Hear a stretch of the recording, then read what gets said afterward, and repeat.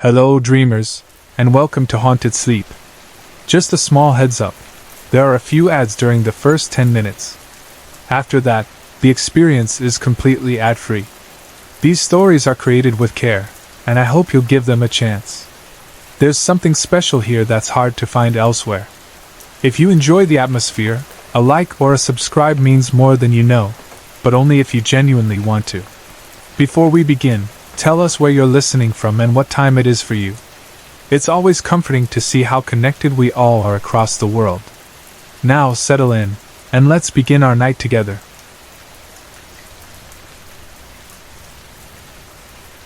I had only been living on my own a few months when Nintendo rolled out its very first wave of amiibo figures for the Wii U. If you're any sort of Nintendo fan, you'll remember the hype. Each little plastic statue stored data, unlocked costumes, leveled up characters. Scalpers were already circling. I was determined to get one on launch day, and I was lucky.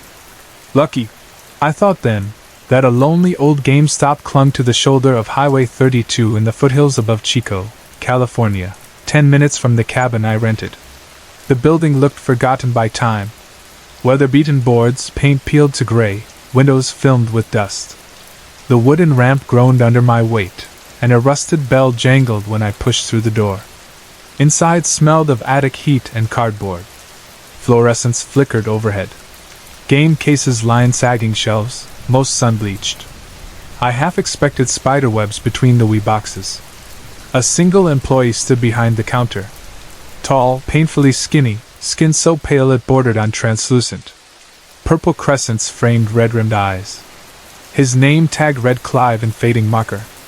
He watched me with a look halfway between boredom and foreboding, as though he knew something I didn't. Against the back wall, fastened to peg hooks, hung dozens of amiibo.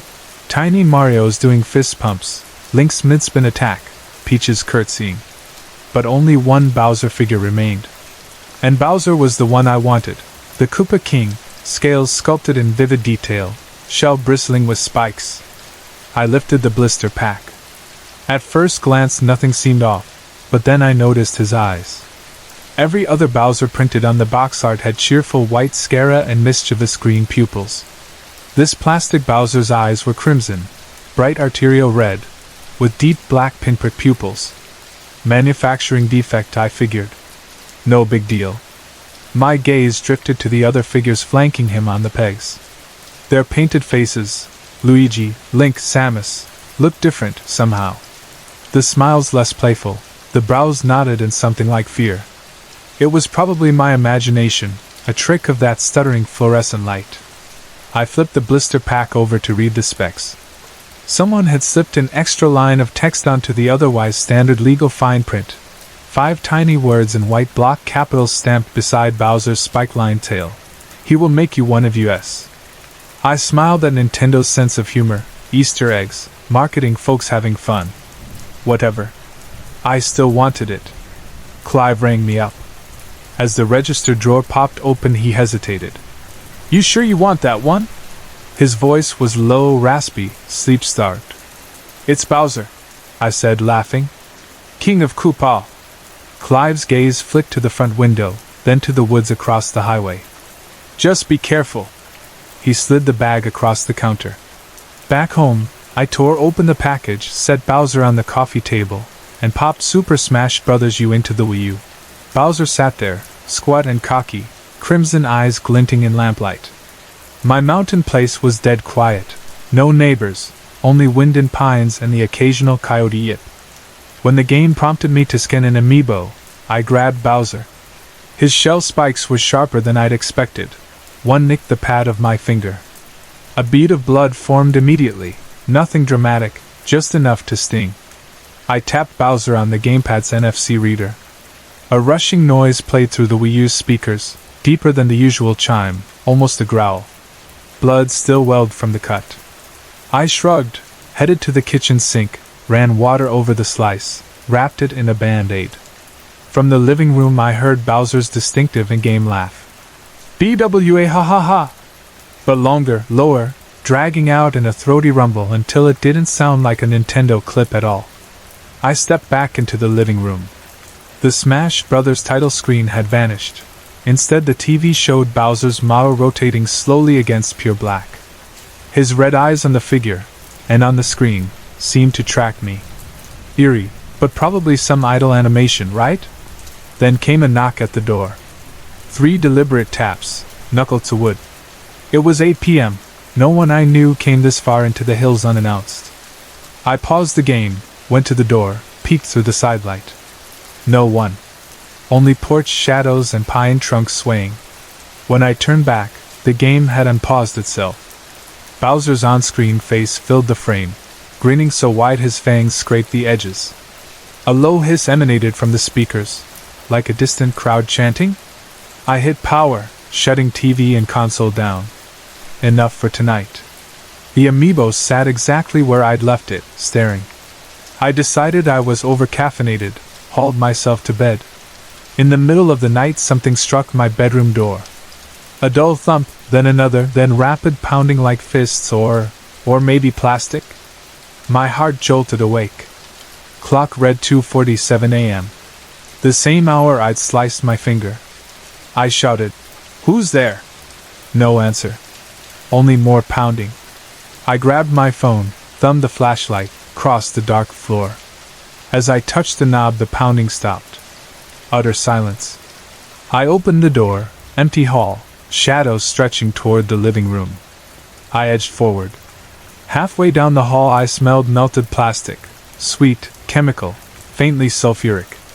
The Wii U was on again, though I had yanked the power strip. TV 2, blue screen showing static. Bowser's amiibo nowhere in sight. Then something clattered by my foot, 2 small plastic shapes skittering across hardwood. I flicked the phone beam down. A Mario amiibo, snapped off its base at the ankles. A Peach, also broken. Their faces appeared smeared, eyes wide with painted terror. What the hell? From the dark kitchen came Bowser's laugh, deep and organic, nothing like the chirpy sample. I raised the phone light. On the countertop was the Bowser amiibo, but not as before. Its pose had changed, one claw extended, finger curling as if beckoning.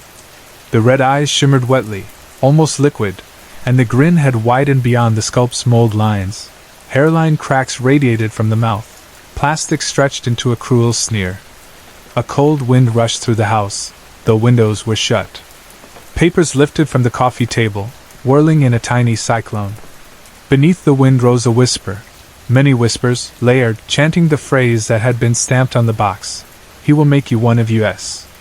My phone dimmed to black, battery dead though it had been full. The house lights popped, every bulb at once, plunging the living room into darkness, save for a faint glow seeping out of Bowser's eyes and mouth, like dying coals. Instinct overrode thought. I grabbed the amiibo, meaning to pitch it into the fireplace. But the moment my palms closed around the figure, heat seared my flesh. I dropped it with a yelp. The plastic left no burn marks, yet my skin throbbed. Bowser clattered to the floor, rolled upright, resumed that impossible beckon. Enough. I seized the figure with a dish towel, stormed outside, and flung it off the porch. It clanged onto gravel, rolled to rest under pine needles. The wind ceased. House lights flickered alive. No more whispers. Only the distant rustle of night creatures. Back inside I gathered the broken Mario and Peach pieces, shoved them in a drawer. By 4 a.m. I convinced myself I'd suffered a half-lucid nightmare, and must have shattered the spare figures myself while sleepwalking.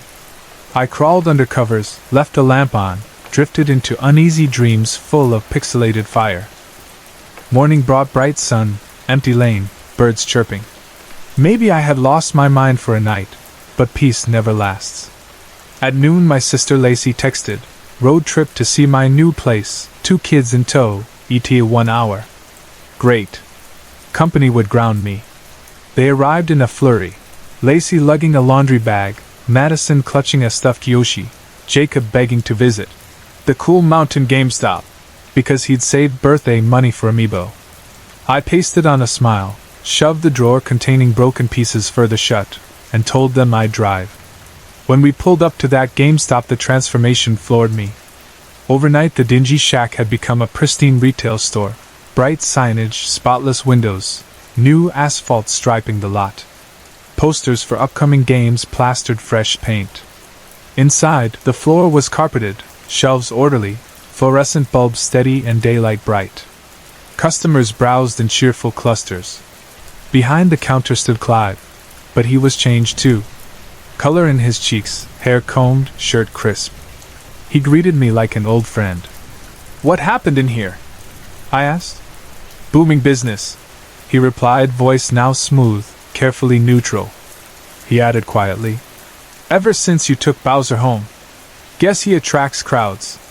Jacob selected Mario and Peach Amiibo, the very pair I'd destroyed. Their painted faces appeared joyful, normal. When Clive rang them up, he leaned in, whisper thin, "Be careful. The king likes new subjects." Gooseflesh prickled my arms.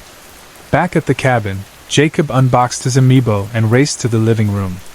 Madison followed. Lacey retreated with her laundry. While the kids set up, I scanned the porch for that cursed Bowser. Pine needles swirled in a breeze. The figure was gone. No scorch mark, no imprint. Only a faint footprint in dust shaped like a three-toed claw. Inside, Jacob called me to restart Smash so he could scan his new toys. I watched the NFC reader glow beneath the Mario figure, and I felt the house shudder. A low tremor, like something exhaling beneath the foundation. I was about to chalk it up to my nerves when the Wii U's menu screen fritzed, pixelating into garbled code.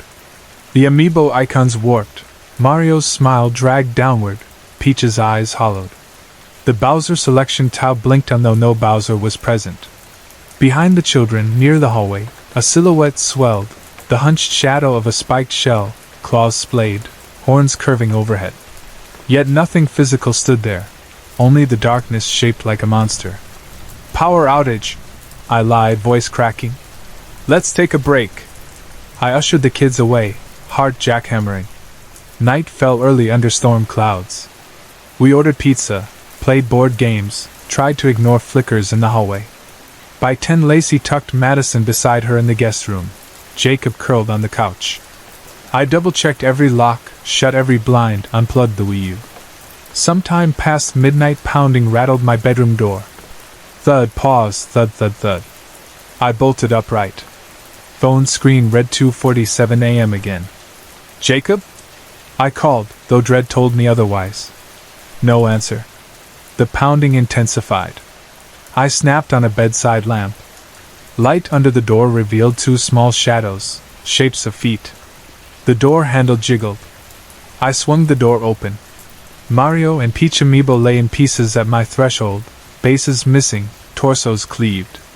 Red paint, red, glistened on broken plastic. From the living room came a laugh, not digital, but cavernous. I grabbed the fireplace poker, sprinted down the hall. The TV was on though its power cord dangled loose. Blue static smeared the screen into a single glowing eye. The Wii U pulsed with internal light despite no electricity. Its disc slot yawned like a mouth. Then Bowser walked out of the hallway shadows.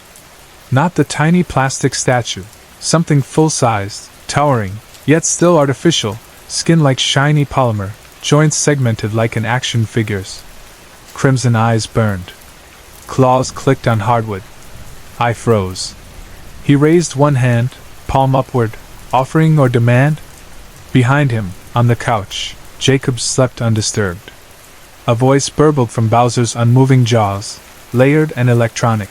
"Join!" And I understood. The figures were conduits. Mario, Peach, whoever else would follow. Bowser recruited. If I refused, he'd take the kids, my sister, me.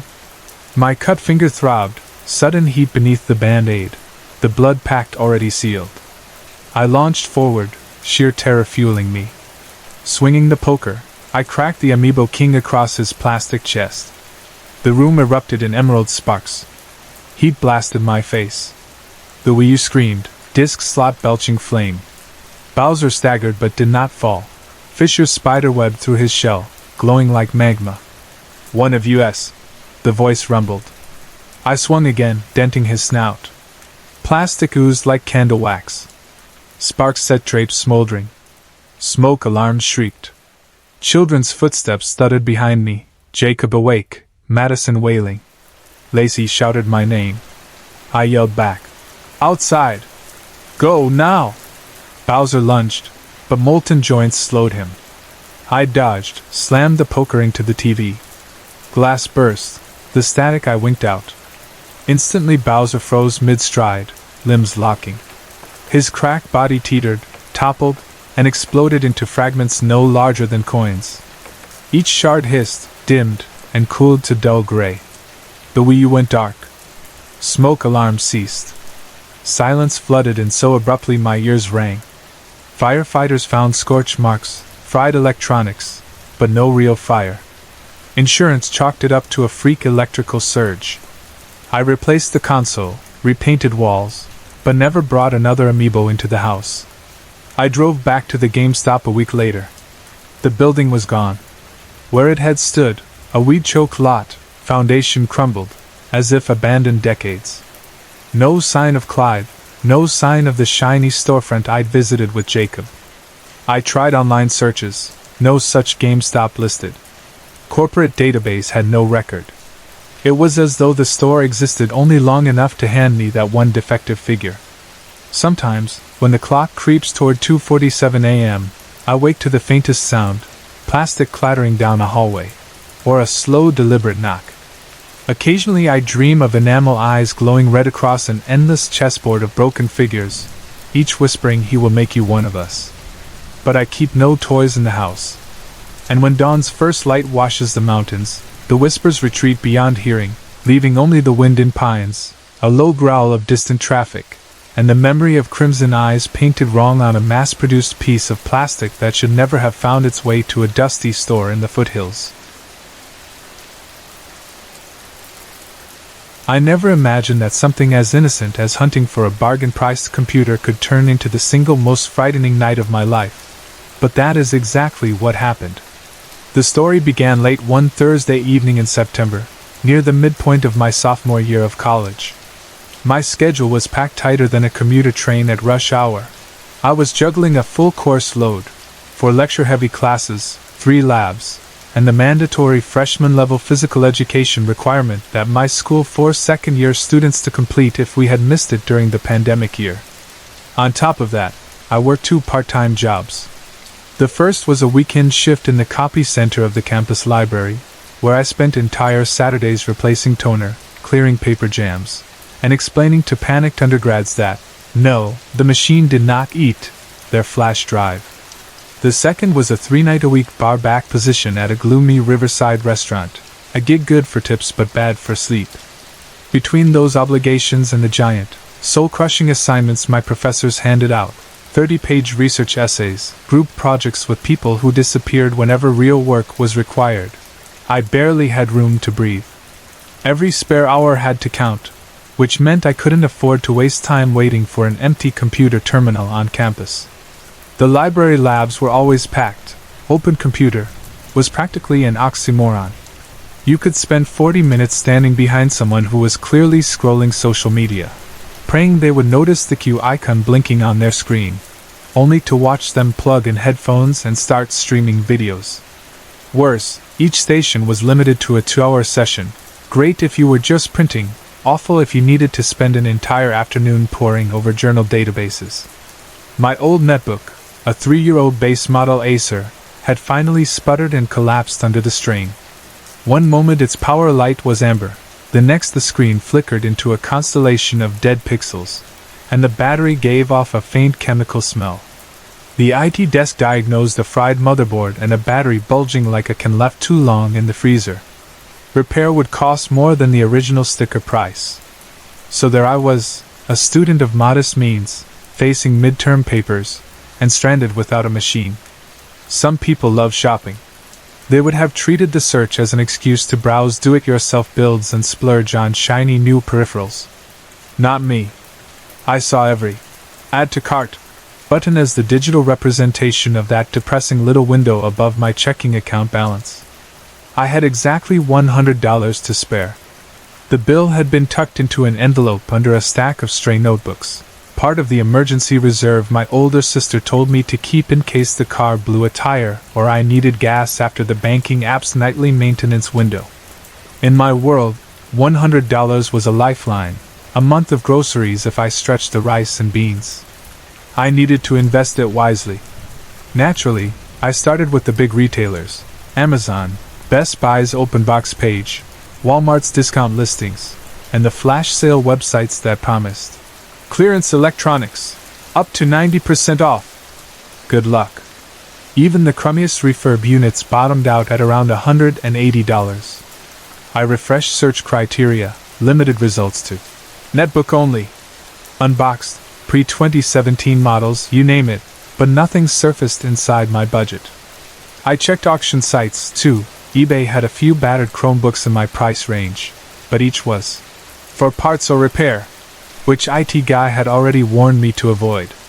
I spent 3 nights like that, slouched in a patched leather desk chair, the glow of my roommate's gaming monitor flashing behind me, scanning listing after listing after listing until the numbers blurred. Every $129 plus $20 shipping felt like the universe mocking me. I closed the browser and groaned. Tomorrow, I decided. I'll try again tomorrow. The next morning, half delirious from finishing a chemistry lab right up at 3 a.m., I shuffled into the cafeteria. My friend Nate, built like a track sprinter, always wearing a crack-screen smartwatch, and rarely seen without coffee, flagged me down. He slid a tray toward me, the industrial silver kind that retains the heat of rubbery scrambled eggs. "You look beaten," he said while dribbling hot sauce across his potatoes. I told him the saga. While I vented, he kept nodding, sipping, nodding again, like he completely understood being ground down by relentless grade pressure and tech less panic. When I finished, he set down his cup. "Why don't you try Craigslist?" At first I laughed. Craigslist felt ancient, like something our parents used to find yard sales or mismatched couches. On campus, market pages were either flashy resale startups shipping vintage Polaroid cameras at boutique prices or folks hawking textbooks in group chats.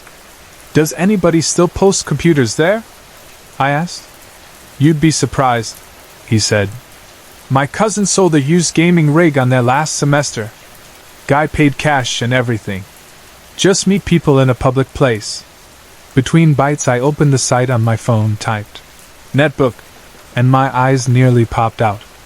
Dozens of results appeared. Lenovo S10-2, $60. Asus EEPC, $85. HP Mini, $70. Plenty within my limitation. Sure, condition varied, but each had working, fresh install, or factory reset in the description. I forgot breakfast and scrolled like my thumb was possessed. That's when I spotted it. Dell Inspiron Mini 1012, $75 OBO, good condition, charger included, no lowballing. Dell had decent build quality, and the 1012, though dated, could still handle word processing and basic browsing. Seller posted 3 photos, closed, open, and a BIOS screen confirming the 160 GB drive and 2 GB of RAM. Not stellar, but workable. The chassis looked scratch-free, and the charger plug's rubber sleeve was intact. I read the listing twice. Then I hit the contact button. The interface prompted for my phone number, so I entered it and waited for a call. 10 seconds passed, then 20. My pulse raced. Eventually, my phone buzzed in my palm. "Hello?" Faint static crackled, then a voice emerged, deep and rough, like gravel in a blender. Every syllable rasped, the slow cadence of someone unaccustomed to conversation, or maybe a lifelong smoker. "Still interested in the netbook?" "Yes," I said. "Is it still available?" Silence stretched so long I wondered if the call had dropped. At last he wheezed. "It's here. Works fine. 75 cash." "That's perfect," I said. "When can I pick it up?" "Now. I don't sleep much." I found my tongue caught between polite excitement and mild unease. Something about his tone felt off, but bargains don't linger. "Sure. Could I have the address?" He rattled off a street number and rural route. I wrote it down on a napkin. Then he added, "Bring exact change. Knock when you arrive." Before I could ask any follow-ups, the line clicked dead. No goodbye, just the hollow hum of disconnection. I pulled Google Maps. The address was 25 miles outside town, nestled among farmland. No business district, no gas stations, only an occasional lane leading to barns or old homesteads. The satellite image showed a single-story house with a detached shed, fields stretching beyond it, and a ribbon of gravel driveway that vanished beneath a canopy of trees. I zoomed in, and the image blurred before new pixels resolved. The roof looked sun-bleached. The yard appeared overgrown. Probably elderly owners, I reasoned. Still, every campus safety workshop warns about dark parking lots and meeting strangers. Nate repeated, "Public place," but the listing never mentioned willingness to travel. $75 for an on-the-spot netbook felt irresistible. I rationalized that I could leave the engine running, stay outside, inspect the device under porch light, hand over cash, and leave. 5 minutes in and out. At 3 p.m., I left my dorm. Autumn air smelled like pine needles and burnt leaves. I pulled onto the main highway, a two-lane strip flanked by oaks. My GPS repeated mild commands. "In 5 miles, turn right." I rehearsed small talk to ask about the battery and if the OS was legit. Clouds gathered as I drove, gray sweeps blurring the horizon. 50 minutes later, pavement turned to cracked asphalt, then gravel. I slowed. Finally, the navigation announced, "You have arrived." My headlights cut across an unlit mailbox leaning at a crooked angle. The house beyond it looked weary, chip siding, drooping gutters, windows curtained by grime. No porch light burned. A scattered collection of rusting farming equipment, plows, a tractor missing wheels, littered the yard. Dust cloaked everything in muted blues. Nerves prickled. I parked on a rutted patch of dirt off the driveway and killed the engine but left keys in. I texted Nate my location, something Campus Dispatch recommended. If I didn't text again in 30 minutes, he should call me. I pocketed the cash, zipped my jacket, and walked toward the porch. 3 wooden steps moaned under my weight. The screen door hung off one hinge, banging softly in wind. I knocked on the inner door. Nothing. I rapped again, louder. Still silence. A third knock produced a hollow thud. Maybe the cellar was hard of hearing. I glanced back at the yard. No other vehicles. Just fields bathed in twilight. Unease tightened in my gut.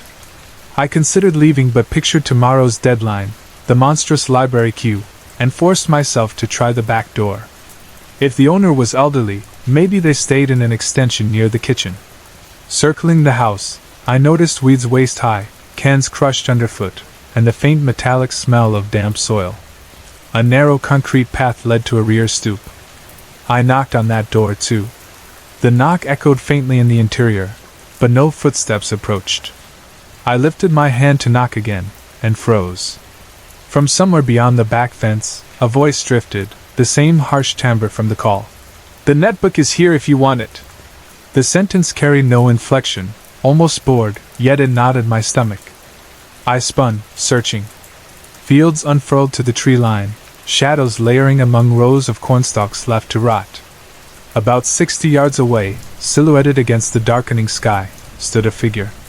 Tall, wide in the shoulders, draped in something loose.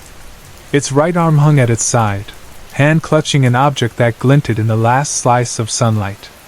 A knife, I thought, or maybe a curved tool. A primal alarm went off inside me.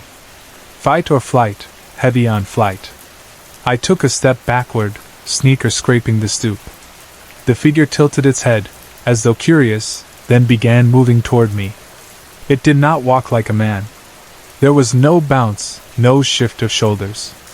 It glided, each stride covering too much ground, like frames in a film missing between exposures. Sunlight was almost gone now, and what little remained gleamed off the blade in its hand. The shape picked up speed, legs pumping harder, posture forward like a sprinter exploding off blocks. I bolted, nearly tripping on the uneven path, sprinted around the house. and hurled myself toward my car. Gravel sprayed. My lungs burned. I dared no glance back. Footsteps, or whatever noise its heavy boots made, pounded close. The moment I reached my driver's door, I yanked the handle, slid inside, slammed the lock. My fingers shook on the key. The engine coughed once, twice, refused to catch. I jiggled the shifter, tried again. The windshield reflected the porch, still empty, so I risked a look to the left. The figure barreled across the yard, now only 30 feet away. He, or it, wore a dark coat that flapped, and the knife's outline was unmistakable in its raised arm. Adrenaline made everything slow, the pistons turning, the dashboard lights flickering, the engine sputtering to life on the third desperate crank. I shoved the lever into reverse, stomped the gas. Tires fishtailed on gravel, spitting stones. The figure lunged, thrusting the blade at the driver's window. Metal screeched across glass, leaving a white scratch but not breaking through. I cut the wheel, slammed into drive, and roared down the lane. My heart hammered so wildly I feared it would burst. Only after half a mile did I glance in the rearview mirror. Nothing but swirling dust. The highway felt like salvation. Streetlights, rare in this part of the county, glowed amber. I pulled onto the shoulder to steady my breath. Nate's text buzzed. "Everything okay?" My fingers trembled as I typed back. "Call you later." Long story. I drove the rest of the way gripping the wheel like a vice. At my dorm I parked beneath a lamp, engine still idling, letting headlights sweep the quiet lot before shutting them off. Apartment doors stood normal, neighbors' TVs flickered behind curtains, and a breeze rattled leaves. Safe. Inside my room I locked both latches and pressed my back to the door. The small space, posters of video game artwork on cinderblock walls, desks strewn with textbook stacks, felt foreign, as though I'd stepped from one reality into a timid replica of comfort. I peeked at my reflection in the dark window. Sweat matted my bangs. My cheeks were ashen. On my left cheek sat a narrow slice, not bleeding, but white from recent contact. That scratch on the glass must have showered shards I hadn't noticed. I drew the curtain and sat on the bed, still clutching the useless $100. Sleep eluded me. Images looped, the silent house, the faceless silhouette, the knife swiping inches from my throat. By dawn I decided to file a report. Craigslist had a flag feature. I described the address, the false listing, the threat. I added the phone number, though the last 4 digits were probably spoofed. Within hours, the post vanished, user disabled. But that action felt tiny, like throwing a pebble into the pit that had opened in my psyche. The following weeks proved doubly tough. Homework didn't pause.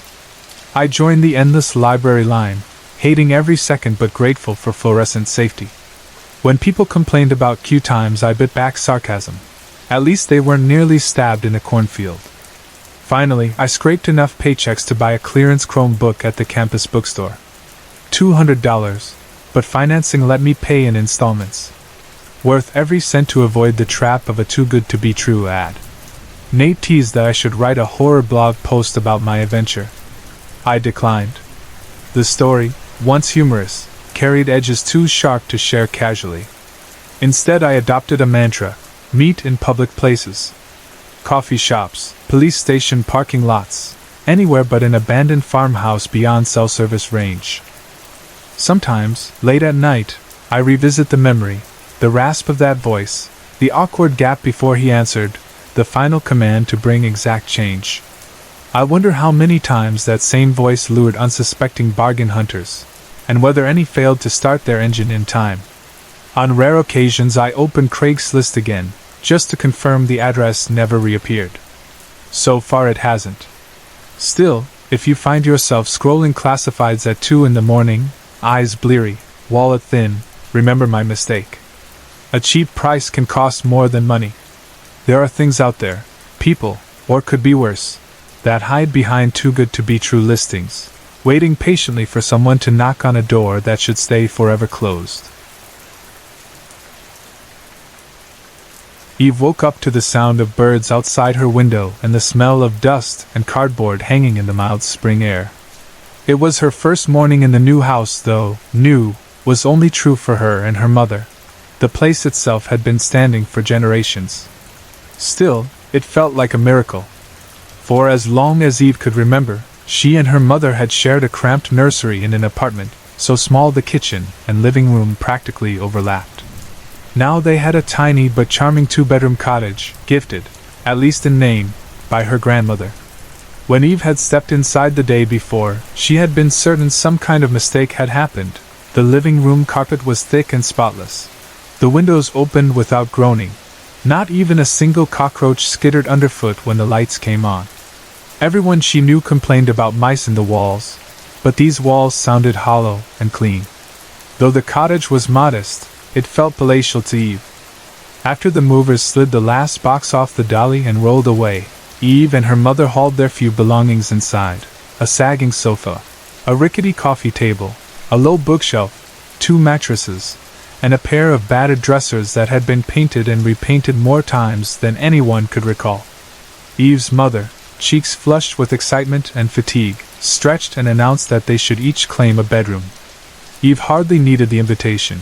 She dashed down the short hall, opened the first door on the right, and stopped so abruptly she almost stumbled. Someone, perhaps decades ago, had chosen warm mocha paint for the bedroom walls.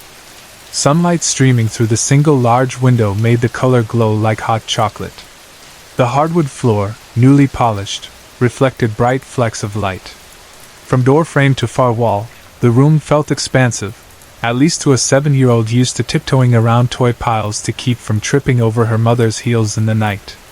She imagined a proper bed, an actual nightstand, maybe even a desk where she could draw pictures of the neighbor's tabby. She pictured herself inviting imaginary friends for tea parties or practicing cartwheels without banging her head on a changing table. In that moment, Eve forgot about the missing TV, the leaky kettle, and the chipped plates they'd brought from their old place. She had freedom and space, and that was priceless. While her mother and grandmother unpacked in the living room, placing plates in the kitchen cupboard, stacking blankets in a wicker basket, Eve wandered the perimeter of her new kingdom. She ran her palm along the smooth wall, traced the glossy frame of the window, tapped the radiator grill, and finally stopped at the closet door. It was painted white, all but glowing against the mocha backdrop, and its brass knob had a faint green patina that caught the sunlight. Something about that knob looked almost regal, like a doorknob in a storybook castle.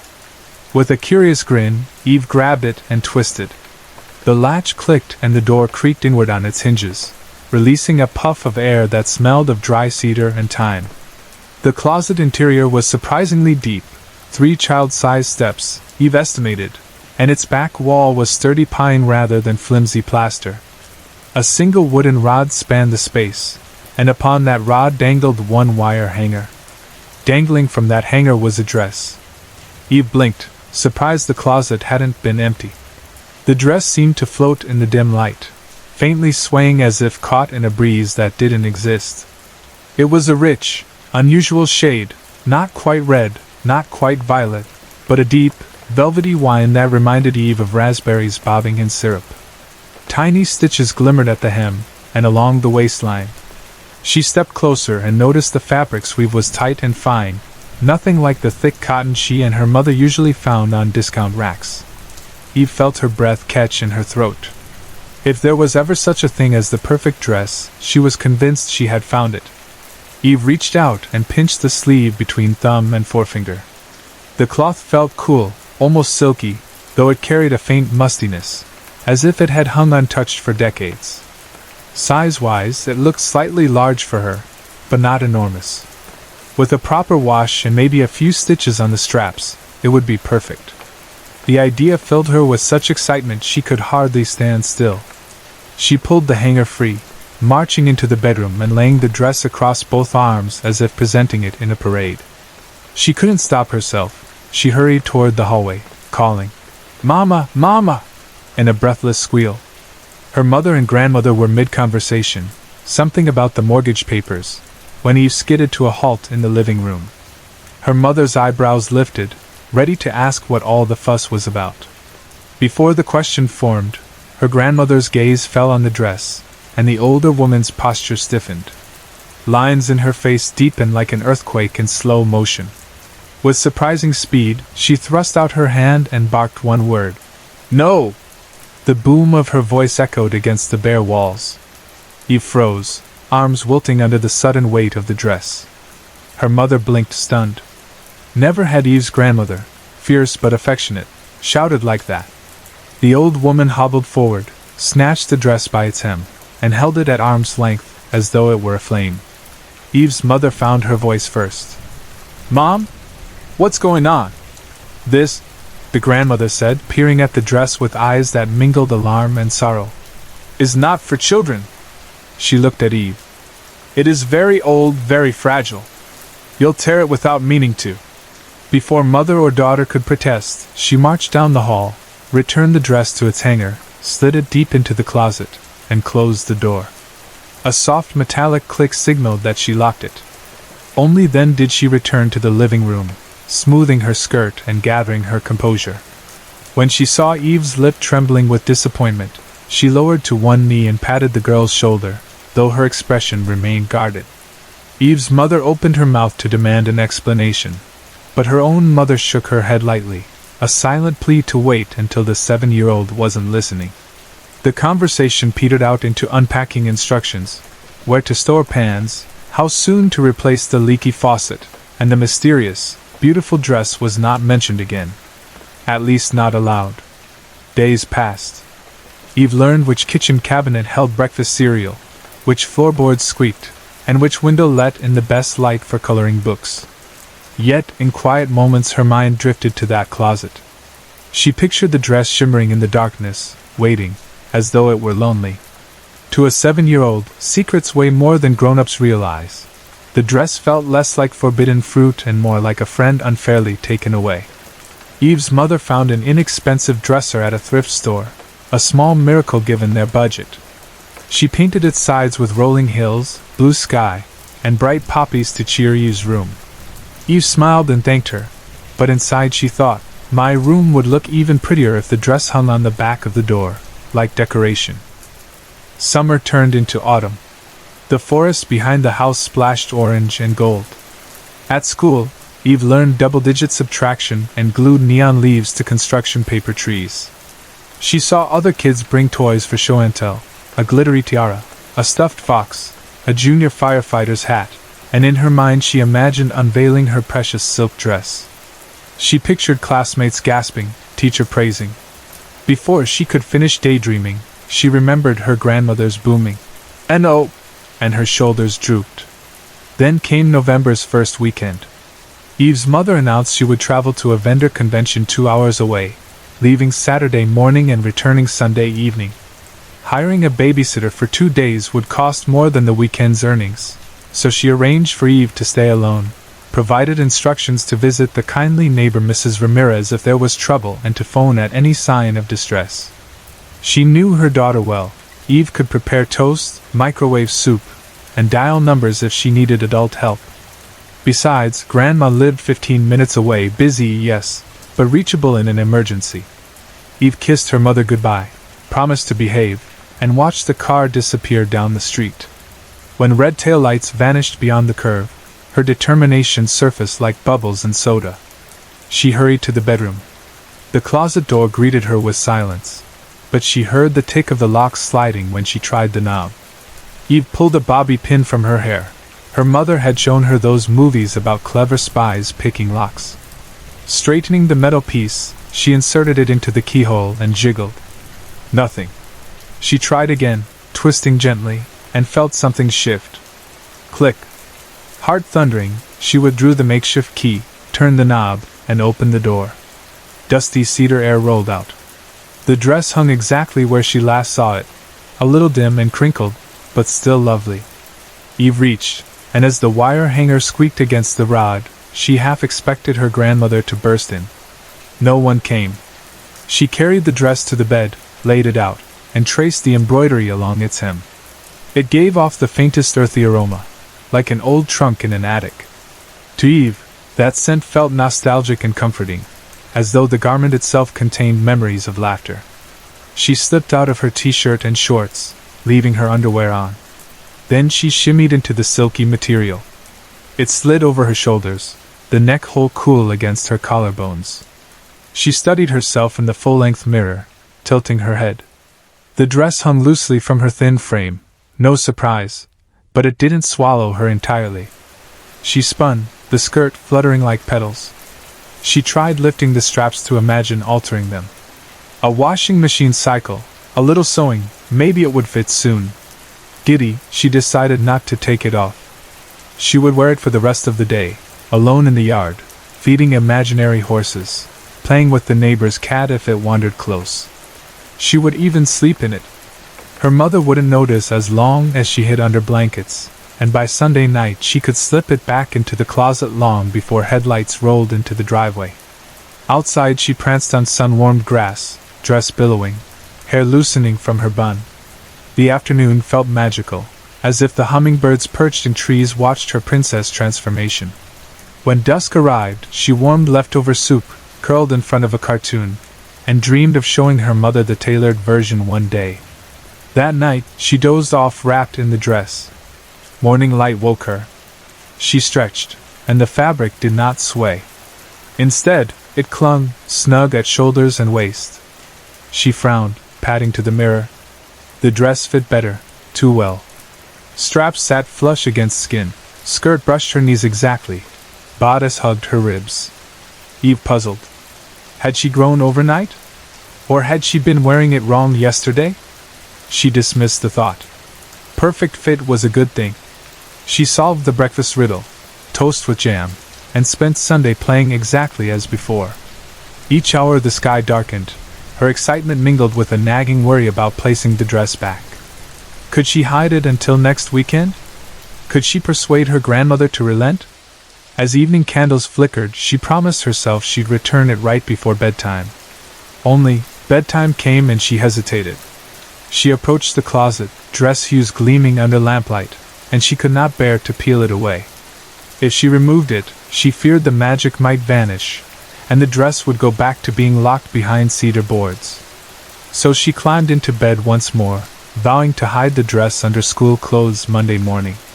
Sunrise Monday delivered a new shock. The dress gripped like second skin. Eve's t-shirt barely slid over it. Her jeans pinched where the dress fabric gathered. In the mirror, she noticed the shimmering wine color appeared brighter, almost radiant, as if threads had drunk sunlight overnight. She brushed fingertips along the waist seam and felt nothing. No edge. The cloth transitioned into her body without a ridge. She swallowed uneasily but shrugged into her backpack and walked to school.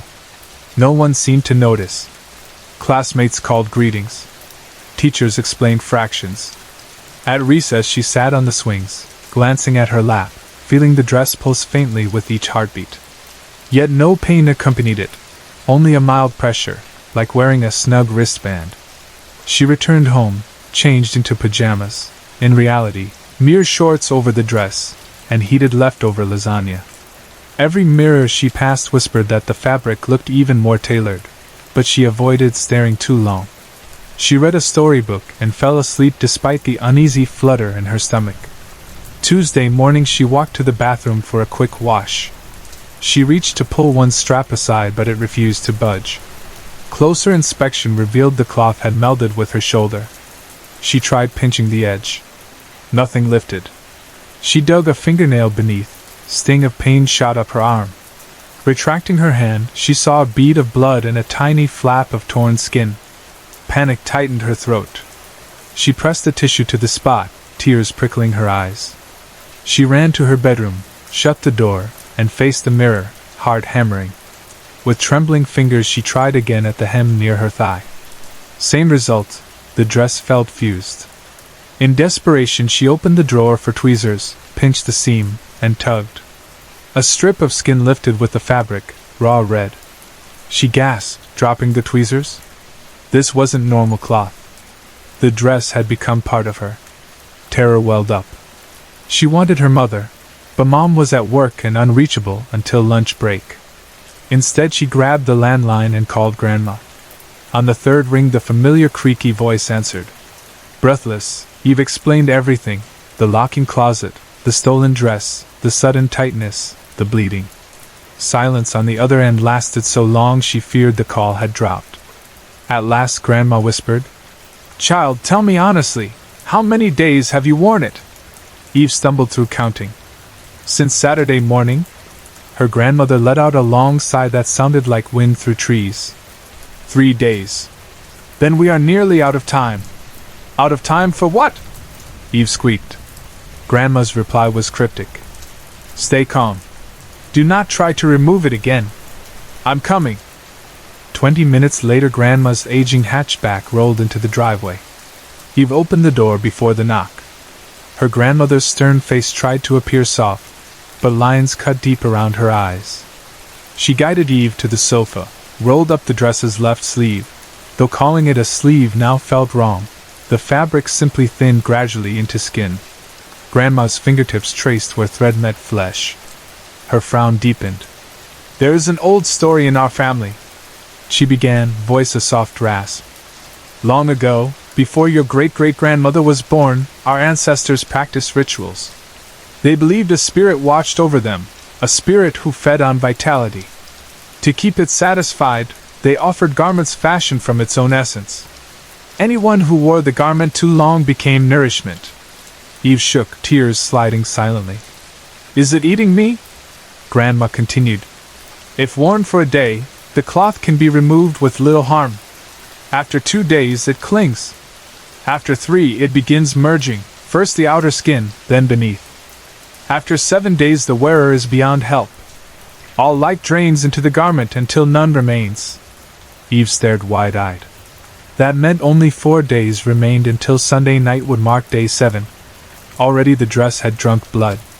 She felt no pain beyond minor stings, but dread made her chest heavy. We must try, Grandma said. She fetched sewing shears and a small vial of clear oil from her purse.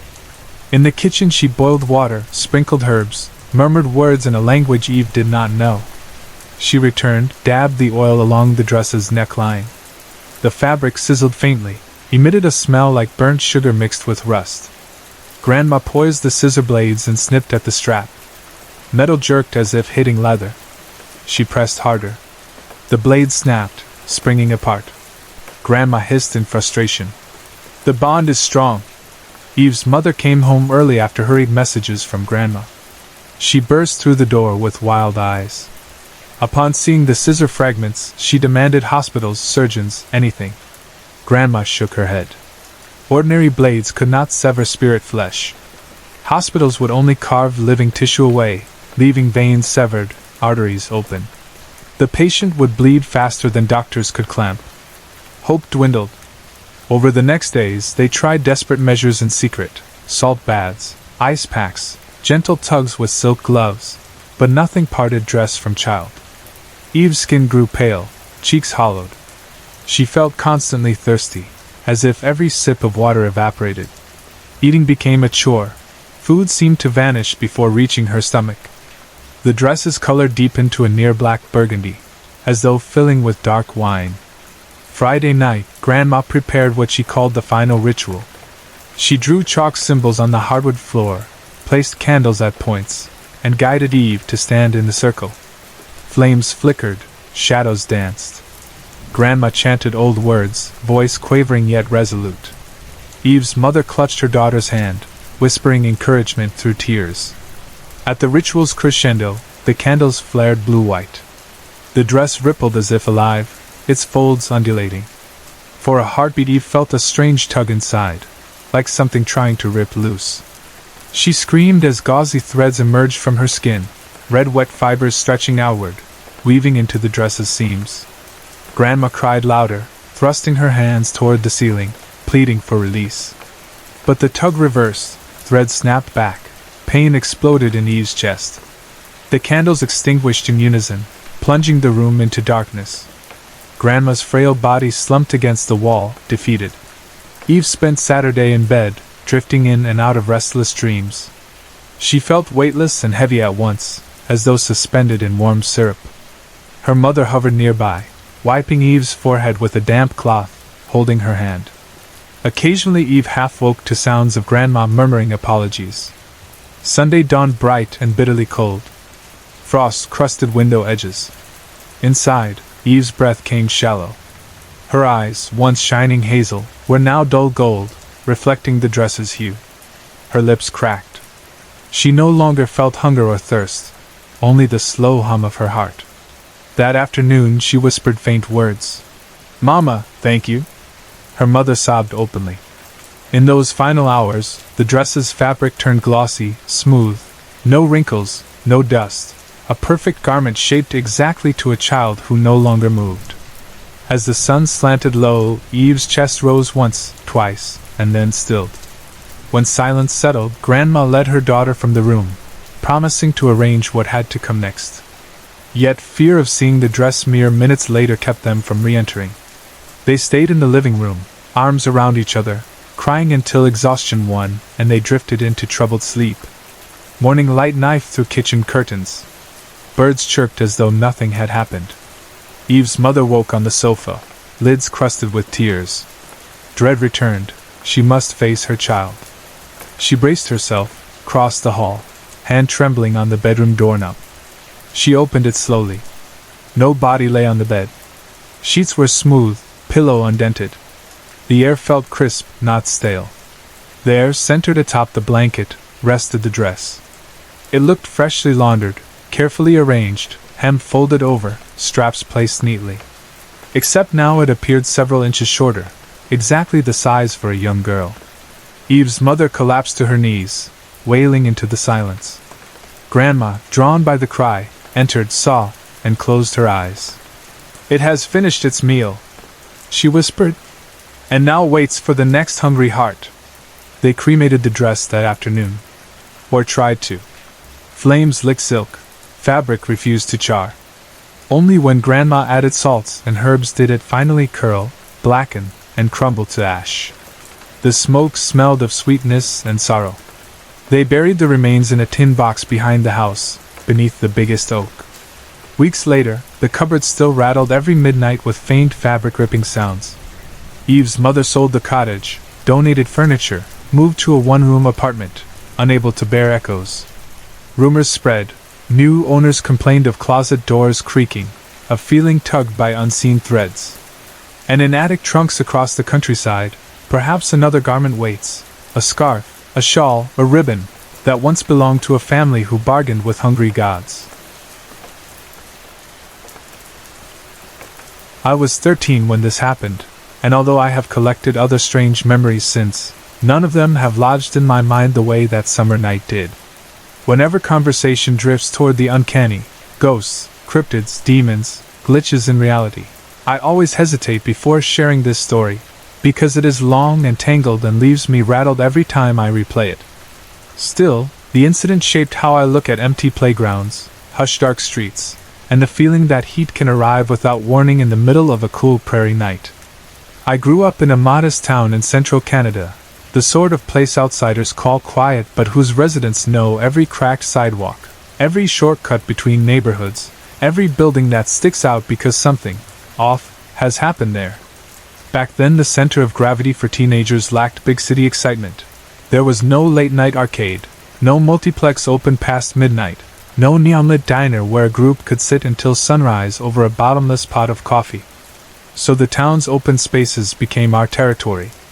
If you were 13 or 14 during summer vacation, your evening usually ended in motion, a slow wander along side streets, a ramble over school grounds, or a trek toward whichever park lay just far enough from home to feel like an adventure but close enough to reach on foot before curfew. At that age I moved in a loose orbit with two close friends, A and T. We met in elementary school, traded stickers and prank toys, drifted toward the same lunch table conversations about what music videos we loved and which teachers made us laugh, and eventually formed a trio that felt comfortable doing almost anything together. Our families trusted us to roam after dinner because we obeyed one unspoken rule. No matter how late we stayed out, we checked in by phone or appeared at our front doors before sunup. That trust gave us a casual sense of freedom that now seems almost reckless.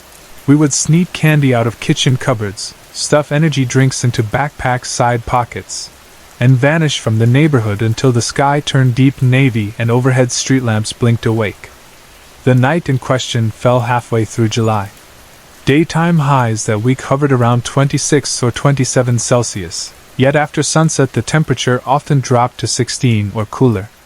That meant you could step outside at 2 a.m. wearing shorts and still feel a lingering freshness, a light chill on sweaty skin from an earlier heat wave.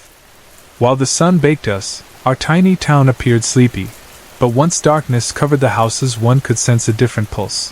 The faint thrum of insects, the way leaves stirred overhead, the hush of back alleys where porch lights flickered. Our plan, if a loose impulse can be called a plan, was to leave my street around 2 or 3 in the morning and walk to a larger park located on the opposite side of town. Officially it was a fitness park, a cluster of open-air exercise machines instead of the traditional swings and slides. Where toddlers might scramble under bright plastic tunnels during the day, the municipality had installed metal stations for sit-ups, leg presses, and twisting core workouts. Many adults found it gimmicky, but we liked the novelty and the isolation, because even on hot afternoons the equipment rarely drew crowds. Besides, the park sat on a rise of land surrounded by a rough oval of shrubs and adolescent trees, all planted decades ago as a visual barrier between the open space and the backyards of houses and small businesses ringing the block. Those shrubs had matured, grown thick and tall enough that after dark the hedge looked more like a single wall of foliage. Peering through the layers at night required crouching, patience, and good low-light vision. That evening I slipped out with A&T carrying only what seemed useful: phones for flashlight apps, a half-crushed bottle of cola, small pocket knives because older cousins insisted we might need them for whittling sticks or cutting loose threads, and a single granola bar that someone threw into the bottom of a bag almost as an afterthought. None of us dressed for heavy hiking. We wore battered sneakers, T had a sleeveless tee, A pulled on a zip hoodie even though the night breeze felt mild, and I wore shorts that gave my knees freedom to move as we half-jogged, half-skipped down familiar sidewalks. The route to the fitness park cut across town in a diagonal. At that hour every shop window we passed sat dark. Motion-sensing lights flicked on in doorways, highlighting dust motes drifting under glass. The residential blocks were equally subdued. Porch lights glowed amber, cats stalked lawns in search of unsuspecting insects, and bedroom windows framed occasional blue flashes from TVs. We tried to keep our voices soft but ended up laughing at inside jokes anyway, certain the distance swallowed our volume. Approaching the park, we hopped a narrow drainage ditch and tromped through a strip of grass still damp from sprinkler runoff. Moonlight glanced off the stainless steel equipment. We saw our breath faintly in a cooler patch of air and ditched backpacks near a bench. A race toward her favorite station first, a waist-height bar attached to a pivot that let you rest forearms on pads and swing your legs side to side, supposedly targeting oblique muscles. She leaned into the motion with a grin, hair swinging behind her.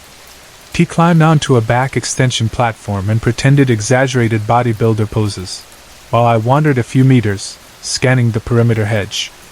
A quick sensory memory surfaces whenever I think back to that minute. I felt a sudden flush of heat wash over me, starting in my cheeks, blooming across shoulders, sinking into chest. It was so abrupt that I recall momentarily holding my breath, waiting for it to pass, wondering if the cola had caffeine-spiked my heart rate. The park temperature had not changed. The heat felt internal, as though someone turned a dial inside my rib cage. Accompanying the heat came a tingle of alarm, an instinctive response you recognize only later, like hearing a dog growl behind you on a sidewalk. I looked toward a clump of shrubbery maybe 10 meters away. In the gap between two bushes I saw a pair of red points. They were round yet faintly elongated vertically, more like subtle cat pupils than human pupils. At that distance the glow could have been the reflection of some hidden toy, maybe a kid's lost bicycle reflector catching stray light. But I saw those points blink, on, off, and sensed that they sat inside skull sockets rather than on a plastic surface. My mouth went dry. I called out to A&T, voice pitched higher than normal. "Guys, there's something staring at us." They wound down their pantomimed workout, strolling over. I shrugged, scanning where I pointed. T laughed. The explanation they offered, "Probably a stray dog," carried a teasing lilt, as though the idea of me spooking at a canine stood comical. I tried to laugh back. but nerves made the sound brittle. We resumed hanging around. I hopped into another repetition on the twisting machine. The faint red shine still lingered in the dark hedge. Then a growl disrupted everything. Low, resonant, impossible to attach to the bark of any domestic animal I had ever heard. The foliage rattled. Without exchanging a single word, both my friends bolted across the grass, over the shallow ditch, toward the nearest lit structure, a 2-story brick elementary school across the road, its parking lot illuminated by tall lampposts. Their reaction set off my own survival reflex. I turned to sprint, made it maybe 2 strides, before something caught my left ankle or shin. I pitched forward violently, meeting ground with knees and palms. Gravel and dirt peppered the front of my shorts, my chin smacked near my knee, and a jolt shot through limbs. Pain flared almost immediately from the back of my left calf. I tried to scramble up but felt drag, as though a claw or hand still pinned my ankle. Flailing, kicking, I rolled onto my side, bringing the calf into view just as a shadow detached from the hedge line. The moment is a freeze frame in memory, yet at the same time my brain dumped an image of what was attacking me with hallucinatory clarity. So clear I am still not sure whether I truly saw it or whether the creature projected itself straight into my consciousness.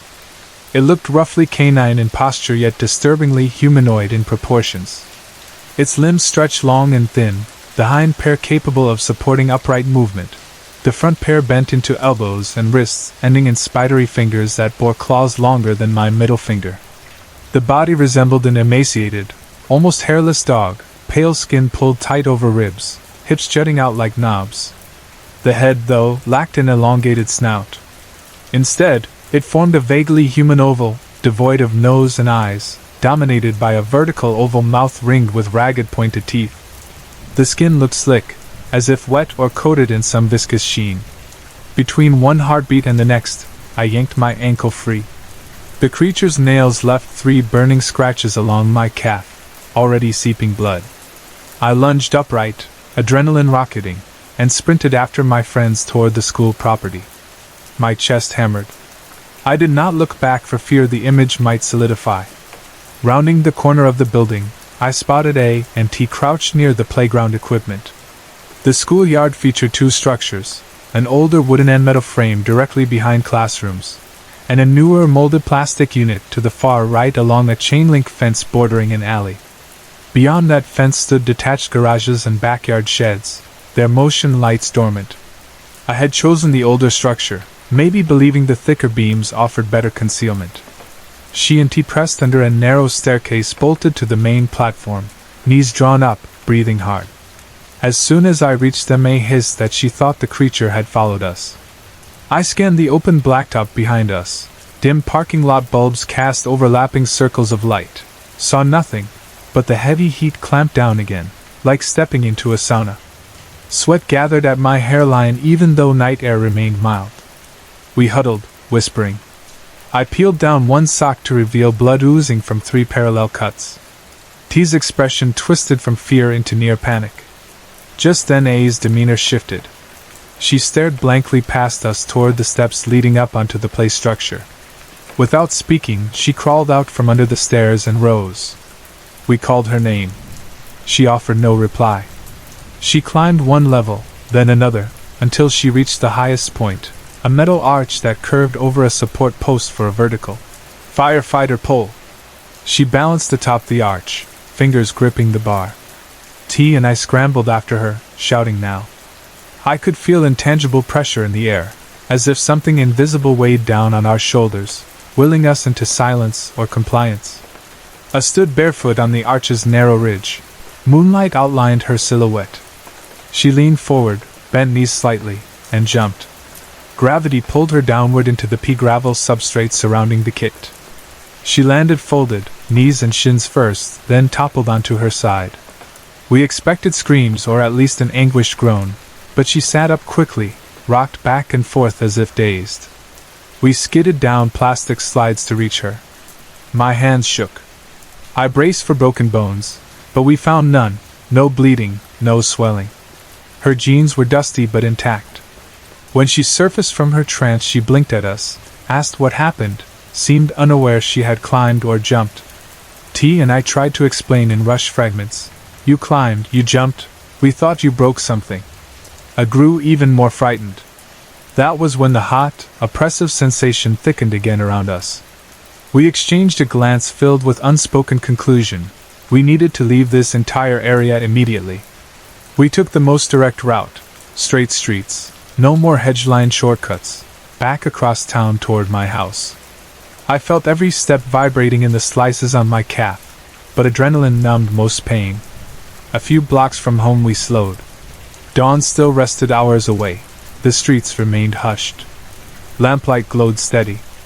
I counted our breaths, half fearing the heat would flare again or a shape would emerge from hedges or behind parked cars. But nothing else attacked.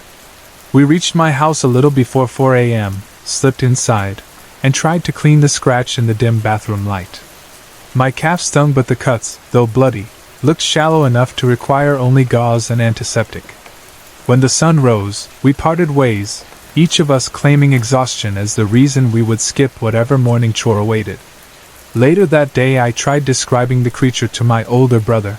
Within minutes I realized how absurd I sounded. Who would believe that something so monstrous not only existed but prowled an ordinary suburban park? Over the next week I offered the story to classmates, to cousins, to an ex I trusted, and met mostly confusion or teasing. The ex was the first person who said quietly, "You know, an older neighbor down your block once mentioned something like that. Like a gaunt dog man moving around at night." I never got to hear more. The neighbor moved away, and months passed before I saw him again in passing. Even then I lacked courage to stop and ask detailed questions. For years whenever I bumped into him at a grocery checkout or near the post office, I would hesitate, mouth forming the start of a greeting, then let the moment pass. A&T and I drifted apart not long after high school, as many adolescent friendships do. When we bump into each other online, the park incident surfaces briefly, T asking, "Remember that weird summer night?" Or A admitting she sometimes wakes from a nightmare of climbing tall things she cannot recall reaching. None of us knows what force seized her that night, what voice commanded her to perch on a narrow arch and fling herself downward. We puzzle over how gravel left no visible bruises. The only physical evidence that remains is my scar, 3 faint stripes across the back of my left calf, silvery lines that catch certain angles of light. I have revisited the fitness park during daylight. The bushes still ring the perimeter, though town crews trimmed them recently. The exercise stations have been replaced by newer models with QR code instructions. If I stand near the newer machines and stare at the greenery, I can almost pinpoint where the red eyes hovered, the precise place where the hedge parted. No trace remains, no claw-scraped bark, no trodden soil, no hint of heat in the air. Some nights, if insomnia lingers and I walk familiar blocks again, I pause beneath street lamps, listening for an unnatural growl or rustle. The wind might pick up, delivering the regular night noises, dogs barking 2 streets away, leaves rustling on a maple. But once in a long while everything falls silent. The air presses warm against my skin though forecast calls for cool, and the scar on my calf seems to throb faintly. Then I turn for home, memories stirring like a creature shifting just beyond the hedges of recollection, watching with wide red eyes I hope never to meet again. Sorry to interrupt. If you're enjoying the story, let me know in the comments and tell me where you're watching from. Don't forget to like and subscribe for more.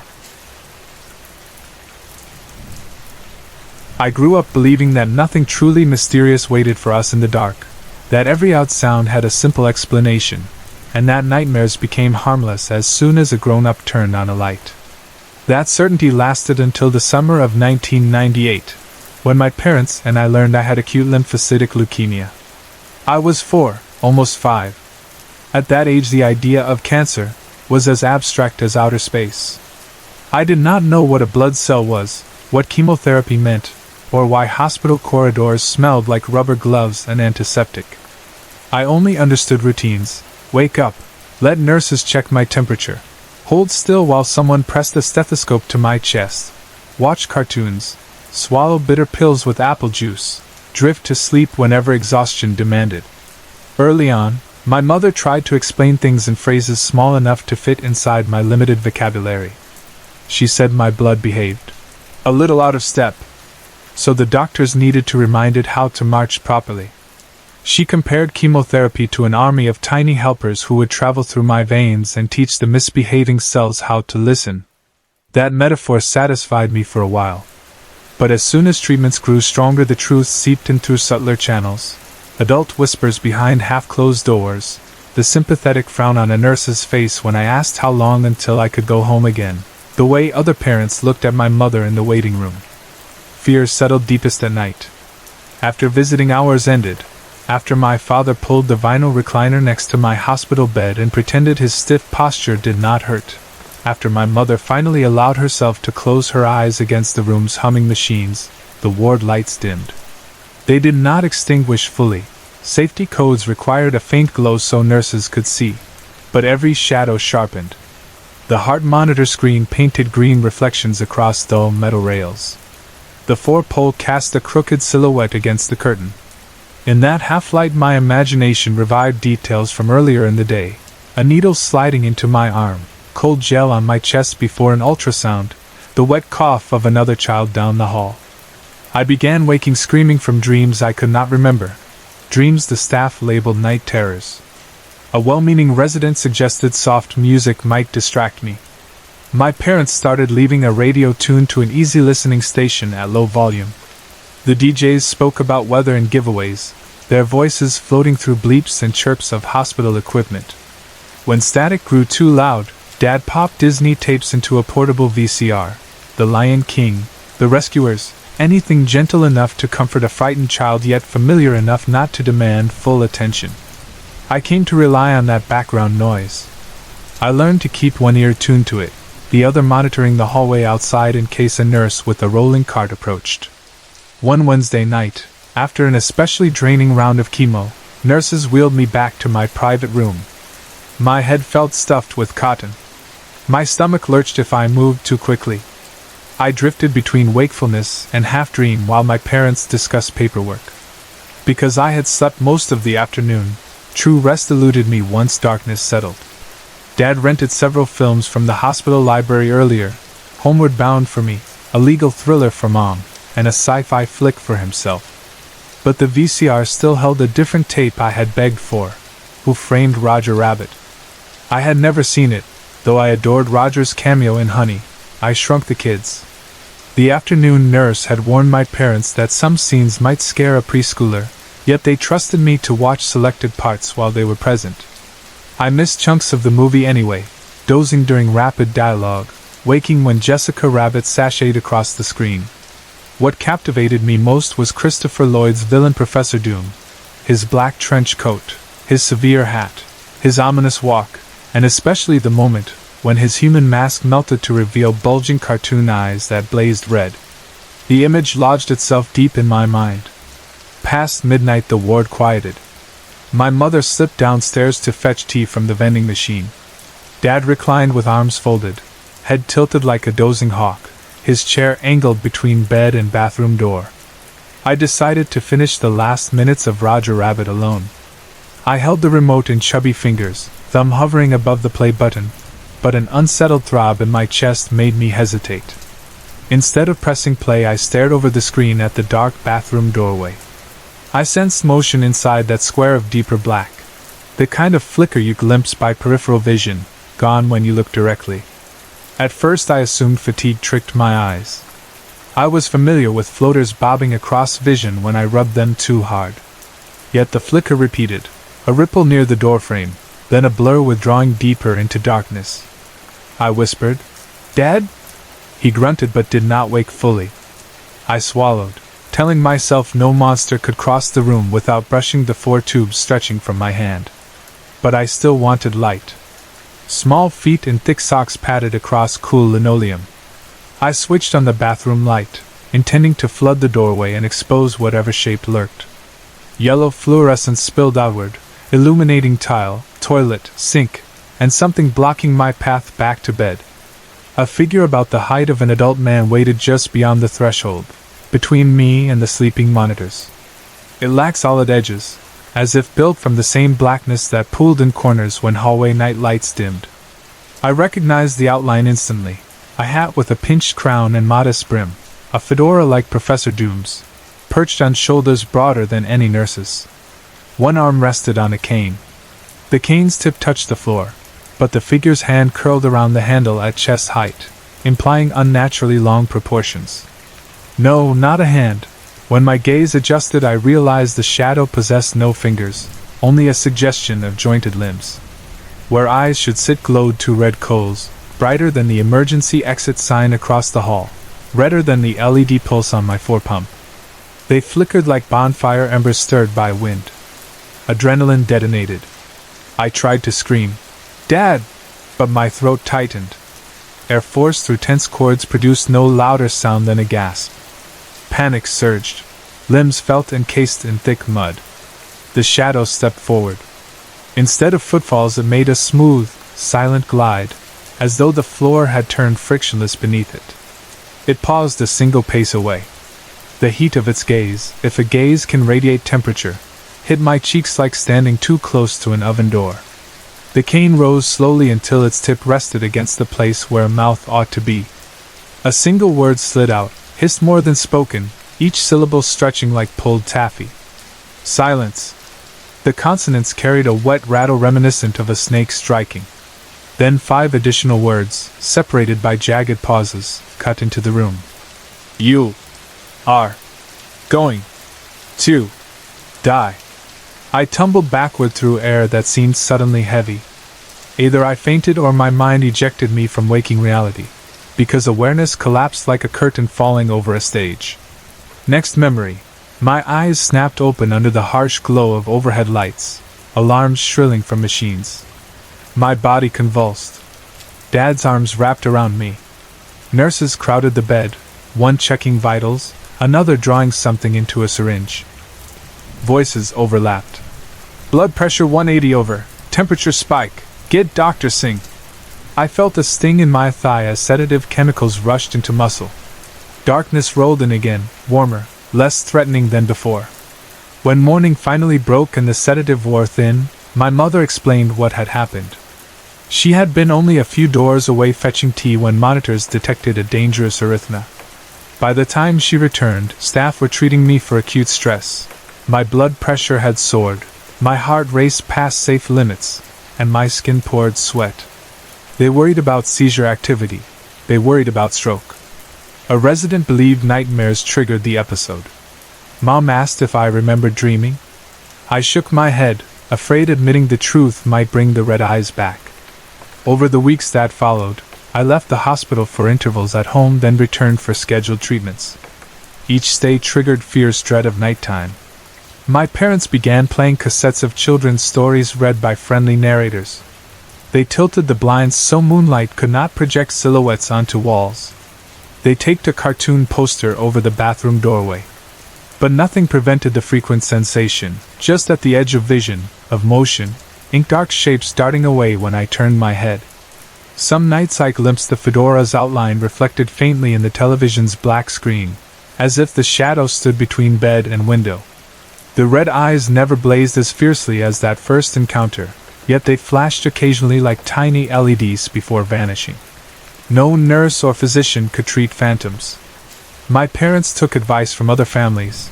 Leave a radio tuned between stations so soft static masks hallway noises. Teach the child to close his eyes and picture a protective bubble. Pray. Eventually chemotherapy did its job. By early grade school my test results showed remission. As everyone celebrated, the nightly visitations faded. I still kept some form of background noise when falling asleep, first a boombox radio, later a bedside fan. I told myself I only needed the familiar hum to drown internal ringing from earlier treatments. The rational explanation satisfied friends who slept over, teachers who asked why I sometimes drifted off in class, early girlfriends who noticed I fidgeted at slumber party horror movies featuring shadow beings. Yet the image of that hospital night remained intact, like a pressed leaf inside a childhood scrapbook, forever crisp, forever colored by something beyond ordinary experience. Time marched. I reached adulthood, went to college 3 provinces away, studied psychology partly to understand my mind's brittle places. After graduation, I spent several aimless years, changing apartments, changing seasonal jobs, avoiding medical facilities because the smell alone stirred panic. But when insomnia returned more aggressively, accompanied by half-remembered dreams in which a tall figure tapped a cane against the floor, I decided to seek help from a psychiatrist who blended conventional therapy with dream analysis techniques. During intake, I expected to discuss anxiety, maybe residual chemo brain, nothing paranormal. Instead, weekly sessions peeled back layers I had wrapped around the hospital incident: the terror of confronting mortality before kindergarten, the guilt that I survived when some ward friends did not, the anger at adults who insisted the shadow could not be real. My doctor suggested the encounter might represent my subconscious finally perceiving death as a tangible presence, triggered by the film's imagery and magnified by physical strain. He said the red eyes and fedora borrowed details from Judge Doom because children transform overwhelming concepts into stories they can recognize. The mind, he explained, sometimes dramatizes information so powerfully that it manifests as hallucination. In medical terms, hypnagogic intrusion, stress-induced dissociation, ICU delirium. His explanation is plausible. On paper it aligns with known phenomena. Yet when I close my eyes and walk memory's corridor back to that hospital room, I can taste the hot metallic air, feel floor tiles under socked feet, sense the cane's hush motion across lipless darkness. 15 adult years of rational thought cannot evaporate that physicality. Even now I occasionally catch flickers. I will bend to pick laundry from a bedroom floor and see a darting shadow in the closet mirror. I will awaken at 3 a.m. to the fan's hum replaced by absolute stillness, heart thudding, convinced something stands at the bedroom threshold.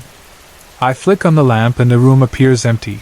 No hat, no cane, only disheveled sheets. When dawn arrives, I reassure myself, "You are healthy, your last oncology checkup was perfect, the monster has no power." Still, I keep an old MP3 player loaded with fairy tale audiobooks playing quietly overnight. I call it caution rather than superstition. Sometimes I wonder why that entity, whether imagined or real, confronted me then. Maybe serious illness thins the veil between worlds. Maybe certain minds act as receivers tuned to frequencies most adults forget. Perhaps death itself, sensing a child near its border, sent an emissary wearing a shape the child could decode, half cartoon villain, half faceless reaper, announcing a grim prognosis that ultimately did not come to pass. Or perhaps trauma and chemotherapy combined in my developing brain to produce the most vivid waking nightmare of my life. I have learned there are questions therapy can illuminate but not erase. The shrink's office offered coping tools, not absolute certainty. Each time he suggested the shadow was a projection of repressed fear, I nodded and practiced breathing exercises. Each time I returned home and positioned my bedside speaker to play gentle static, I acknowledged a second possibility. Some beings lurk at the margins of human perception and occasionally step across to deliver messages we pretend not to understand. I tell this story carefully now, not because I expect listeners to accept every detail, but because part of healing involves speaking truths as we experience them. When people ask whether I believe the fedora-wearing shadow was supernatural, I say I am 90% sure a constellation of stress, fever, film imagery, and immature brain wiring produced the hallucination. The remaining 10%, the flicker I feel when streetlights fail and silence presses hot against my skin, belongs to something older, sharper, shaped like a man with coals for eyes. Whether that sliver of doubt represents memory's stubborn residue, or evidence of a larger, unseen world, I leave for each person to decide. All I know is that a 4-year-old cancer patient learned one lesson while trembling in a ward that smelled of bleach and fear. When the darkness whispers your name, belief or disbelief offers the same cold truth. For at least one moment, the darkness is real enough to touch, and it remembers you long after the monitors fall silent. Since childhood I have loved anything that hinted at the supernatural. That affection never meant I believed every spooky tale, but it did make me the first kid in line for monster movies, folklore books, and late-night conversations about things that go bump in the night. Of all the creatures hidden in the dark corners of stories, werewolves fascinated me most. The idea of a person turning into something wild and powerful felt both thrilling and terrifying. When I was small, I watched Scooby-Doo's old cartoon, Who's Afraid of the Big Bad Werewolf? And spent the next week pretending my blanket was a cape and howling at the hallway mirror. Years later, I carried that fascination into university. During a class on witchcraft and popular belief, I wrote a long paper comparing European werewolf legends with Navajo skinwalker stories. I filled 20 pages with references to medieval court records, Navajo oral histories, and modern sightings. Because of that constant interest, my friends always assumed I would stay calm if anything truly strange ever happened to us. I used to agree. I thought I would react like a curious researcher, not a frightened kid. One summer night proved how wrong I was. The story begins 7 years ago, in the warm months between my first and second year at university. The city where I live is not huge, but it is lively enough to have districts dedicated to nightlife. My core group of friends, people I had known since elementary school, liked to gather on those streets whenever coursework and part-time jobs allowed. On this particular Saturday, the daytime heat lingered after sunset, and the thought of staying indoors felt suffocating. By 10 o'clock, 8 of us had arranged to meet in front of our usual spot, a bar that mixes arcade cabinets with cheap drinks. The place is casual, noisy, and normally quick to wave underage patrons inside if they look confident. None of that mattered the moment our friend Jaden stepped to the front of the line. Jaden had come straight from a backyard barbecue, still wearing cargo shorts. Normally nobody cared, but the bouncer leaned on his velvet rope and informed us the owner had introduced a no shorts rule. It sounded ridiculous. The bar was hardly upscale, sticky floors, flickering neon, air that smelled like stale cola and spent tokens.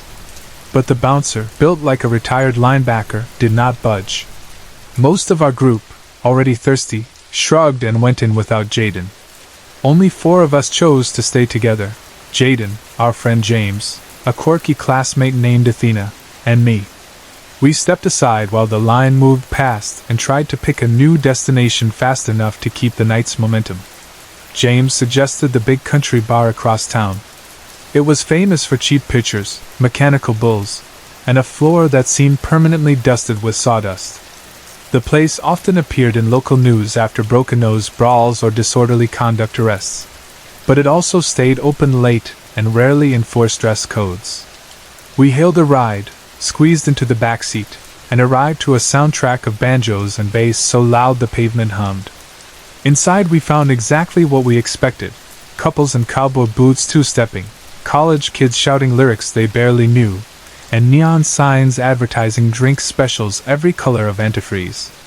We ordered pitchers, clinked plastic mugs, and rode the pleasant wave between tipsy and drunk. Around midnight I took a spin on the dance floor. A stranger, eyes smoky with eyeshadow, smiled too friendly, hooked her fingers through the strings of my hoodie, and tried to pull me close. I laughed, gently untangled her grip, and mouthed, "Sorry, not tonight." I was flattered but not interested. My girlfriend at the time would definitely have vetoed a stranger's sudden affection. When I rejoined my friends, we made quick jokes about the encounter, finished our drinks, and agreed it was time to leave the honky-tonk behind. Athena lived 15 minutes away on foot, and had promised to roll a joint for anyone who still felt like stretching the night. Recreational cannabis was still illegal then, but enforcement was lenient and most neighborhood officers looked the other way. I didn't love smoking weed. It made me quiet and glassy-eyed, but I enjoyed being with my friends when they did. We walked through residential streets, warm wind at our backs, streetlights painting gold circles on the pavement. The city had settled into its late-night hush, distant traffic, cicadas in flower beds, the occasional porch party laughing too loudly. Athena's subdivision curved around a small playground attached to an elementary school. We climbed over the low plastic fence and sat on a platform built for preschoolers, legs dangling while Athena passed the joint around. The playground smelled of sun-warmed plastic and lilac bushes someone had planted years earlier. James exhaled a sweet cloud and pointed out random shapes in the stars. Jaden leaned back until the tips of his sneakers scraped wood chips. After half an hour, we raided the corner store for iced tea, gummy worms, and salty chips, still joking like children given a rare extension to bedtime. At 2 o'clock we decided to walk home. Each of us lived in the same older suburb 10 minutes east of Athena's place. The route led past a long chain-link fence that guarded a research property used by the local university's agriculture and ecology departments. Behind the fence stretched dozens of hectares of mixed woodland and overgrown fields. During the day you could spot graduate students in rubber boots counting saplings or checking insect traps. At night the trees pressed together in an unbroken wall, their outlines like spilled ink against the orange glow of faraway street lamps. We kept to the sidewalk, moving at half speed, still high enough to comment on how soft the air felt, or how the moon looked fat and low. Conversation drifted towards spooky topics. We recapped childhood scares, ghost stories our cousins swore were true, YouTube videos of alleged cryptid sightings. James, the outdoorsman among us, described black bear tracks he once found near his uncle's cabin. Jaden confessed he hated deep water because of a single documentary about lake monsters. I waited my turn, eager to mention the research paper that had earned me an A- the previous semester. "Have either of you heard about skinwalkers?" I asked, hands tucked in hoodie pockets, voice half teacher, half showman. James chuckled. "Oh no. Don't start that one again."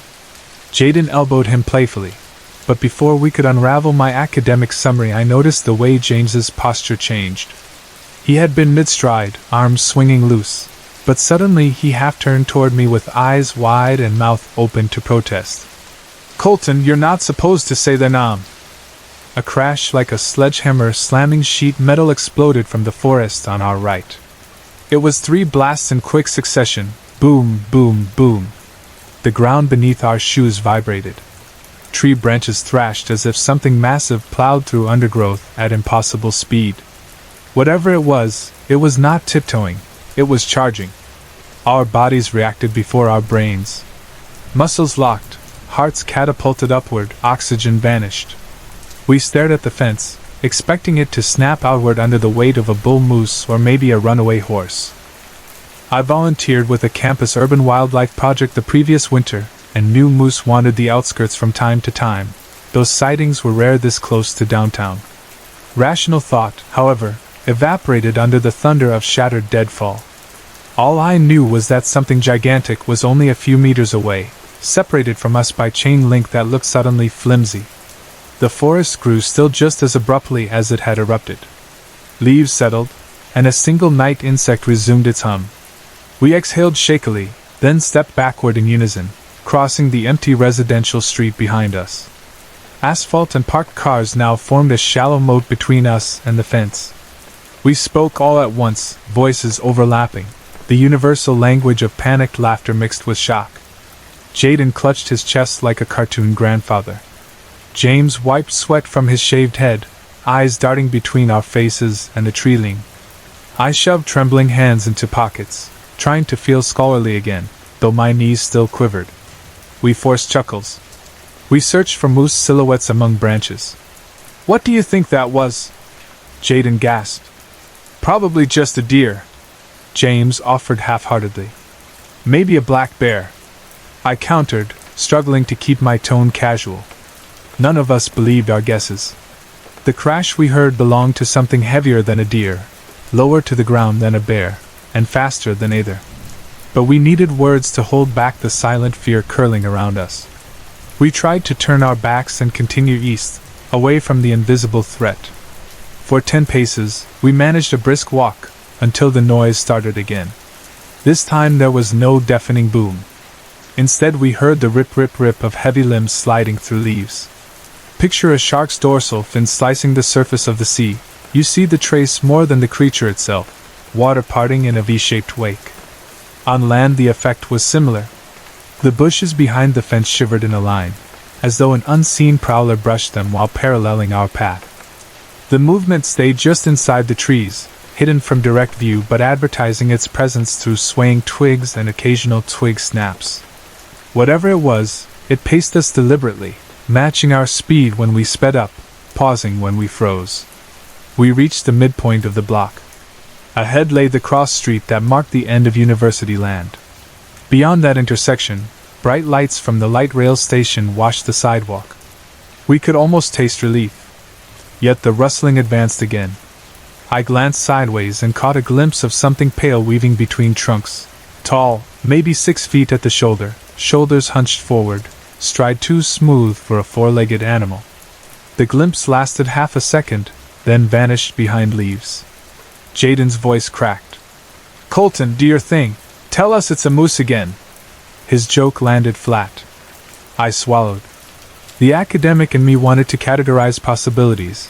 Elk, escaped livestock, prankster on stilts. The primal part of my brain whispered one syllable: run.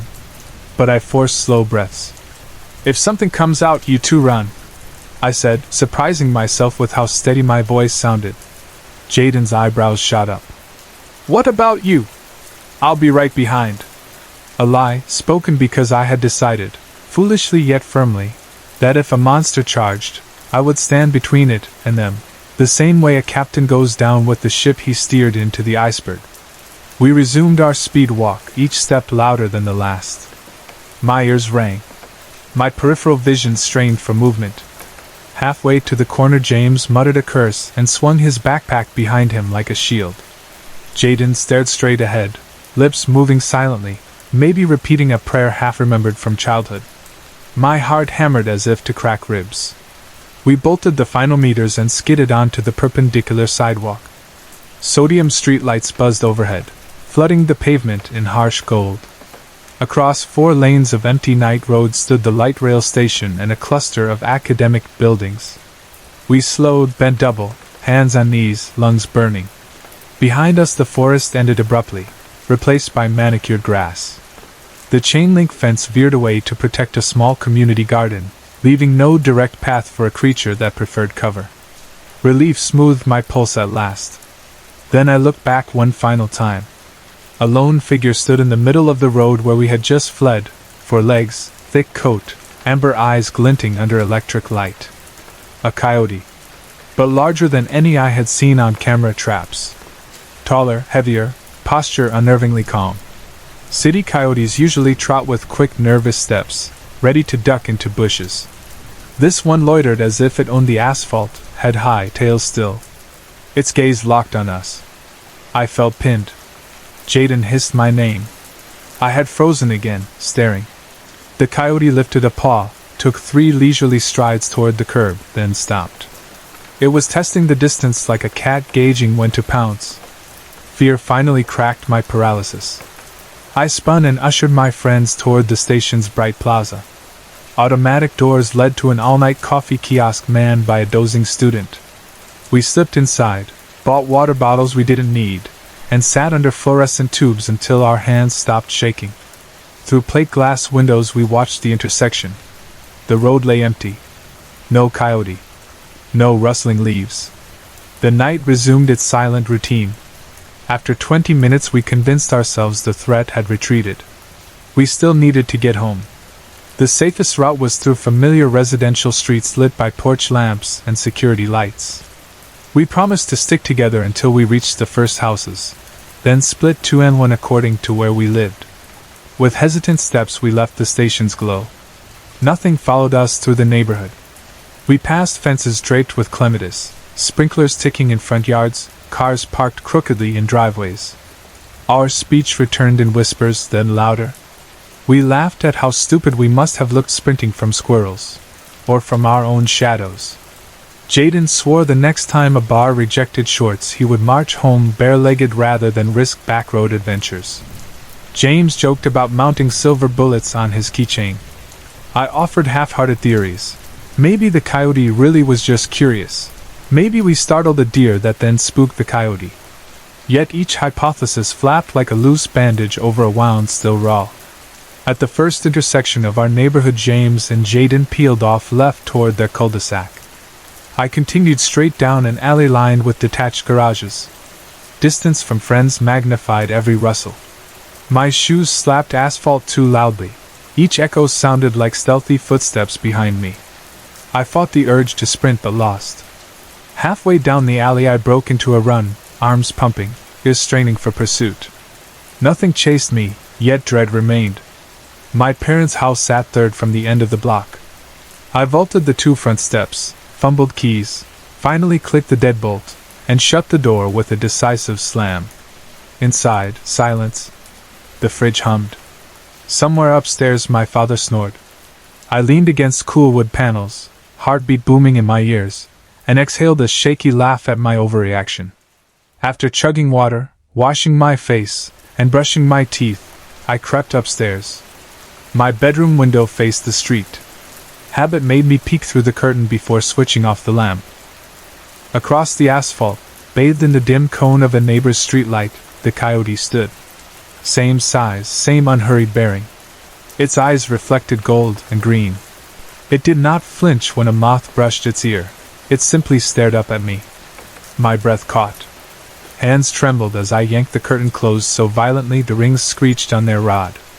Blind fear propelled me into bed where I cocooned under blankets, though summer heat pressed like a sauna. For hours I listened for scratching at siding or snuffling at the ground floor windows. I must have fallen asleep near dawn, because I dreamed of shapes moving between trees, of voices like wind whispering, "Let it in!" Sunlight dissolved the nightmare. Morning birds chirped, cars hissed along wet pavement, rain had passed unnoticed. I checked the yard for paw prints and found only puddles. Still, the memory of that stare lingered, as if the animal, or whatever masqueraded as one, had looked through glass and weighed me, not as prey exactly, but as someone worth remembering. Over breakfast I considered telling my parents, but decided against it. They would blame alcohol or suggest skittish coyotes drawn by new garbage bylaws. My friends? They had already messaged the group chat. "We made it home alive. Next time, taxis only." Nobody wanted to analyze the event, only to file it under "Wild Night" and move on. I followed their lead publicly. Privately, questions gnawed. Why had the creature seemed so deliberate? How could it create such thunderous crashes yet show itself as a lone coyote? My rational mind offered answers: exaggerated acoustics at night, the fear amplifier of THC and beer, coincidence. Another part of me, the part that researched shapeshifters for fun, remembered warnings about speaking certain names after dark, about drawing attention from beings that wear familiar skins to conceal older hunger. I live in Western Canada. Our indigenous cultures tell stories of many powerful entities. Some speak of cannibal spirits whose hunger grows with each act of consumption. Others warn of animal people who cross boundaries between forms. Skinwalker legends belong to the Navajo, whose traditional territory lies far south. Scholars say their power does not travel here. Yet myths evolve. Travelers bring tales across continents. Spirits may wander when roads, rail lines, and fiber-optic cables stitch distant lands closer than ever. Or maybe, when we invoke a name with genuine curiosity, or drunken bravado, we open a door long enough for something to notice. I cannot declare with certainty that we met a supernatural predator.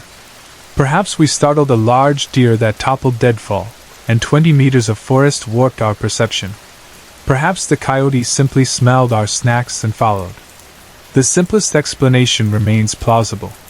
But late at night, when suburbs fall quiet, I sometimes remember red tracks of taillights along the road and imagine golden eyes watching from the median, waiting for me to say another forbidden word.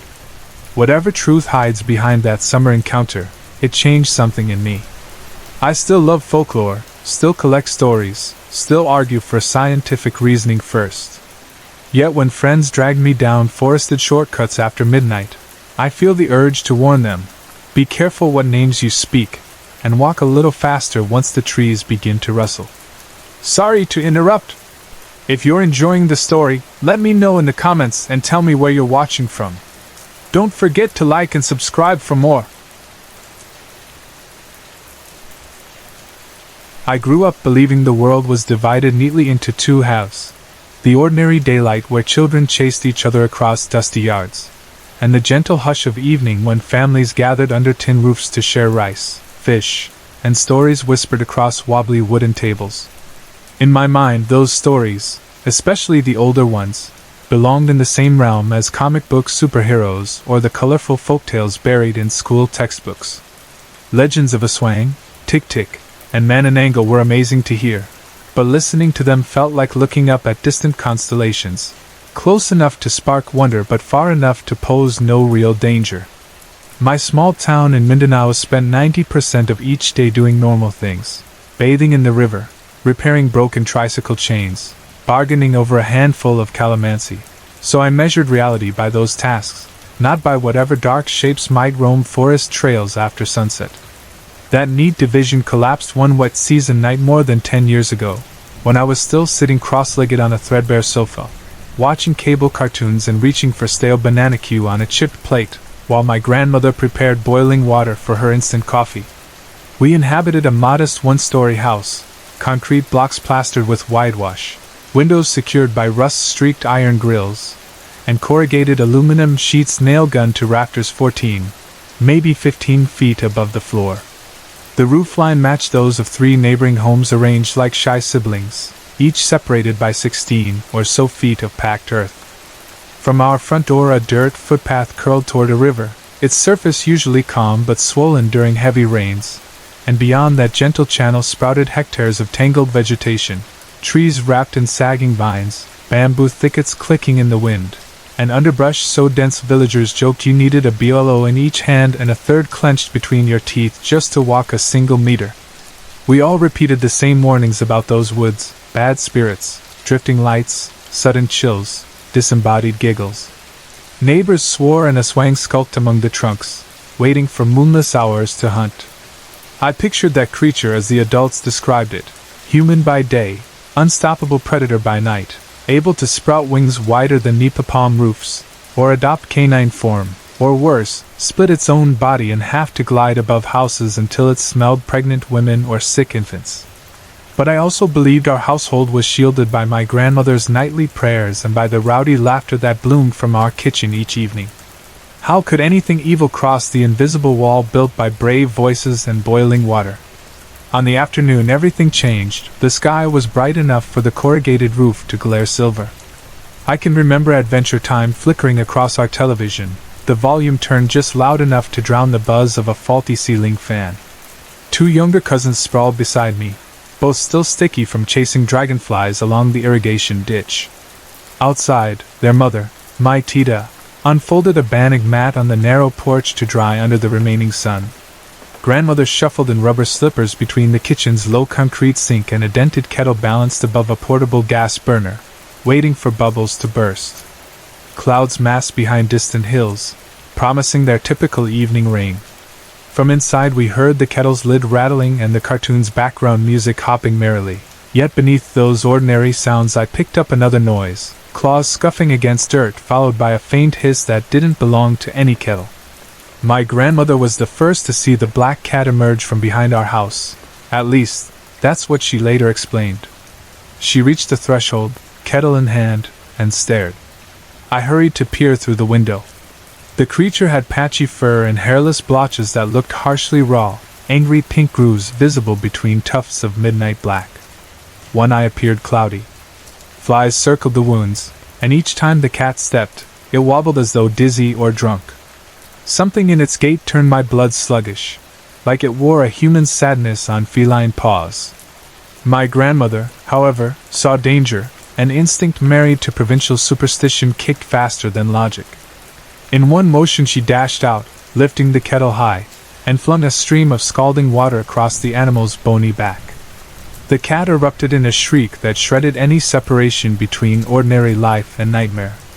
The sound rippled across the compound, reaching my chest like claws raking from within. It didn't meow, didn't yowl.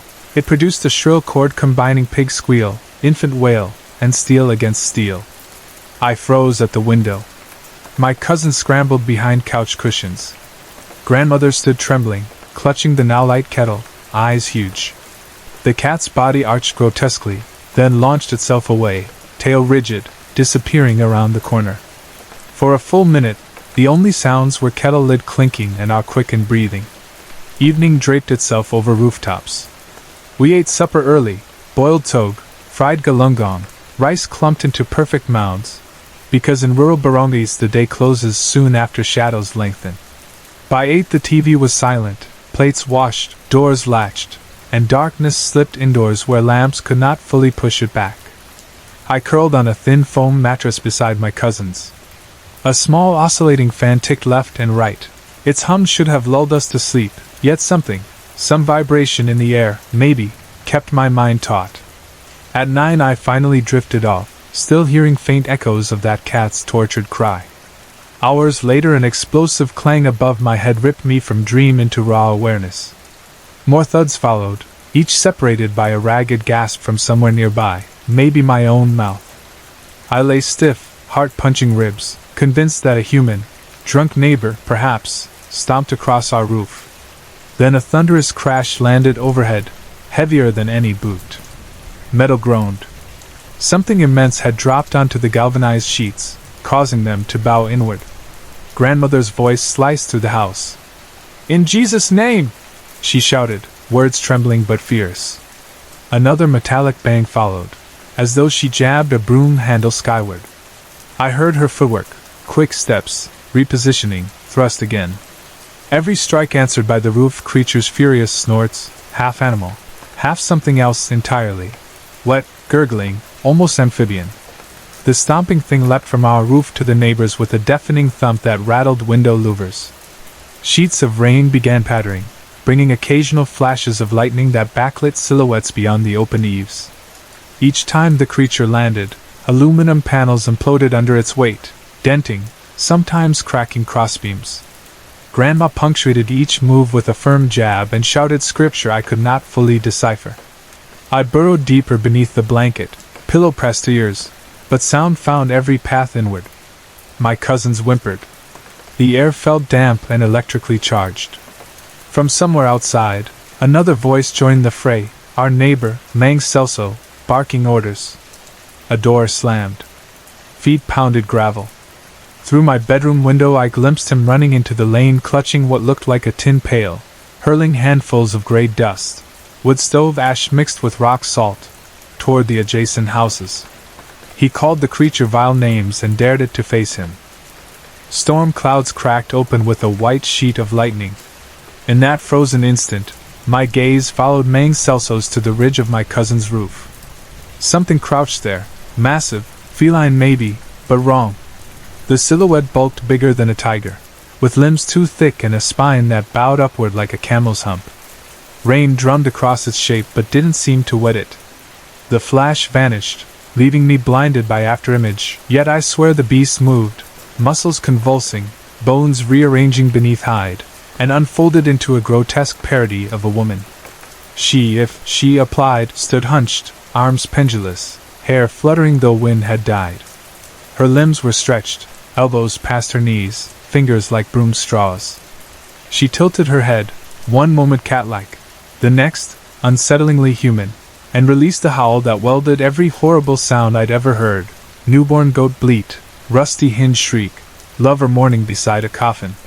It surged with enough force to shake the walls. Ceramic plates in our cupboard clinked. I felt the wooden floor vibrate through thin mattress.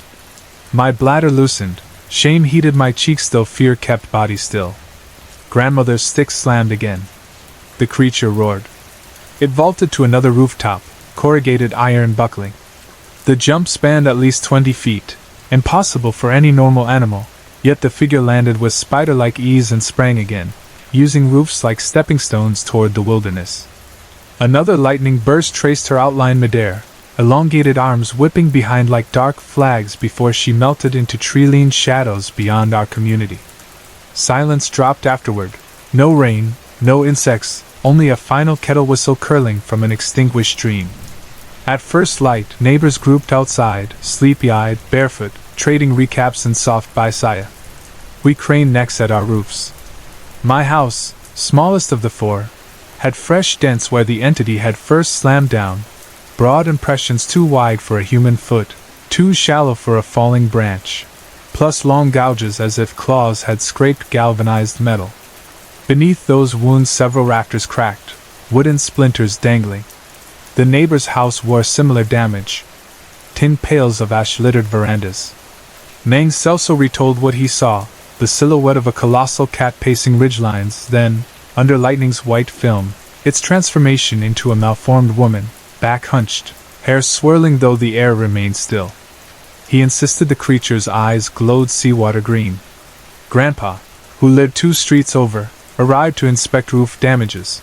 He muttered that my grandmother's water attack must have angered the aswang, because such beasts often sent their familiar, dogs, pigs, cats, to scour pregnant women or children ripe with illness.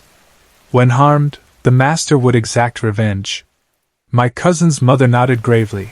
Earlier she had stitched small tears in the mat scorched by my grandma's kettle splash, the location where boiling water had first kissed the black cat's hide.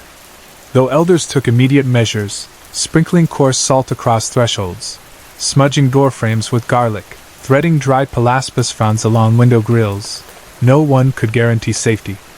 That afternoon a carpenter hammered supports beneath our sagging ceiling. I lugged fallen branches to fuel a yard bonfire while men told stories of farmers hearing wings heavier than cannibal, of infants found pale at dawn, of butchered goats with tongues missing. Those tales grew alive now, no longer comic book monsters but pressing reality. Some families slept in groups afterward, mats rolled into living rooms where crucifixes hung. The night regained insect choruses, but any louder rustle jerked us alert. I thought the aswang might return for proper vengeance, yet weeks slid by quietly.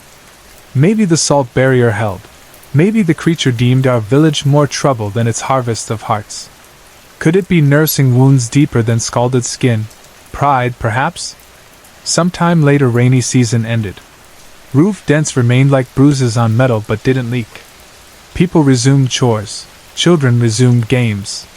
Still, I never again felt the same innocence stepping outside after sunset. Years later I moved to Manila for college, then eventually abroad. Life became a clock of subways, fluorescent lights, deadlines. Memories of that night slept in distant storage, until once, from an apartment balcony in a foreign city, I caught movement atop a neighboring building, maybe a raccoon, maybe a stray dog. It bounded roof to roof with fluid leaps, too quick to identify. My stomach clenched, adrenaline buzzing, as though my childhood rushed back, all humid heat and lightning flashes. I listened. City traffic roared below. Nothing snorted. No pipes screamed. Still I tasted fear again, metallic. Sometimes, half awake in some rented room far from Mindanao, I hear a faint scuffle across ceiling plaster or a dull thud like a heavy body settling overhead. Logic explains it away. Plumbing knock, neighbors dropped shoe. But beneath reasoning coils a memory, a silhouette outlined by lightning, a cry that fused cat, pig, woman, nightmare. I swallow, breathe slow, remind myself of geography and years. Yet, in that hush before dawn, I imagine the old forest across the river where vines sway without wind and wonder whether something ancient, half feral, half human still prowls beneath the canopy, waiting for night deep enough to slip across roofs and reclaim whatever anger still smolders from a grandma's kettle of boiling water. It always surprises me how clearly I remember the shape of the valley where I grew up, even though so many years have passed and the countryside has changed with every new road project and each fresh layer of asphalt on farm-to-market lanes. From a distance, that corner of southeastern Norway seems gentle, rolling, green, threaded by narrow rivers that flash silver in spring sun and freeze into dull gray ribbons under the winter moon. But anyone who has spent time wandering those woods knows they hold pockets of deep, stubborn darkness. I was 16 the first time I began to sense that something else was moving through those forests, something that wore our shadows like borrowed coats, that slipped from one skin to the next as an easy game. I lived in a tidy yellow house at the edge of the village. My friend F, just F, because friends rarely use full names, lived 2 streets away in a red wooden one-story with a sagging shed, both buildings tucked against the same pine forest that spread for kilometers until it hit the gray stone of the next mountain ridge. We had grown up together, using every spare hour to explore, building forts, and telling ghost stories we picked up from older cousins. Most kids I knew eventually traded mysteries for sports, small jobs, or the glow of online games. F and I never really did. We were convinced there was still something out there, just beyond the boundary of ordinary sight. If we pedaled our bikes down the gravel track one more curve, if we stepped off the marked paths one more meter, we might catch it, whatever it was. At the start of the story I'm about to share, the calendar said early February, but the forest still wore the deep, blue-white coat of midwinter. The snow had settled into thick drifts that held a boot print for days. Sunlight lasted only a sliver past 4 in the afternoon before shadows took over.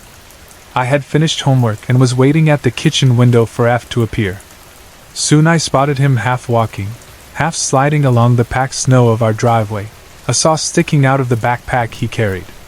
We were going to build a hideout, we decided, a shelter only we could find, hidden among 3 stout spruce trunks that rose from a slight rise not far from the main logging track. We thought of it as a clubhouse, a watchtower, and if we were lucky, a front-row seat to the unknown. By the time we reached the site, the sun was a pale coin close to the horizon. We worked quickly, more from excitement than cold, stripped lower branches with the saw, wedged poles between trees, braided thinner sticks to form a rough lattice. Then we patted snow and fallen needles to make a kind of bench. After a couple of hours we leaned back and admired our work. Nothing special if an adult had seen it, but to us it looked like an expedition base from a movie. While we rested, F craned his head, scanning the snow around us, and nudged me with one boot. "Look there," he said. "Tell me that's not strange." A single line of tracks wandered into our clearing and curved out the other side. At first glance they resembled the prints of a dog, four-toed, oval, pressed deep from a heavy animal. But something was wrong with the shape. Each print was too long, the palm pad oddly stretched, the toe marks egg-shaped rather than round. More unsettling, each track was a little smaller than the one before it, as if the creature that left them were shrinking step by step. We followed the line 5 meters until the prints became no larger than my fist. And then, without warning, the shape changed completely. 2 slim V's poked into the snow, 3 spiky toes pointing forward, claw marks gouging the crust. Bird prints. Only there were no wing marks, no scattered feathers, and the stride length remained that of a larger creature. We stood silent, breath fogging in the dimming air. "Maybe a fox chased a raven?" I suggested, though the words sounded thin even to me. F shook his head. "Why would a fox's paw prints get smaller as it ran? And why no sign of the fox changing direction? It's like one thing became another thing." I kicked at a nearby drift just to hear the familiar crunch of snow. "Let's remember where the line ends. We might track it tomorrow, see if there are more clues." F agreed, but his eyes did not leave the point where the prints vanished beneath a blueberry shrub. A quick gust rattled the dry leaves overhead, dropping powder onto our shoulders.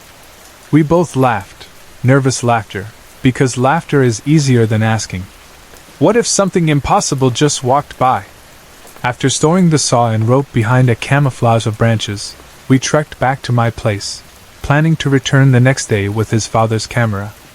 But night came first, and with it a new chapter in our running game with the unknown. The next weekend I visited F's house for the first time since the tracks. We had barely hung up coats when he waved me toward the kitchen doorway.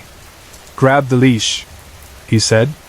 His family owned a Norwegian Lundhund named Balder, a rare breed, compact, fox-like, famous for climbing cliffs and twisting its body into angles no normal dog would attempt.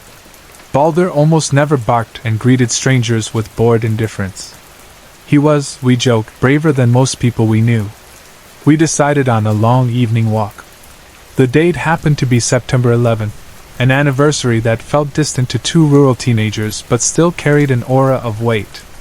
Perhaps that is why we chose the road locals called Huldra Way, a narrow lane lined by abandoned cottages that faced a dense wall of evergreens. During spring this route smelled of sap and earth. In late summer, fog pooled between houses, and in autumn, leaves carpeted the pavement in shades of rust. In winter, when this night took place, only skeletal birch trunks and black windows stared back at passers-by. Perfect for a spooky stroll. We set off around 8, sky already darkness inked with faint starlight. Only a distant porch lamp behind us, and the dull glow of F's phone guided our steps. Balder trotted ahead on the retractable leash, sniffing gutters, leaving crisscrossing lines in the powdered snow. 15 minutes in we turned off the asphalt and cut through an older section where houses stood wider apart, yards half consumed by thickets. Wind barely stirred. A peculiar hush fell, the kind that makes you acutely aware of your own heartbeat. Crickets had died away weeks earlier, but even the usual winter sounds, far-off plows on the main road, the bark of a neighbor's farm dog, were absent tonight. We pressed deeper, trading whispers about what might lurk just beyond the edge of phone light. The hush thickened until it felt like cotton stuffed in our ears. Then, from somewhere in the timber, a scream knifed through the stillness. Not the drawn-out yowl of a fox or the abrupt squeal of a hare broken by an owl's talons. This cry was unmistakably human, raw with panic, abruptly cut short as if a hand had clamped down over the mouth. Every instinct told us to run. We collided and sprinted for the main road, Balder at our heels. Breath-blasted white streams passed our cheeks. Only when we reached streetlights did we slow. Bent, hands on knees, struggling to breathe. Balder's hackles trembled in the sodium-yellow glow. I glanced back at the corridor of black trees we'd escaped. Nothing moved, yet an afterimage of that cry clung inside my skull. Back inside his house we pretended a movie on TV could erase what we heard. But curiosity is louder than caution, especially for boys our age. Half an hour later F clipped Balder's leash and announced we'd circled the neighborhood. Just a normal nightly walk, we told ourselves, though we both steered our route straight toward the same abandoned cottages.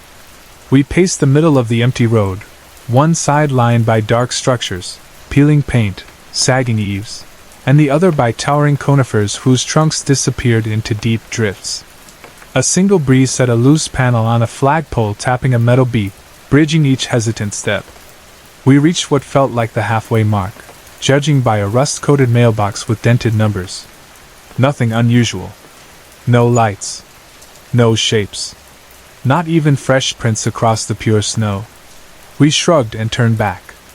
For several minutes the world remained uneventful. Then F stiffened. I heard leash rings jingle as Balder halted. F's voice came out a notch above a whisper but a decibel below terror. Run! No question, no second glance. Sometimes command bypasses the rational mind and plugs straight into the spine. I shot forward, legs pumping, arms swinging. Balder shot ahead, rarely needing encouragement. The road seemed to elongate, each cottage blurring past. Snow crunched, my breath rasped, but above all I heard something heavier gaining behind, thuds that vibrated through the soles of my boots, a chuffing breath too deep for human lungs. Only after we cut a sharp left onto a better-lit street did we slow, gasps tearing at frosted air. I spun to face the lane we'd left. Nothing. Darkness swallowed the cottages, hiding whatever pursued us. Balder whined, pawed the snow, and, in that moment, blood dripped bright on the white. Not from a paw, from behind him. F stammered out words. The dog's hindquarters were smeared with streaks that led beneath his tail. Blood. We hurried to wipe him. The bleeding slowed but did not stop. A chill rolled down my arms. Healthy dogs do not bleed like that. Was it fear? Injury? Something else? Inside F's kitchen we cleaned Balder with a damp cloth while F described what he'd seen at the moment he told us to run. Under a lone flicker of porch light he spotted a figure step from behind the largest spruce. It stood upright but wrong, shoulders too narrow and arms too long, fingers maybe tipped with claws. Skin looked grayish, stretched tight across knobby joints. No hair. The face held empty pits where a nose should be, and its mouth yawned round and huge, packed with countless pointed teeth. Too many teeth. He said its eyes seemed black holes until his phone's beam reflected an eerie shine. I asked if it could have been a trick of the light, shadow and snow sculpting illusions. F shook his head hard. It moved, Colonel, it moved on those knees like they bent backward. We spent the remainder of the night in the living room, lights blazing. Balder lay on a blanket, having finally stopped bleeding. At dawn F's mother phoned the veterinarian. She described the bleeding as maybe related to stress or an anal gland rupture. But deep down we believed environment alone couldn't cause that sudden hemorrhage. Days passed with no further incident until one foggy afternoon I volunteered to walk Balder so F could finish homework. I followed the same route, but before hitting the haunted lane I felt silly, telling myself we'd overreacted. I clipped Balder's leash shorter just in case. Snow had melted into patches, leaving glassy ice. Visibility sat low, gray haze swirling between trunks. Yet I convinced myself it was good to push fears aside. 500 meters in, Balder froze. First stood, lips peeled soundlessly. Ahead, where cottages began, I glimpsed a pale blur skim across the road, like moonlit cloth caught by wind. It vanished behind a shed. I sniffed cold air mixing with faint odor, damp hay and something faintly metallic. My pulse hammered. I tugged Balder. He resisted. The blur reappeared, this time sliding from one tree to the next, white against dark bark. It moved crouched, arms dangling, knees folded to the side like an infant's crawl, except the body was man-sized. I pivoted, heels scraping icy gravel, and half-dragged, half-carried Balder back the way we came. The dog's nails clicked frantic rhythms. I didn't look back until we reached a curve where houses reappeared. Nothing followed. I told F, and he only nodded, eyes older than his age. He whispered, "It's still out there." We gave our vision a name, the night crawler. Not original, maybe. Others on the internet call similar beings by that label. But words help trap fear inside manageable cages. Winter dissolved, replaced by budding leaves, then endless Nordic daylight.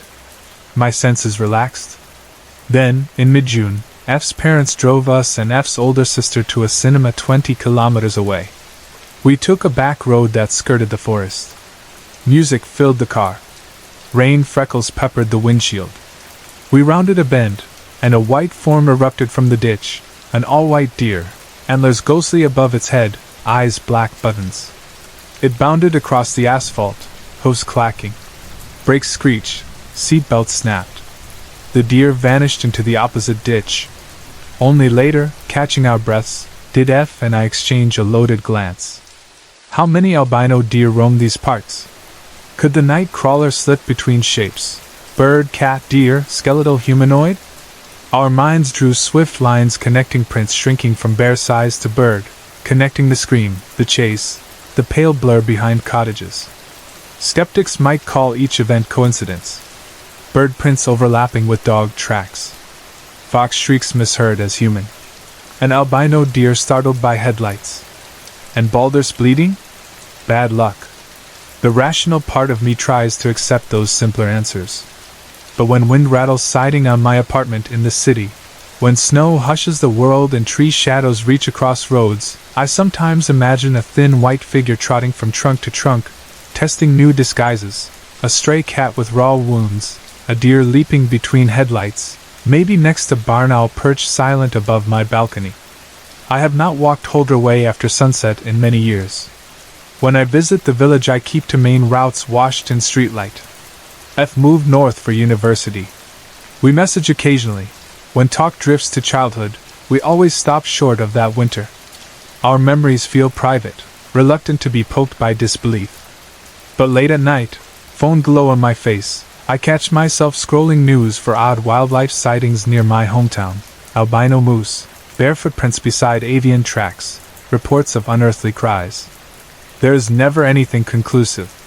Perhaps that is the night crawler's greatest trick, leaving just enough evidence to haunt, never enough to prove.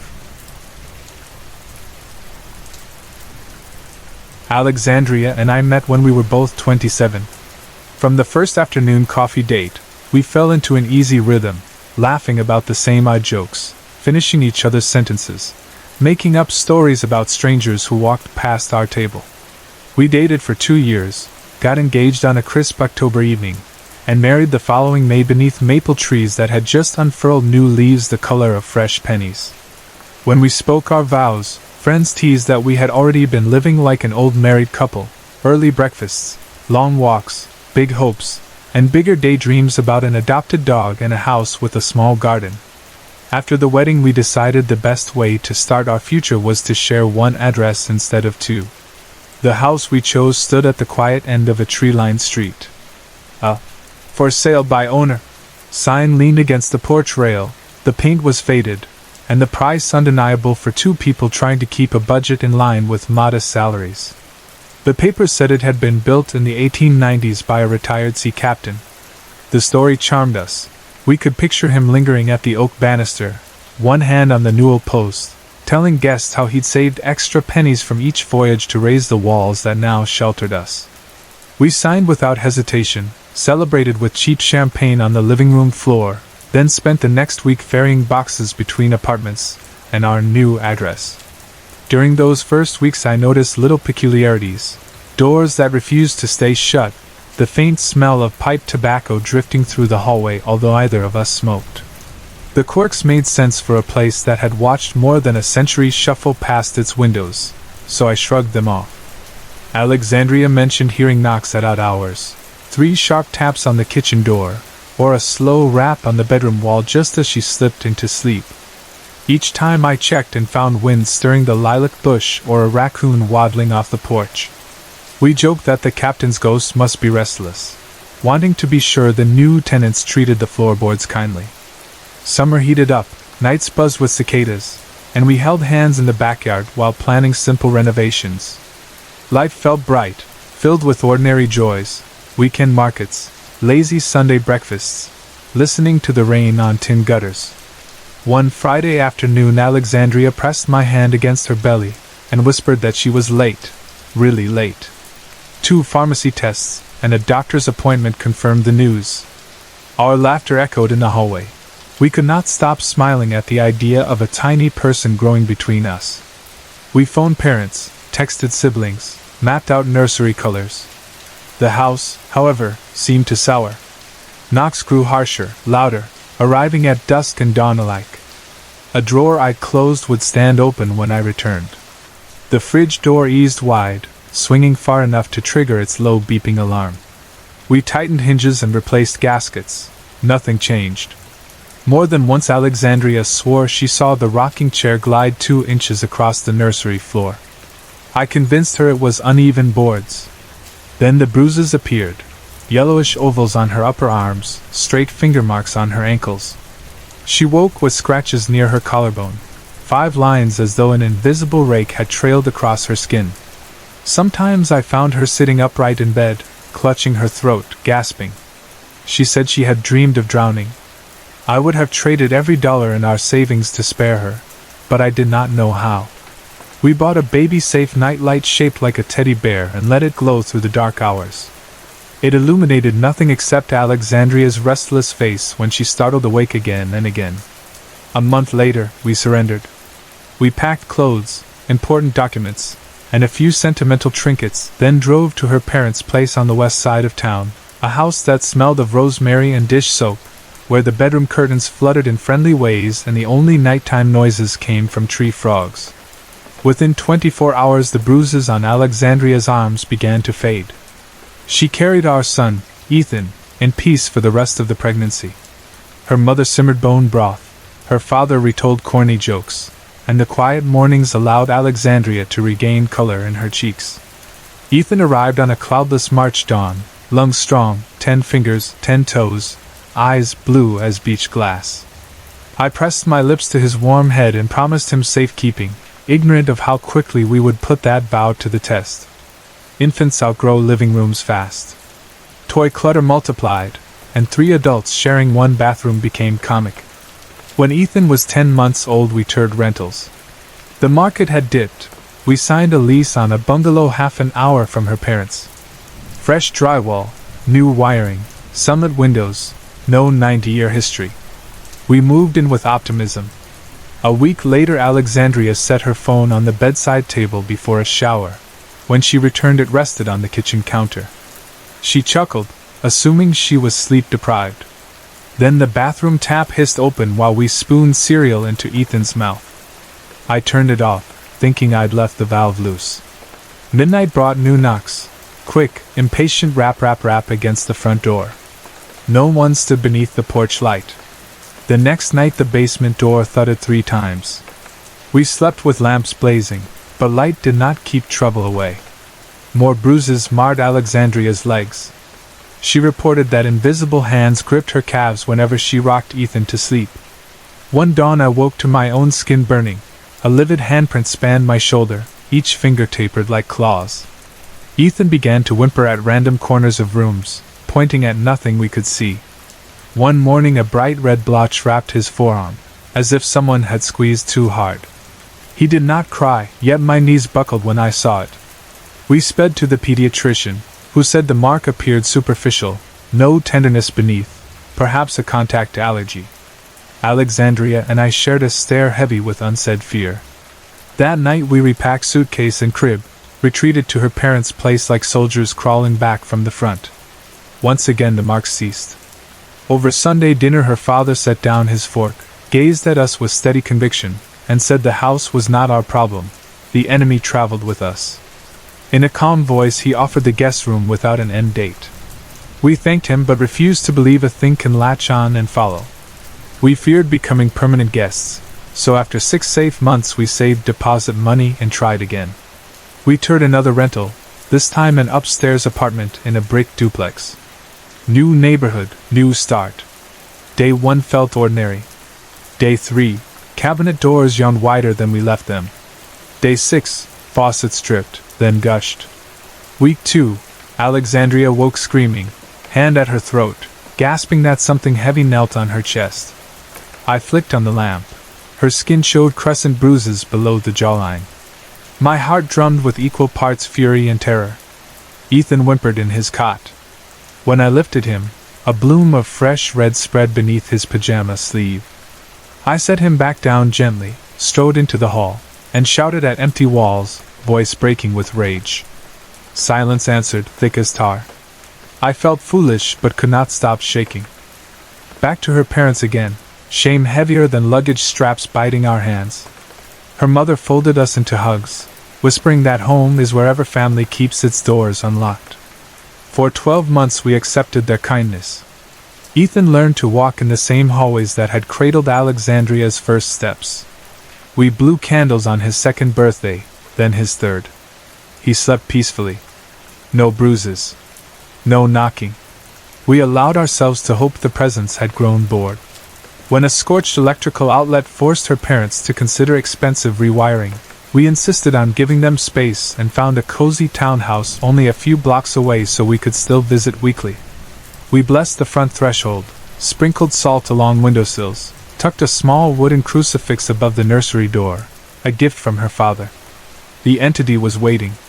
It announced itself first with whispers, thin, almost metallic murmurs beneath the whir of Ethan's white noise machine. Alexandria nudged me awake, asking if I'd left the baby monitor on.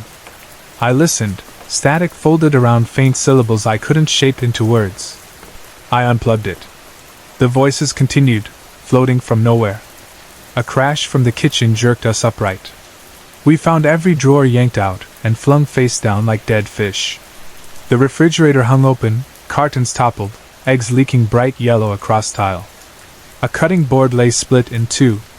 We gathered Ethan and sprinted for the car, leaving behind our coats, our wallets, the $30 roast thawing for Sunday. At dawn we drove back for essentials. Scattered across Ethan's bedroom floor lay his alphabet blocks, arranged to spell leave. My chest collapsed inward. We obeyed. We never slept another night there. Our lease penalty was 1 month's rent, a cheap price for breathing without fear. Once again Alexandria's parents set up spare beds and rolled their eyes at the protests we barely mounted. Months passed. Ethan started kindergarten. We painted dinosaur pictures together.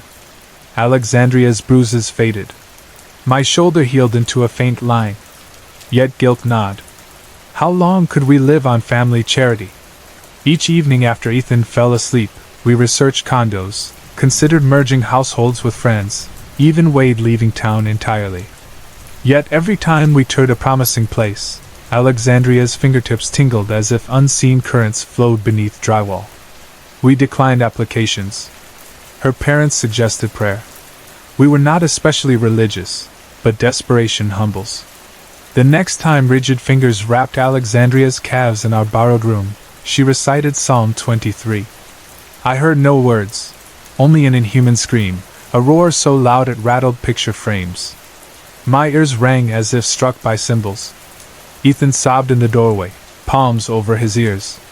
We wrapped him in arms, his eyes wet, too young to comprehend. Alexandria's father rushed upstairs brandishing a battered Bible, gray hair sticking in every direction. As he entered, the air thickened with rot, hot garbage left in August sun. He prayed anyway, voice calm but stern. The smell vanished. The night fell silent. The next attack came 2 weeks later, again in that room, again ending with our whispered petitions and its echoing wail.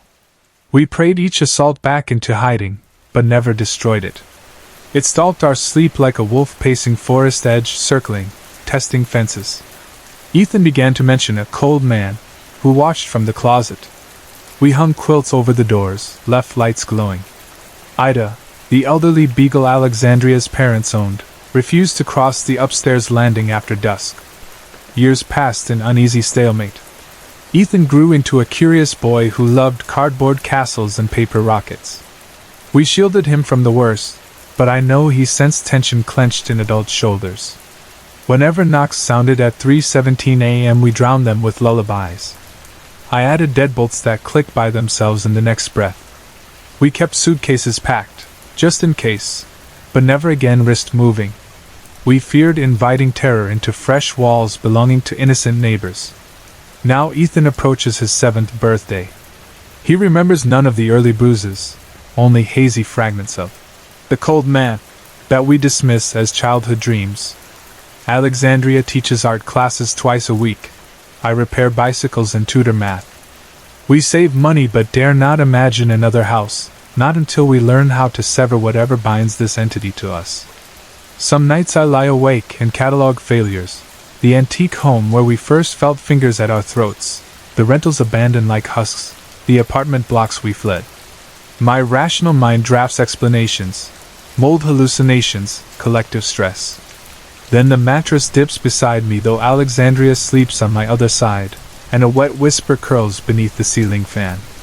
We murmur a prayer until the air splits with that same howl, raw, furious, refusing to fade. I would give anything for a normal life. Yet in daylight, Ethan laughs, Alexandria paints sunflowers, and Ida snores on the rug. The demon, ghost, or whatever malevolent force stalks us does not touch those bright hours. Perhaps daylight belongs to love, and darkness to something older than language.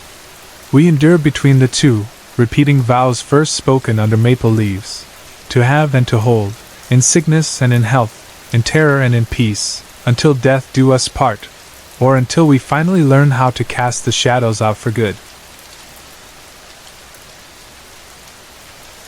It always surprises me how clearly I remember the shape of the valley where I grew up, even though so many years have passed and the countryside has changed with every new road project and each fresh layer of asphalt on farm-to-market lanes. From a distance, that corner of southeastern Norway seems gentle, rolling, green, threaded by narrow rivers that flash silver in spring sun and freeze into dull gray ribbons under the winter moon. But anyone who has spent time wandering those woods knows they hold pockets of deep, stubborn darkness. I was 16 the first time I began to sense that something else was moving through those forests. Something that wore our shadows like borrowed coats. That slipped from one skin to the next as an easy game. I lived in a tidy yellow house at the edge of the village. My friend F, just F, because friends rarely use full names, lived 2 streets away in a red wooden one-story with a sagging shed. Both buildings tucked against the same pine forest that spread for kilometers until it hit the gray stone of the next mountain ridge. We had grown up together, using every spare hour to explore, building forts, and telling ghost stories we picked up from older cousins. Most kids I knew eventually traded mysteries for sports, small jobs, or the glow of online games. F and I never really did. We were convinced there was still something out there, just beyond the boundary of ordinary sight. If we pedaled our bikes down the gravel track one more curve, if we stepped off the marked paths one more meter, we might catch it, whatever it was. At the start of the story I'm about to share, the calendar said early February, but the forest still wore the deep, blue-white coat of midwinter. The snow had settled into thick drifts that held a boot print for days. Sunlight lasted only a sliver past 4 in the afternoon before shadows took over. I had finished homework and was waiting at the kitchen window for F to appear. Soon I spotted him half walking, half sliding along the packed snow of our driveway, a saw sticking out of the backpack he carried. We were going to build a hideout, we decided, a shelter only we could find, hidden among 3 stout spruce trunks that rose from a slight rise not far from the main logging track.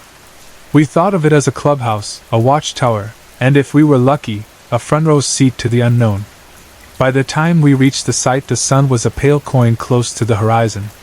We worked quickly, more from excitement than cold, stripped lower branches with the saw, wedged poles between trees, braided thinner sticks to form a rough lattice. Then we patted snow and fallen needles to make a kind of bench. After a couple of hours we leaned back and admired our work. Nothing special if an adult had seen it, but to us it looked like an expedition base from a movie. While we rested, F craned his head, scanning the snow around us, and nudged me with one boot. "Look there," he said. "Tell me that's not strange." A single line of tracks wandered into our clearing and curved out the other side. At first glance they resembled the prints of a dog, four-toed, oval, pressed deep from a heavy animal. But something was wrong with the shape. Each print was too long, the palm pad oddly stretched, the toe marks egg-shaped rather than round. More unsettling, each track was a little smaller than the one before it, as if the creature that left them were shrinking step by step. We followed the line 5 meters until the prints became no larger than my fist. And then, without warning, the shape changed completely. 2 slim V's poked into the snow, 3 spiky toes pointing forward, claw marks gouging the crust. Bird prints.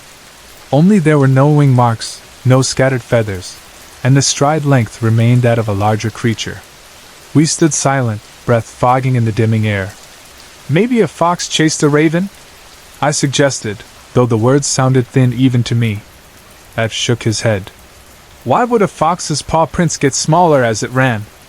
And why no sign of the fox changing direction? It's like one thing became another thing." I kicked at a nearby drift just to hear the familiar crunch of snow. "Let's remember where the line ends. We might track it tomorrow, see if there are more clues." F agreed, but his eyes did not leave the point where the prints vanished beneath a blueberry shrub. A quick gust rattled the dry leaves overhead, dropping powder onto our shoulders. We both laughed, nervous laughter, because laughter is easier than asking. What if something impossible just walked by? After storing the saw and rope behind a camouflage of branches, we trekked back to my place, planning to return the next day with his father's camera. But night came first, and with it a new chapter in our running game with the unknown. The next weekend I visited F's house for the first time since the tracks. We had barely hung up coats when he waved me toward the kitchen doorway. "Grab the leash," he said. His family owned a Norwegian Lundhund named Balder, a rare breed, compact, fox-like, famous for climbing cliffs and twisting its body into angles no normal dog would attempt. Balder almost never barked and greeted strangers with bored indifference. He was, we joked, braver than most people we knew. We decided on a long evening walk. The date happened to be September 11th, an anniversary that felt distant to 2 rural teenagers but still carried an aura of weight. Perhaps that is why we chose the road locals called Huldra Way, a narrow lane lined by abandoned cottages that faced a dense wall of evergreens. During spring this route smelled of sap and earth. In late summer, fog pooled between houses, and in autumn, leaves carpeted the pavement in shades of rust. In winter, when this night took place, only skeletal birch trunks and black windows stared back at passers-by. Perfect for a spooky stroll.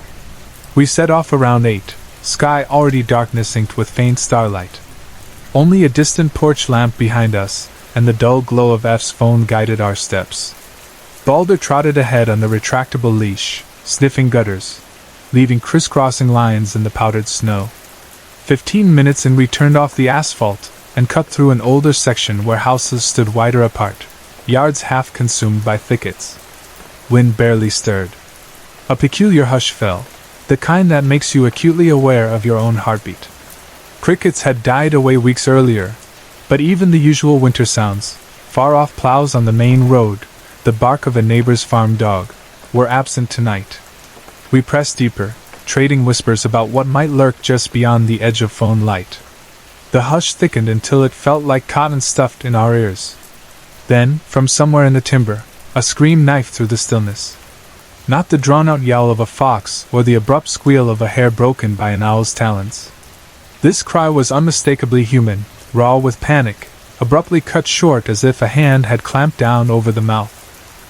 Every instinct told us to run. We collided and sprinted for the main road, Balder at our heels. Breath-blasted white streams passed our cheeks. Only when we reached streetlights did we slow. F bent, hands on knees, struggling to breathe. Balder's hackles trembled in the sodium-yellow glow. I glanced back at the corridor of black trees we'd escaped. Nothing moved, yet an afterimage of that cry clung inside my skull. Back inside his house we pretended a movie on TV could erase what we heard. But curiosity is louder than caution, especially for boys our age. Half an hour later F clipped Balder's leash and announced we'd circled the neighborhood. Just a normal nightly walk, we told ourselves, though we both steered our route straight toward the same abandoned cottages. We paced the middle of the empty road, one side lined by dark structures, peeling paint, sagging eaves, and the other by towering conifers whose trunks disappeared into deep drifts. A single breeze set a loose panel on a flagpole tapping a metal beat, bridging each hesitant step. We reached what felt like the halfway mark, judging by a rust-coated mailbox with dented numbers. Nothing unusual. No lights. No shapes. Not even fresh prints across the pure snow. We shrugged and turned back. For several minutes the world remained uneventful. Then F stiffened. I heard leash rings jingle as Balder halted. F's voice came out a notch above a whisper but a decibel below terror. Run! No question, no second glance. Sometimes command bypasses the rational mind and plugs straight into the spine. I shot forward, legs pumping, arms swinging. Balder shot ahead, rarely needing encouragement. The road seemed to elongate, each cottage blurring past. Snow crunched, my breath rasped, but above all I heard something heavier gaining behind, thuds that vibrated through the soles of my boots. A chuffing breath too deep for human lungs. Only after we cut a sharp left onto a better-lit street did we slow, gasps tearing at frosted air. I spun to face the lane we'd left. Nothing. Darkness swallowed the cottages, hiding whatever pursued us. Balder whined, pawed the snow, and, in that moment, blood dripped bright on the white. Not from a paw, from behind him. F stammered out words. The dog's hindquarters were smeared with streaks that led beneath his tail. Blood. We hurried to wipe him. The bleeding slowed but did not stop. A chill rolled down my arms. Healthy dogs do not bleed like that. Was it fear? Injury? Something else? Inside F's kitchen we cleaned Balder with a damp cloth while F described what he'd seen at the moment he told us to run. Under a lone flicker of porch light he spotted a figure step from behind the largest spruce. It stood upright but wrong, shoulders too narrow and arms too long, fingers maybe tipped with claws. Skin looked grayish, stretched tight across knobby joints. No hair. The face held empty pits where a nose should be, and its mouth yawned round and huge, packed with countless pointed teeth. Too many teeth. He said its eyes seemed black holes until his phone's beam reflected an eerie shine. I asked if it could have been a trick of the light, shadow and snow sculpting illusions. F shook his head hard. It moved, Colonel, it moved on those knees like they bent backward. We spent the remainder of the night in the living room, lights blazing. Balder lay on a blanket, having finally stopped bleeding. At dawn F's mother phoned the veterinarian. She described the bleeding as maybe related to stress or an anal gland rupture. But deep down we believed environment alone couldn't cause that sudden hemorrhage. Days passed with no further incident until one foggy afternoon I volunteered to walk Balder so F could finish homework. I followed the same route, but before hitting the haunted lane I felt silly, telling myself we'd overreacted. I clipped Balder's leash shorter just in case. Snow had melted into patches, leaving glassy ice. Visibility sat low, gray haze swirling between trunks. Yet I convinced myself it was good to push fears aside. 500 meters in, Balder froze. First stood, lips peeled soundlessly. Ahead, where cottages began, I glimpsed a pale blur skim across the road, like moonlit cloth caught by wind. It vanished behind a shed. I sniffed cold air mixing with faint odor, damp hay and something faintly metallic. My pulse hammered. I tugged Balder. He resisted. The blur reappeared, this time sliding from one tree to the next, white against dark bark. It moved crouched, arms dangling, knees folded to the side like an infant's crawl, except the body was man-sized. I pivoted, heels scraping icy gravel, and half-dragged, half-carried Balder back the way we came. The dog's nails clicked frantic rhythms. I didn't look back until we reached a curve where houses reappeared. Nothing followed. I told F, and he only nodded, eyes older than his age. He whispered, "It's still out there." We gave our vision a name, the night crawler. Not original, maybe, others on the internet call similar beings by that label, but words help trap fear inside manageable cages. Winter dissolved, replaced by budding leaves, then endless Nordic daylight. My senses relaxed. Then, in mid-June, F's parents drove us and F's older sister to a cinema 20 kilometers away. We took a back road that skirted the forest. Music filled the car. Rain freckles peppered the windshield. We rounded a bend, and a white form erupted from the ditch, an all-white deer, antlers ghostly above its head, eyes black buttons. It bounded across the asphalt, hooves clacking. Brakes screeched, seatbelts snapped. The deer vanished into the opposite ditch. Only later, catching our breaths, did F and I exchange a loaded glance. How many albino deer roam these parts? Could the night crawler slip between shapes? Bird, cat, deer, skeletal, humanoid? Our minds drew swift lines connecting prints shrinking from bear size to bird, connecting the scream, the chase, the pale blur behind cottages. Skeptics might call each event coincidence. Bird prints overlapping with dog tracks. Fox shrieks misheard as human. An albino deer startled by headlights. And Balder's bleeding? Bad luck. The rational part of me tries to accept those simpler answers. But when wind rattles siding on my apartment in the city, when snow hushes the world and tree shadows reach across roads, I sometimes imagine a thin white figure trotting from trunk to trunk, testing new disguises, a stray cat with raw wounds, a deer leaping between headlights, maybe next a barn owl perched silent above my balcony. I have not walked Holder Way after sunset in many years. When I visit the village I keep to main routes washed in streetlight. F moved north for university. We message occasionally. When talk drifts to childhood, we always stop short of that winter. Our memories feel private, reluctant to be poked by disbelief. But late at night, phone glow on my face, I catch myself scrolling news for odd wildlife sightings near my hometown. Albino moose, bare footprints beside avian tracks, reports of unearthly cries. There is never anything conclusive. Perhaps that is the night crawler's greatest trick, leaving just enough evidence to haunt, never enough to prove. Sorry to interrupt. If you're enjoying the story, let me know in the comments and tell me where you're watching from. Don't forget to like and subscribe for more.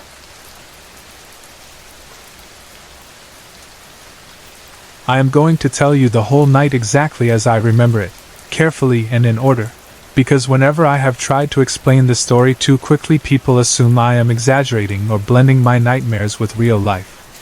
I want you to hear it the way it happened, step by slow step, from the easy beginning to the frantic sprint through the dark, so you can understand why the memory still crawls inside my spine more than a decade later.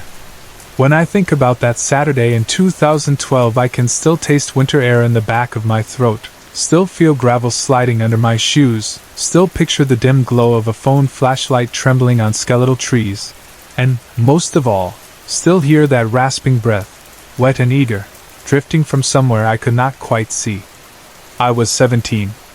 My hometown, tucked among low ridges in Pennsylvania, never made the news unless a deer wandered onto Main Street or a coach retired from the high school football team. We had one bank, one hardware store, 2 churches, a pizza place that served breakfast if you came early enough, and a single police cruiser driven by an officer everyone called chief even though he was technically just a sergeant hired out of retirement. There was a curfew, but teenagers treated it the way country dogs treat a picket fence, something to duck under if nobody is looking.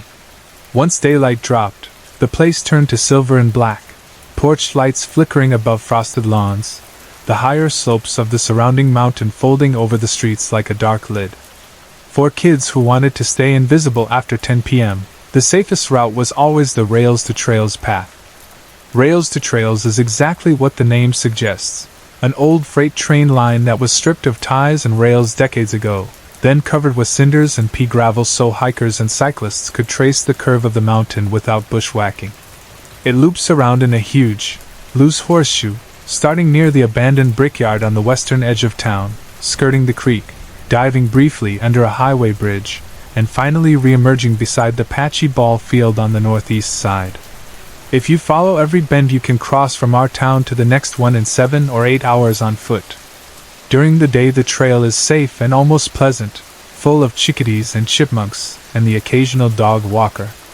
After sunset it turns completely black because there are no lamps, no cabins, nothing.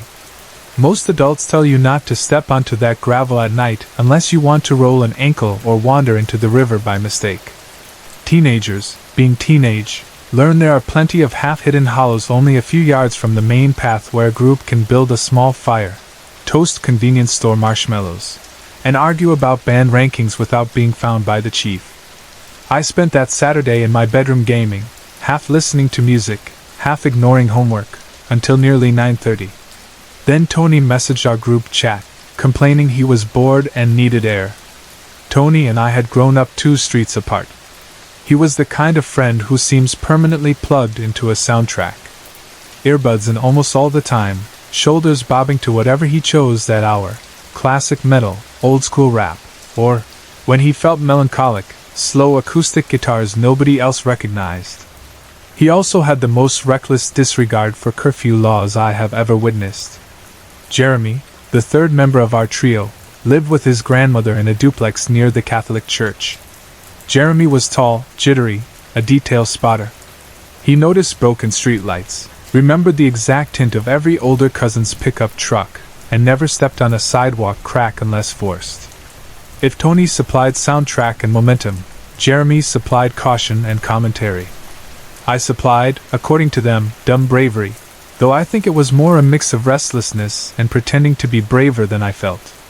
Tony suggested a loop, leave his porch, cut across the little bridge that spans the creek behind the brickyard, drop onto Rails to Trails for a mile or so, slide into the clearing we jokingly called headquarters, watch the moon linger over the frozen water, then circle back sometime after midnight.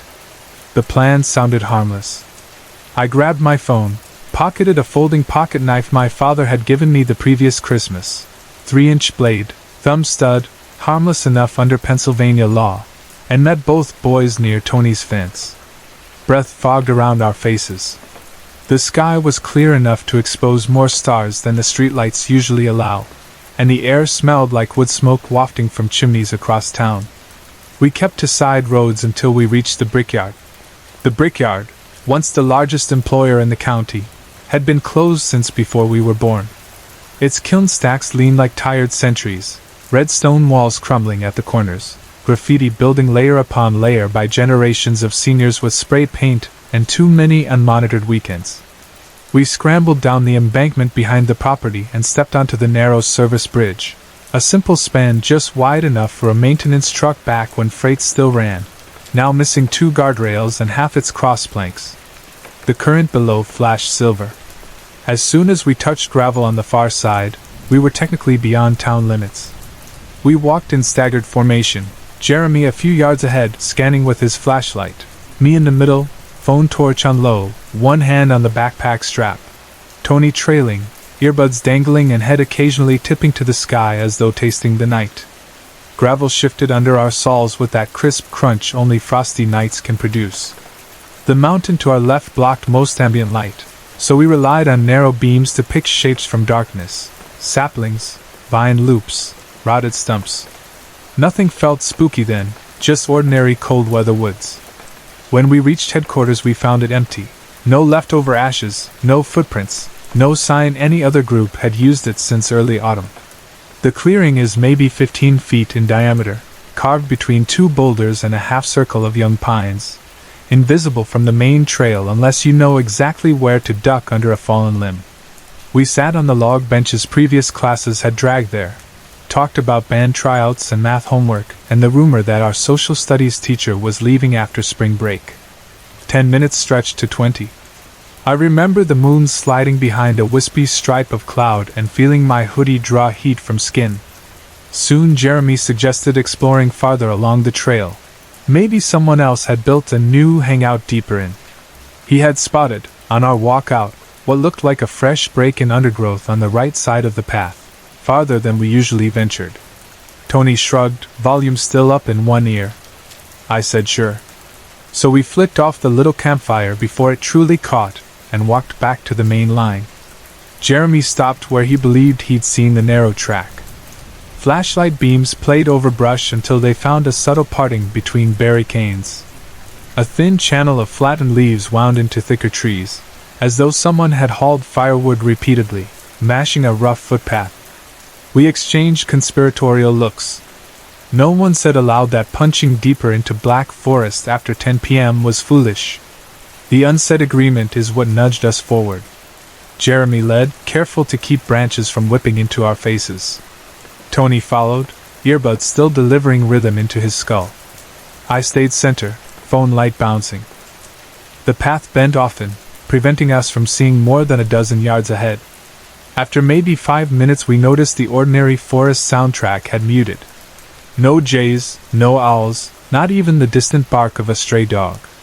Snow patches glimmered where our lights skimmed ground, but the silence felt heavier than snow absorbs.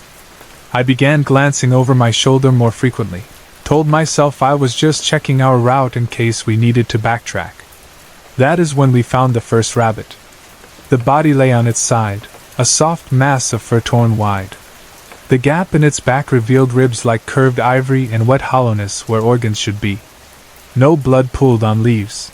Somehow the kill seemed almost clinical, dissection clean except for a ragged outline near spine. Jeremy hissed under his breath. Tony tugged one earbud free, leaned closer, muttered a curse. The kill looked fresh. No rigor, barely any scavenger activity. Mountain lion, I said, or maybe a big bobcat. We knew, even though older locals insisted no cougars lived in our state, that sightings do happen. Jeremy frowned at the neatly broken ribs as if doubting a cat's jaw alignment. We stepped past the remains and resumed. Conversation died. My phone battery ticked down, but I kept the light high. The path continued farther than seemed reasonable for a hurried teenage construction. Whoever made it must have visited repeatedly. Minutes stretched, branches grabbed sleeves. Our breath puffed white. Every so often one of us thought we heard a faint snap behind us, looked back, saw nothing but our 3 footprints in a long line. Tony resumed music, volume lower now, only in one ear. Then came the first clear, deliberate snap, a branch breaking under weight behind Jeremy. He halted. I halted. Tony kept walking 3 paces before noticing. Jeremy whispered my name. I whispered Tony's name louder. He yanked an earbud out, annoyed, said what? Jeremy's beam and mine shot into undergrowth. No eye shine, no silhouette. Only hush so thick we could almost hear blood inside our own ears. Jeremy breathed, something is circling. We listened again. Leaves rustled 20 feet to our left. Then another rustle mirrored at equal distance to our right. It felt like triangulation. Before we spoke plan or fear, Jeremy gasped and pointed his light ahead. Between 2 trunks the path seemed to continue, yet nothing moved except our own panic. Instinct snapped. I barked, run! Jeremy bolted. I followed. Tony, earbuds clutched in one fist, pounded after. What chased us I cannot say. I heard thuds of weight behind, heard branches crack at shoulder height, felt the ground quake with something heavier than deer yet more agile. I did not see the creature then, only sensed pursuit. We burst from the brush onto the broad gravel of rails to trails. Headlights of the moon picked specks off crushed stone. No more rustles, only our panting. Jeremy scanned trailing. Nothing. Tony muttered about nearly puking. We decided enough adventure. Time to head home. Follow the original trail back toward town. The path felt suddenly narrower, shadows deeper. My palms sweated around phone despite the cold. Halfway to the brickyard bridge we realized my phone had fallen. My beam no longer steady in my hand. Panic stabbed. That device was almost new and my parents would ground me eternity if lost. I cursed, told the guys I must retrieve it. Tony declared he was done exploring. He would wait where path met paved street. Jeremy hesitated but saw terror on my face. My mother, while angry, outranked whatever haunted woods. He agreed to help. We handed Tony a flashlight so he could keep watch by the bridge. Jeremy gripped my folding knife, awkward in his trembling fingers. I proclaimed, with bravado that sounded ridiculous even to me, that I had fists and a boxer's stance. Together we crossed back into the unofficial track. Fear sharpened senses. Almost immediately we heard breathing. Not the heave of a man out of shape, not the pant of a dog, but something rasping, jubilant, moist, like inhalation whistling through broken reeds. It issued first from right, then from left, never staying long, always just beyond flashlight range. We saw no eyes reflect, yet the sound felt tall, as though source loomed above our heads. I whispered, "Keep going." Hurried steps, heart battering against ribs. Jeremy's beam flicked off low branches thinned by winter. Then my phone appeared ahead, tiny rectangle glowing face up, solitary flashlight still on, thrown maybe 20 yards from clearing. The sight felt like relief and dread. The phone's beam pointed upward, illuminating not just twigs but a pair of legs. For half a second I could not comprehend the pale shapes, skin-tinted bluish-gray in LED glow. They were not wearing pants. They were not human, or rather, they were shaped like human legs extended too long, sinews stretched over bone, hairless, ending in feet that seemed almost hooved. Above those thighs, sinews led to a torso that bent low, maybe crouching the way tall men duck under doorframes. I froze, mind blank. Jeremy saw it next. He whispered an oath and stepped back. The creature above my phone straightened. Its full height towered at least 6.5 feet, maybe closer to 7, thin as starving athlete but shoulders knotted, arms so long claws brushed me. Branch-like protrusions emerged from shoulder blades, but I could not tell whether they were antlers grown from flesh or limbs of trees pierced through skin. The head had dark pits where eyes should be, yet glimmer sparked inside like coal glimpsed beneath ash. The mouth, there was no lip shape, just ragged rows of jagged teeth pointed like broken glass, some protruding outward at odd angles as if hammered in wrong. Its complexion resembled fungus, mottled whites and grays, stretched thin over a frame not quite matching human anatomy. But worse was the breathing, now excitement, each inhale quick and wet, each exhale a churning cluck, as though tasting anticipation. That was when Jeremy yelled nonsense, maybe my name, and darted backward into brush. I remained for an instant, brain trying to compute options. The monster leaned forward, inhaled a rattling gasp, and parted its jaws in a grin far wider than any jaw hinge should allow. Survival overtook thought. I snatched a fallen branch, thick, maybe 2 inches diameter, brittle with winter dryness, and swung like a batter protecting home plate.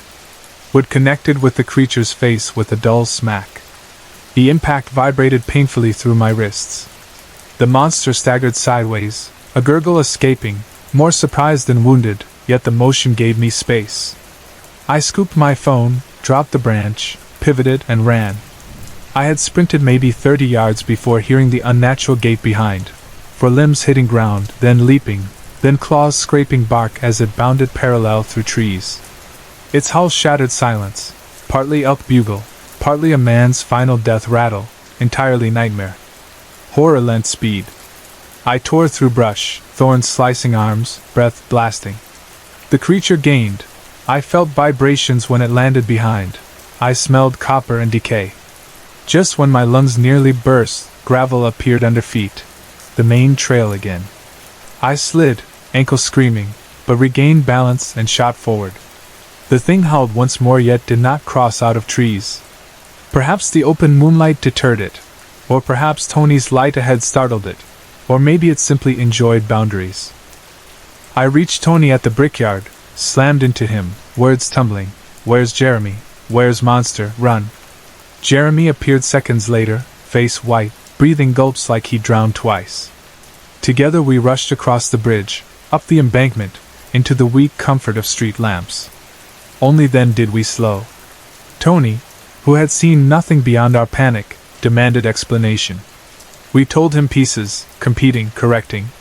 He kept repeating, "You ditched me for that?" We barely heard him over our pulse.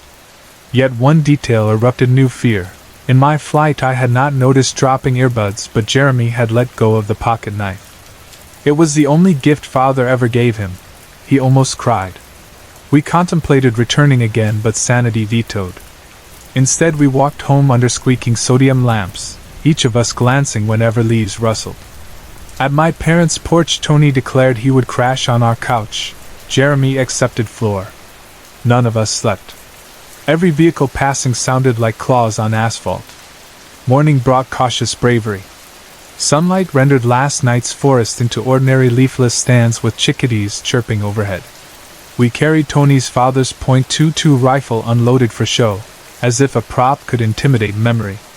We reached the spot where the unofficial track should start, but the undergrowth appeared unbroken. No opening, no footprints, no flattened leaves.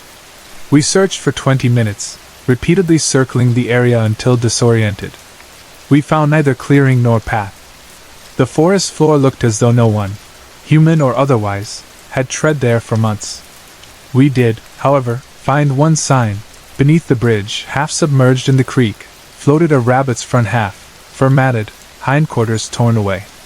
Lodged in the chest fur were slivers of broken teeth, jagged and yellowish, too long for fox, too ragged for bobcat, eerily similar in shape to the monster's shattered grin. Jeremy gagged. I stared. Tony slipped earbuds back in and refused to look. That discovery severed exploration. We left woods, told no parents, no teachers, no chief. Months passed. We graduated. I moved for trade school. Tony enlisted. Jeremy found work states away. We stopped calling. Life scattered. Last year I returned to my hometown with my wife and our 2 small children for Christmas. The mountain looked smaller. The brickyard looked sadder, sagging further. One midnight, nostalgia or maybe unresolved terror pulled me from bed. I dressed quietly, grabbed my 2 pistols, one on hip, one in jacket, and walked alone to rails to trails. Air smelled again like wood smoke. The bridge creaked under boots. Beyond, forest loomed exactly as before. I did not attempt to find the hidden track. Instead I paused on gravel, listened. For minutes nothing but winter breeze. Then, unmistakable, a wet, excited inhalation, like someone too eager to hide satisfaction. It did not emerge. It did not approach. But it breathed, letting me know it recognized the interloper. I felt the old branch hit, remembered the shock reverberating through bones. I backed away slowly, hand on pistol though doubting bullets mattered. When I reached the street lamp at edge of town the breathing faded and the night felt ordinary again. I do not know what chooses those woods for hunting. I do not know if the path really disappeared or if whatever intelligence shapes the forest hides entry from daylight eyes. I know only that something tall, pale, and hungry lives there, something that plays with food, something that enjoys fear. It marked me once, and after 13 years it recognized me again. Perhaps it allows distance because the chase is sweeter than the catch. Perhaps firearms would alter nothing. I keep my family far from that trail. When friends visiting central Pennsylvania ask for scenic hikes, I direct them to paved county park loops. I pretend I have no memory of rabbit corpses arranged as warnings. And at night, when wind through branches starts to sound like raspy glee, I close curtains and tell myself the creature is still content among those hills, waiting for some other kids to break curfew, kids with earbuds and bravado, and no idea what listens in the dark.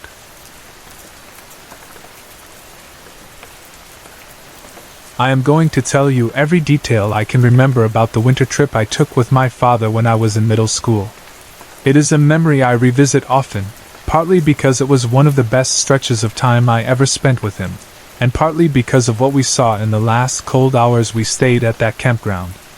I have told fragments of the story to friends over the years, but this time I want to set it down carefully, step by step, the way I relive it whenever the season turns and the trees outside my window stand bare under a bright moon. I was 12 years old and still growing awkwardly into my limbs, one of those children who feels a little too tall when lining up in school photographs.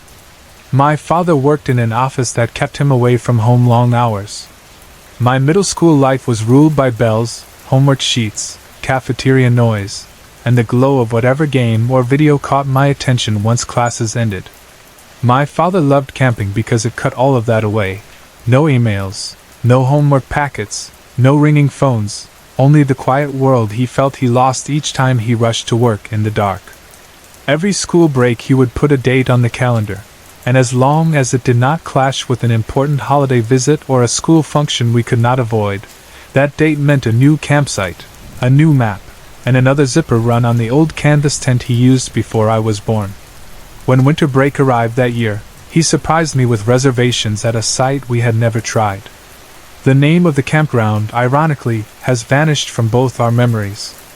We have looked at old brochures, pored over ranger maps, searched through boxes of family photographs, and still it refuses to come back.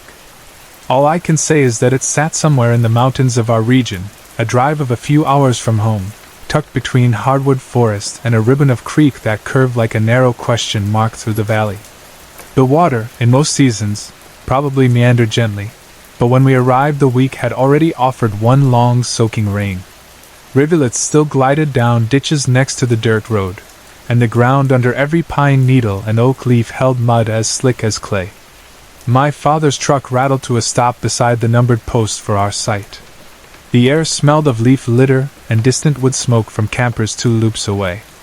Our breath came out in white curls, and the hush of winter settled around us like a heavy coat. Only an occasional jay's cry or a faint bustle of squirrels disturbed the stillness. He turned off the engine, stretched, and reached back to tousle my hair, a silent signal that we had left all the bright screens and school schedules behind. Setting up camp with my father always followed the same rhythm. He handled the larger canvas tent, hammering stakes, threading poles, checking tension. I unpacked sleeping bags, laid ground cloths, sorted cooking pots, and scouted for fallen limbs we could feed into that first evening's fire. On the first afternoon, while he knelt inside the half-raised tent, I decided to wander down the short slope toward the creek. I was taken by the murmur of water and by the way afternoon sunlight flashed on the wet stones. I trudged across mushy earth, boots making soft sucking noises, until I stepped onto the smooth bar of sand nearest the flow. The very first unusual sign appeared there, paw prints. I crouched low, my knees almost brushing mud, and studied them. I had grown up leafing through animal track guides for fun, and I recognized right away that these prints resembled the classic dog or coyote shape. For toes, a heel pad that came to a neat curve. Yet they did not look right. Each toe ended in an extended groove, as though a long claw had pressed deeper than usual. The prints themselves were longer than they were wide, not the rounder print most dogs leave. And the size, my hand could almost fit inside one print from heel to toe. The bunch of tracks marched in a zigzag along the bank, dipping now and then to the creek as if the animal had drunk the night before. I called up to my father, who paused from tying guy lines and came to inspect my find. He whistled softly. We considered options. A very large stray dog? Perhaps a wanderer from a nearby farm? We both knew coyotes lived in these hills, but coyotes rarely grew that large, and their nails did not usually leave such sharp lines. Still, the inference we settled on was simply, big coyote, maybe two. We took mental note and promised to store food carefully. Then evening drew us to the fire ring, where the smell of wood smoke chased away every anxiety. Daytime during that trip blended the usual pleasures of winter camping. We brewed coffee and instant cocoa on a compact stove, fished in the creek though the water was cold enough to numb fingers, and carried sandwiches into the hills on an improvised hike. Branches cracked under our boots, wind sighed through pine tops, crows hopped along clearings, waiting for crumbs. In the hush between conversation and footfall, we sometimes heard faint sounds behind the ridge, a distant howl, a deep bark, a short yip. Each time we paused, listening hard, and each time the sound faded quickly, leaving us guessing whether it belonged to coyotes or to some dog gone feral. The mystery added a frisson of tension, yet nothing felt overtly threatening. When we returned each dusk, meal chores filled our focus. On the second day, while my father sharpened the hatchet near the fire pit, I followed the same slope to the creek to test the water depth again. That was when I noticed scars on a beech tree further downstream. The tree stood perhaps a yard wide, its smooth gray bark rising nearly flawless until, at about 8 feet, 4 gashes sliced diagonally across the trunk.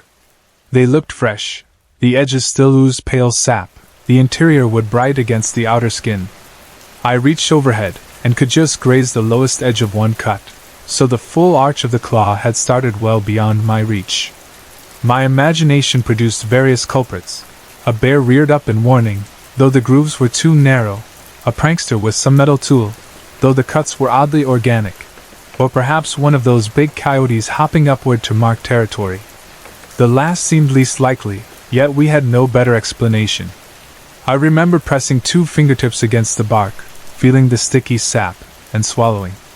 I did not like how raw the wounds appeared. That night by the fire, we discussed the marks. My father listened patiently, frowning at intervals, but gently shrugged. We were in wild country. Many creatures traveled these woods. Most left humans alone. We still had basic precautions. We stored coolers in the truck bed under tarp, never left food scraps out, kept a lantern handy if we had to step away from camp at night. His calm settled me, and the next hours we roasted marshmallows, telling silly tales of how teachers might behave if they were secret superheroes. Yet the woods themselves began to express a different tone with each sunset. You learn, when you spend nights outdoors, to accept the orchestra of darkness, the cricket's rhythmic pulse, the occasional owl hooting from some unseen perch, the rustle of mice at leaf litter. On the third night that natural music muffled into near silence. Our fire crackled plainly audible 50 feet out. Beyond that circle, no chirp answered, no night bird called. Even the wind seemed to pause. Twice I muttered about the hush, and my father answered with a quiet hum, as though singing might fill the void. When we climbed into sleeping bags, the only sound was the pop of embers and the faint roil of creek water. Inside the tent, lying awake because cold air nipped my nose, I heard a new noise far off, an elongated howl that did not fit the coyote yips I knew. It started low, climbed until the pitch trembled in that thin space between an animal cry and a human moan, then fell away. Something about the vibration gnawed at my stomach. I glanced at my father's shape, saw him stir. "Coyotes," he whispered, half asleep, maybe reassuring himself. The next howl echoed from a different direction, like a call and answer. I pulled my sleeping bag tighter, pictured the large prints by the creek, and closed eyes hard. The days that followed repeated that pattern: normal hiking, normal fishing, strange clues. We found more prints, a pair of them across saturated soil near the latrine, and those prints looked deeper, as if the creature had paused to sniff the air. On one early afternoon I followed distant flickers of movement and glimpsed, through tangled birch saplings, a shape trotting. Only a second, but enough to see it traveled upright, not on 4 legs. The outline registered like a large dog balanced on hind limbs, ears up, back slightly hunched, before it vanished into brown trunks. I did not tell my father right away, because the mind is good at ridiculing itself. Maybe I saw a hiker wearing heavy fur hood. Maybe light played tricks. Maybe. But privately I made mental maps of where the nearest ranger station might be, how long it would take to reach the truck if we grabbed only essentials. We had planned a full week out there, 7 nights. The 5th night remains carved into memory with surgical precision. The moon was full and high, throwing silver onto frost that formed over valley grass. We ate a simple stew and sat shoulder to shoulder on camp stools, him telling stories from his own 8th grade year. How he and a friend built a ramp behind the school to launch bicycles. How they broke the ramp before first use. How the janitor confiscated their hammer but let them keep the nails if they promised homework first. I laughed, poked at the fire, and looked up at the sky crowded with stars. The twig snap sounded maybe 20 yards away, a crisp report in the hush. We both turned. In the relight of flames, my father's face tightened. He rose slowly, placing his body between mine and the darkness, and with one hand motioned me to stand behind him. I obeyed, partly from trust, partly because I sensed the tension rolling off him. Leaves rustled. A shape emerged from the gloom between fir trunks. Actually, two shapes. At first I thought they were deer, because they walked on hind legs bent slightly forward the way deer stand on two legs when rousting apples from low branches. But the silhouettes were wrong, shoulders too broad, heads not crowned by antlers but topped by pointed ears. One figure reached maybe 6 feet, the other shorter by a head. Their posture was not balanced like humans. Their spines arched, long arms dangling at sides, ending in fingers that hooked slightly. Those hands alone triggered alarm. They looked eerily dexterous. A third form glided into view behind them, and everything in my body locked. Taller than my father by nearly 2 feet, broader across chest, the parent, because every instinct screamed that this was a parent, held itself with a kind of alert authority. Its fur, thick and dark, shimmered graphite under moonlight. Yellow eyes caught the fire's flicker and threw it back like 2 chips of metal. The pupils were vertical slits, but wide enough to drink in all light. Its muzzle tapered to a black nose, lips curled slightly to reveal teeth longer than my thumbs. I felt my father inhale. My own breath stayed stuck halfway. My mind catalogued details, the rise and fall of its ribs, the way the smaller pair stayed almost touching its sides, one of them tilting its head in curiosity, the faint steam drifting from nostrils and cold air. Despite terror, a strange thought flickered. They looked shy of us, not overtly aggressive. The huge one stepped forward, placed a long-fingered hand on the smaller juvenile's back, and guided it closer, as though demonstrating something. Then, in one oddly gentle gesture, it bent at the waist, slid an arm under the smallest creature's torso, and lifted it against its chest. The young one curled its claws across the bigger creature's forearm, like a toddler clinging to a parent's neck. The older juvenile remained on the ground but edged near those sturdy legs. No growl came, no snarl, no snap of jaws. The parent's eyes flicked from fire to my father to me. My heart hammered so hard I thought it might burst through layers of fleece and jacket. My father's stance was protective yet helpless. He had no weapon but a camp shovel leaning against a log, and even that felt inadequate. After a long moment, the large creature emitted a deep bark, a single resonant note, nothing like any dog I have heard. It sounded more like a vocal signal, permission to move. Then the trio turned as one, glided back past the trees, and melted into the night. We heard the crunch of leaves for perhaps 2 seconds, a soft rustle, then silence thickened again. I realized only then that my knees were shaking. My father exhaled slowly, lowering his shoulders. Neither of us spoke. In the still firelight we packed essential gear, stove, pots, lantern, sleeping bags, moving automatically, muscles driven by adrenaline.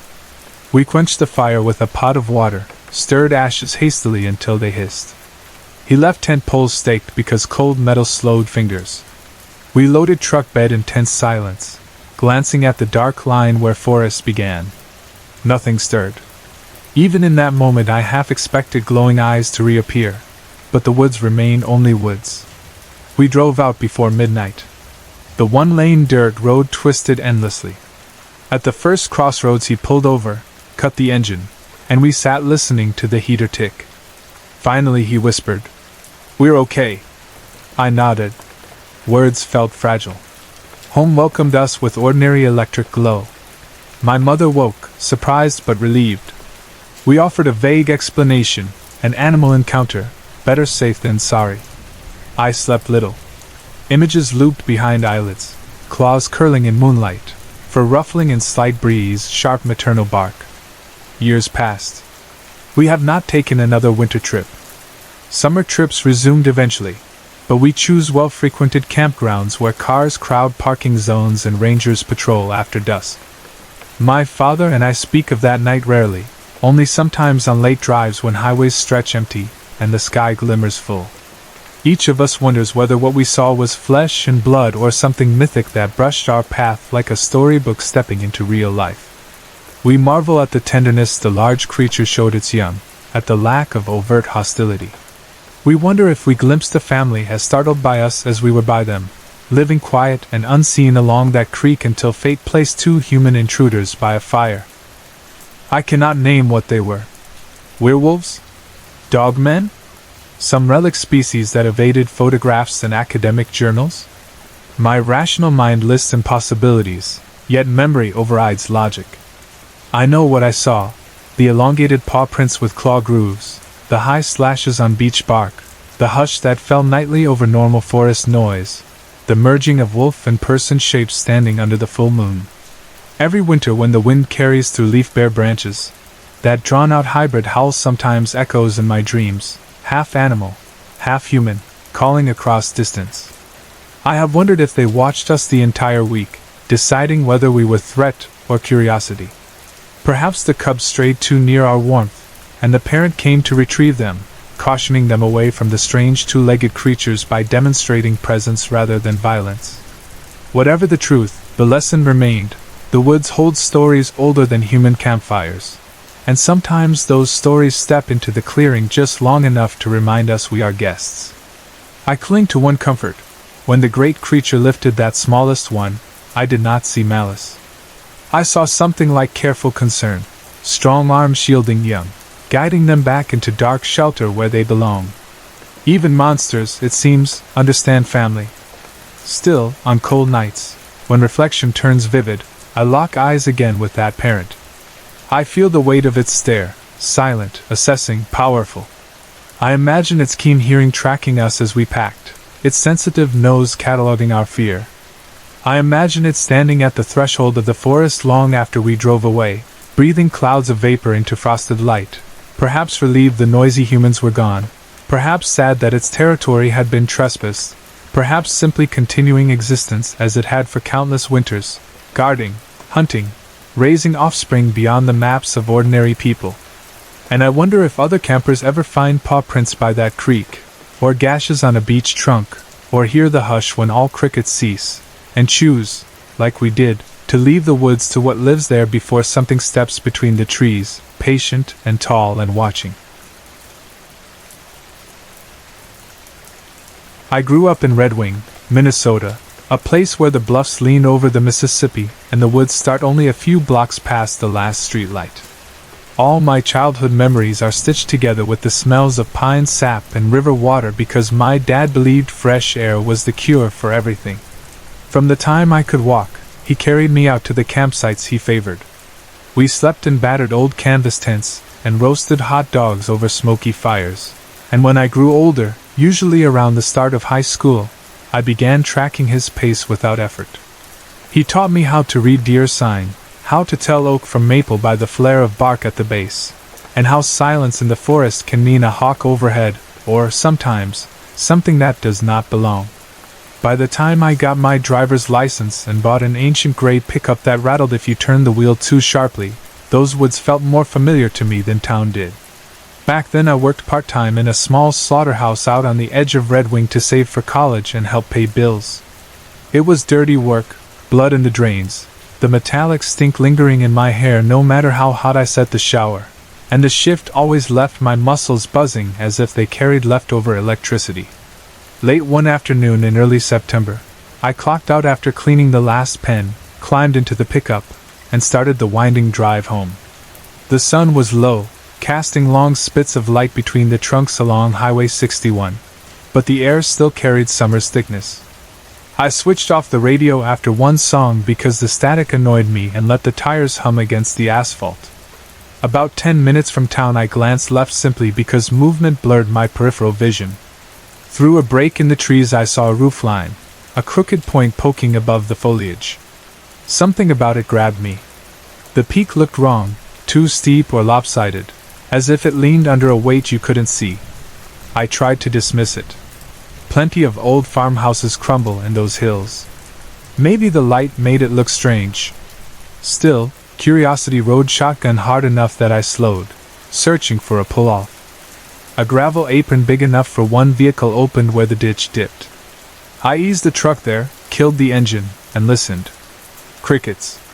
The faint rush of river somewhere beyond the hill. Nothing else. I stepped out and stretched. The guardrail stood about waist high. On the far side the earth dropped into a tangle of goldenrod and shoulder-tall weeds that sloped toward the trees. From there a faint path angled down, more animal trail than footpath, the grass pressed flat by deer or coyotes. I checked the daylight, an hour or so until dusk, and clambered over the rail. The descent was steeper than it looked, slick with dry leaves. I moved slow, grabbing saplings when the ground gave way under my work boots, until the hill leveled and I stood in what must have been the original driveway many years ago. Tall grass had swallowed most of the gravel, but two sunken ruts showed faintly. They led straight to the house I had spotted. Up close it was uglier than I imagined, monstrous in a way that felt deliberate, as if whoever built it aimed to unsettle.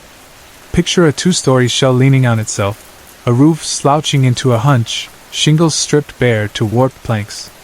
Grease-dark windows stared blank, and the porch sagged like a jaw losing teeth. Old cars ringed the yard, rusted hulks with no wheels, flaking paint turning every color into one dull bruise. Some hoods were propped open, exposing empty engine bays, nests for raccoons. Others sat roof-deep in weeds, half-sunken like the earth tried to digest them. I told myself farmers abandon equipment all the time. Maybe someone stripped parts to sell. Even so, the layout felt staged. Nothing lay where ordinary use would leave it. Each vehicle looked parked at angles that blocked the house, as if forming a barrier or drawing a warp symbol only visible from above. I pushed through tall grass, breathing the sweet rotting scent of wind-fallen apples from a tree out back. The main door waited under the porch. The frame was crooked. Gray paint curled off in scabs. I pressed a hand to it and half expected the wood to crumble, but it held. It stuck, then swung inward with a sigh, revealing a single room lit by the weak spill of late sun through dirty panes. I froze. Every wall I could see was covered with crosses, hundreds of them. Some made from two sticks wired together, others roughly carved from scrap lumber, some slashed into the plaster itself. Every one was upside down. They varied in size from finger length to taller than my arm, fresh markings overlapping older faded ones, filling space floor to ceiling. The strangeness of it hit harder because nothing else furnished that room except a brittle-looking wooden chair shoved against the far wall. No pictures, no table, no dust-sheeted sofa left from happier times. Just inverted crosses and broken emptiness. A cold thread uncoiled behind my ribs. I reminded myself that kids pull weird pranks, that satanic panic imagery sometimes turns barns into folklore gold mines. Yet something deeper than rumor vibrated here. Logic told me to leave.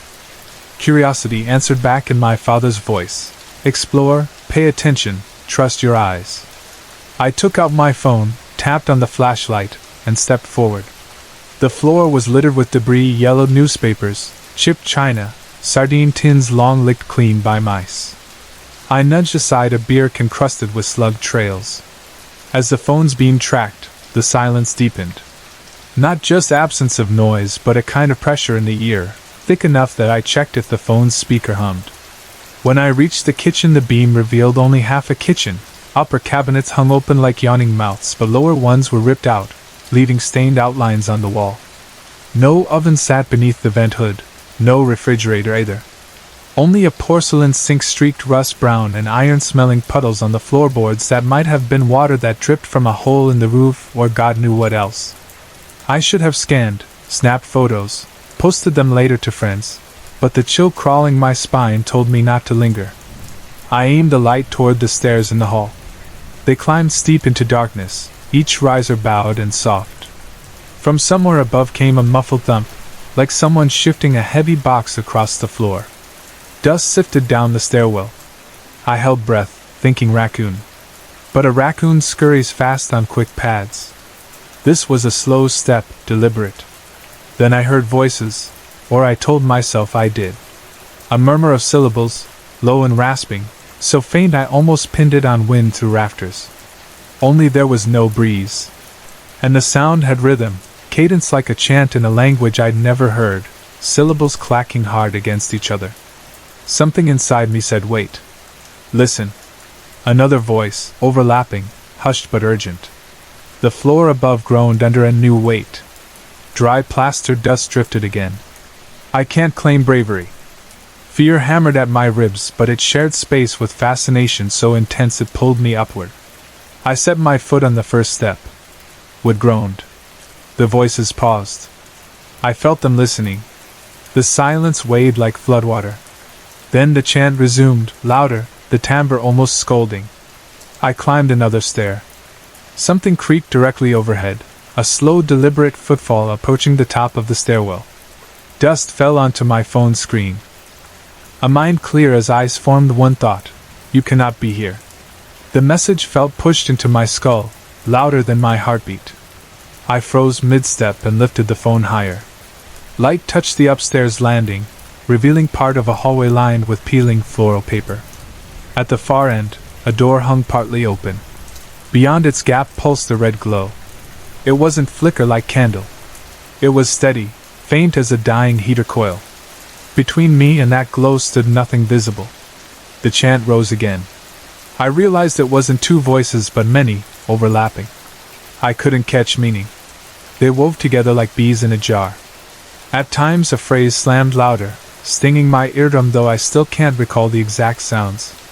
Something like talect, maybe? Or collect. Each surge rattled the brittle walls. My throat squeezed dry. I turned to retreat. Then came another noise downstairs behind me, a door slamming open, a scattering tumble of objects, tin cans rolling, glass jars toppling. The path I had entered through was no longer empty. I spun about, caught between going down and going up. The voices above halted. The footsteps resumed heavy and quick, crossing the hall overhead as if the things, had decided to intervene. I sprinted up the last steps, my boots punching through one rotten tread. Wood splinter stabbed my calf, but adrenaline dragged me free. I stumbled onto the landing. The red glow pulsed through the cracked door at the hall's end. I slammed my shoulder against another door on the way, a bedroom maybe, and fell inside, expecting dust and old mattresses. Instead, stench walloped me, wet copper and mold, more pungent than the slaughterhouse kill floor. My light swept across sagging wallpaper until finding a bed. On it lay something under blankets, stirring like a sack of possums. A hand slipped free.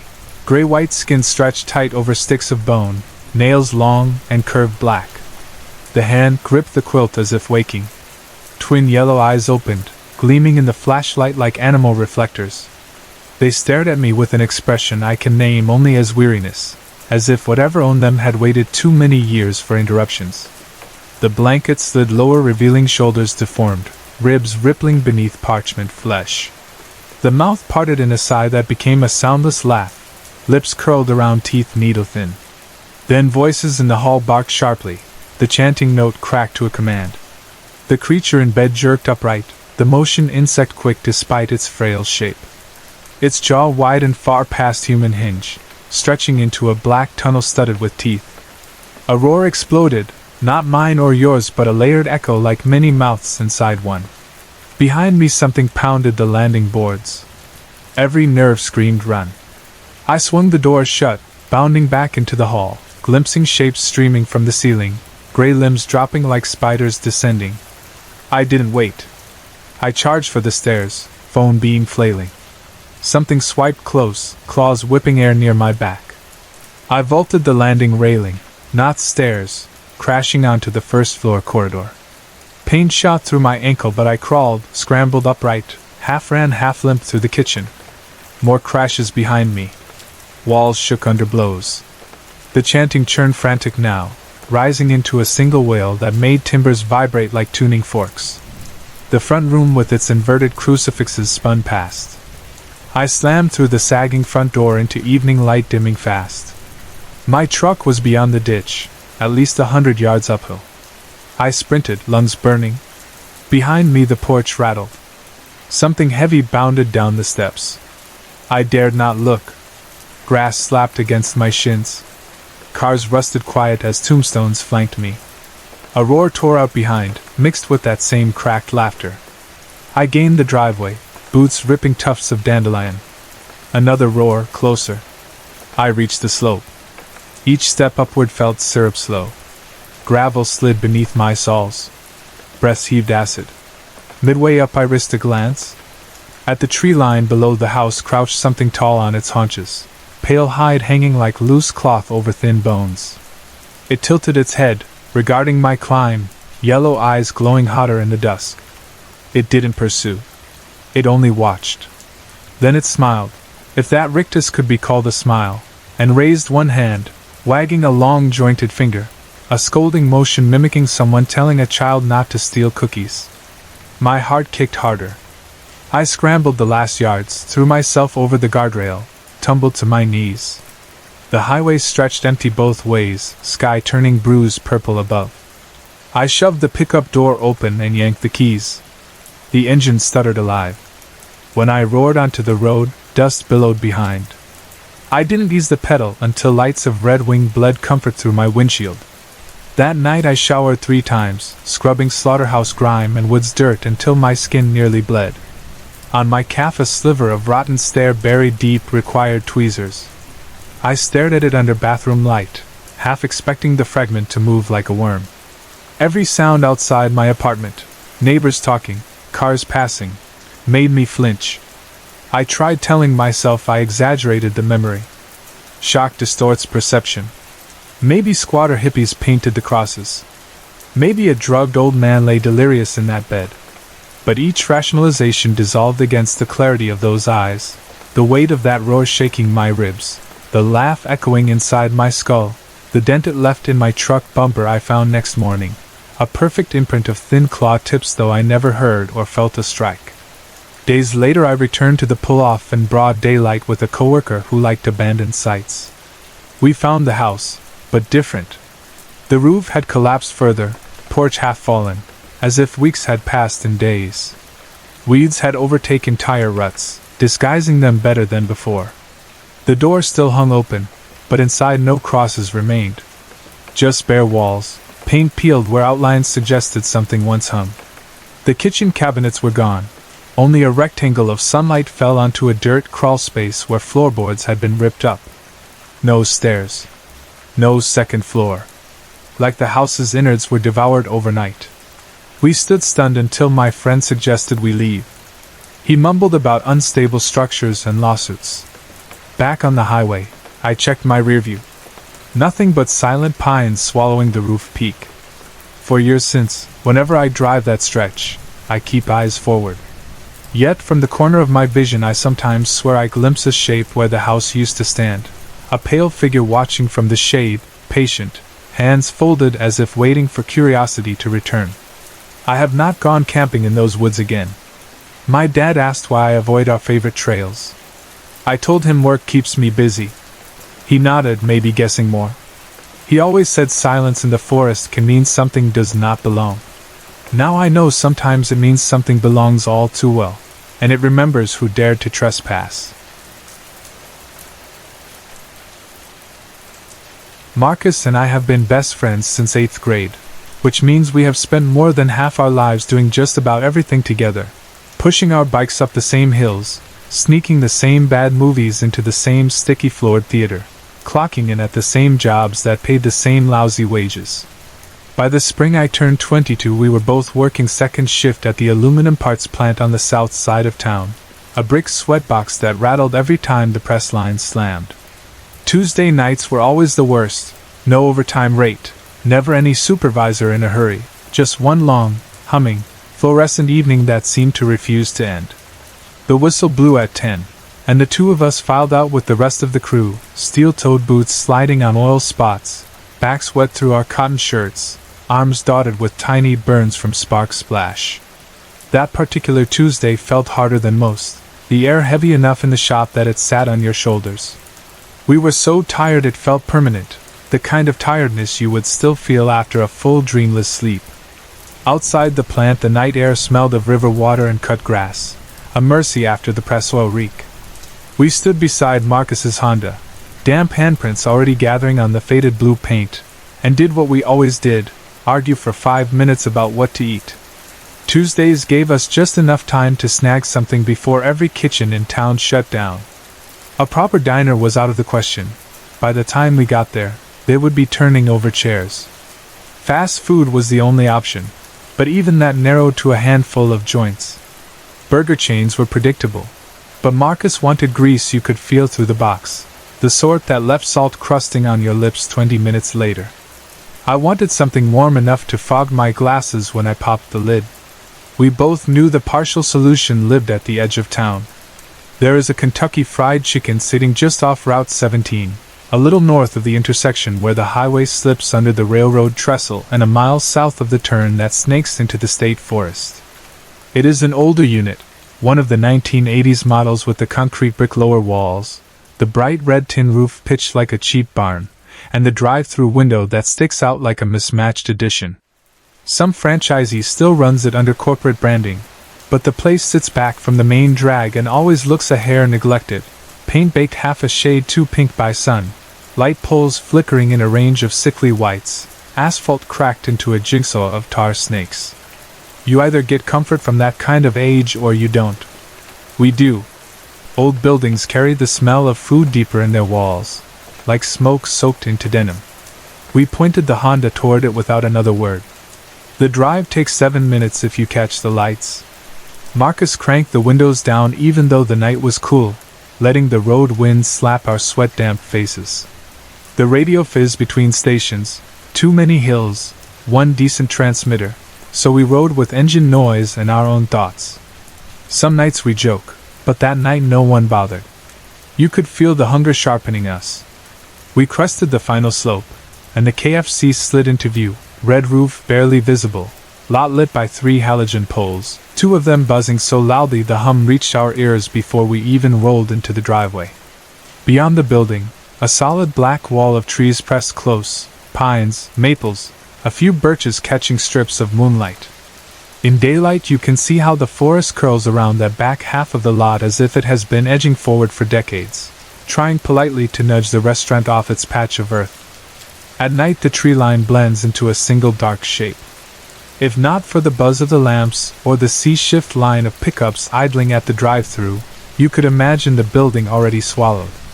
Inside the rotisserie heaters were shut down for the night, but a teenager in a paper hat told us they had fresh extra crispy just out of the fryer. 10 minutes later we staggered back out holding a family-sized bucket with steam sneaking from under the greasy cardboard lid, 2 biscuits apiece bagged in waxy paper, coleslaw sweating in plastic cups, mashed potatoes with a lid askew where Marcus had already pinched a bite of gravy. We cracked the trunk, pulled out the beach towels we kept there as seat covers, and spread them over the hood. The Honda is 20 years old and dented from one too many winter fender benders. Nobody minded the salt smears. We climbed up, legs dangling over the bumper, everything arranged between us like a feast. Wind carried the deep fryer scent back toward the highway.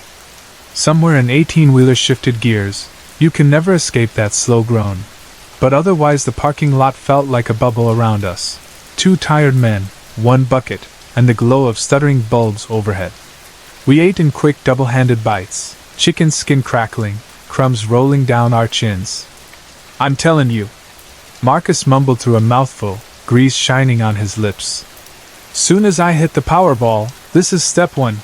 Buy a KFC, stash it right next door to the apartment, keep a basket under heat lamp just for me every night. You'd be your own best customer. Worst investor, but hell of a customer." I wiped my mouth on a napkin that already felt translucent with oil. Marcus swung a drumstick like a tiny baton. "You're not thinking big picture. I'll run 2 shifts, day crew for the public, graveyard just for me. You'd eat the profits before week 1 finished. Worth it," he said, tipping a pretend hat to the imaginary board of directors. I laughed, the kind of loose laugh that leaks out only when the immediate need, food in this case, starts quieting the pulse. From the tree line behind us a single insect whined into the night, maybe a cicada running late for the season. Otherwise silence. No rumble from the roof units, no chatter from an unseen couple in the drive-thru. Even the highway sounds faded until the moment felt sealed off. That's when the branch cracked. It came from behind us, somewhere among the first rank of trees. Not a twig snap, too sharp, too loud. A solid limb under weight. Every muscle in me stilled the way they do when a supervisor taps your shoulder, and you know you misplaced a part, fear plus confusion coiling tight. Marcus froze mid-bite. Somewhere in the woods another branch creaked, settling. We turned at the same moment, heads swiveling toward the dark. The halogen lights reach only so far, beyond them the woods are another country. But tonight one of the lamps strobed just enough that everything between us and the trees appeared to flicker, like watching a film with frames removed. And in one of those flicks, the space under the nearest pine revealed a shape stepping clear of the trunk. At first it was a lump, colorless. Then the next blink sharpened its edges, shoulders too broad for a man, outline fuzzed by fur. The creature moved forward, past the range of the worst shadows, and the light caught mottled gray across its chest, a smeary white down the belly. The head sat too high, muzzle tapered. Arms hung long with hands, not paws, where finger-length claws gleamed like wet asphalt. The legs bent backward at the joint, digitigrade like a dog, but it held itself upright, balanced easy. It was huge.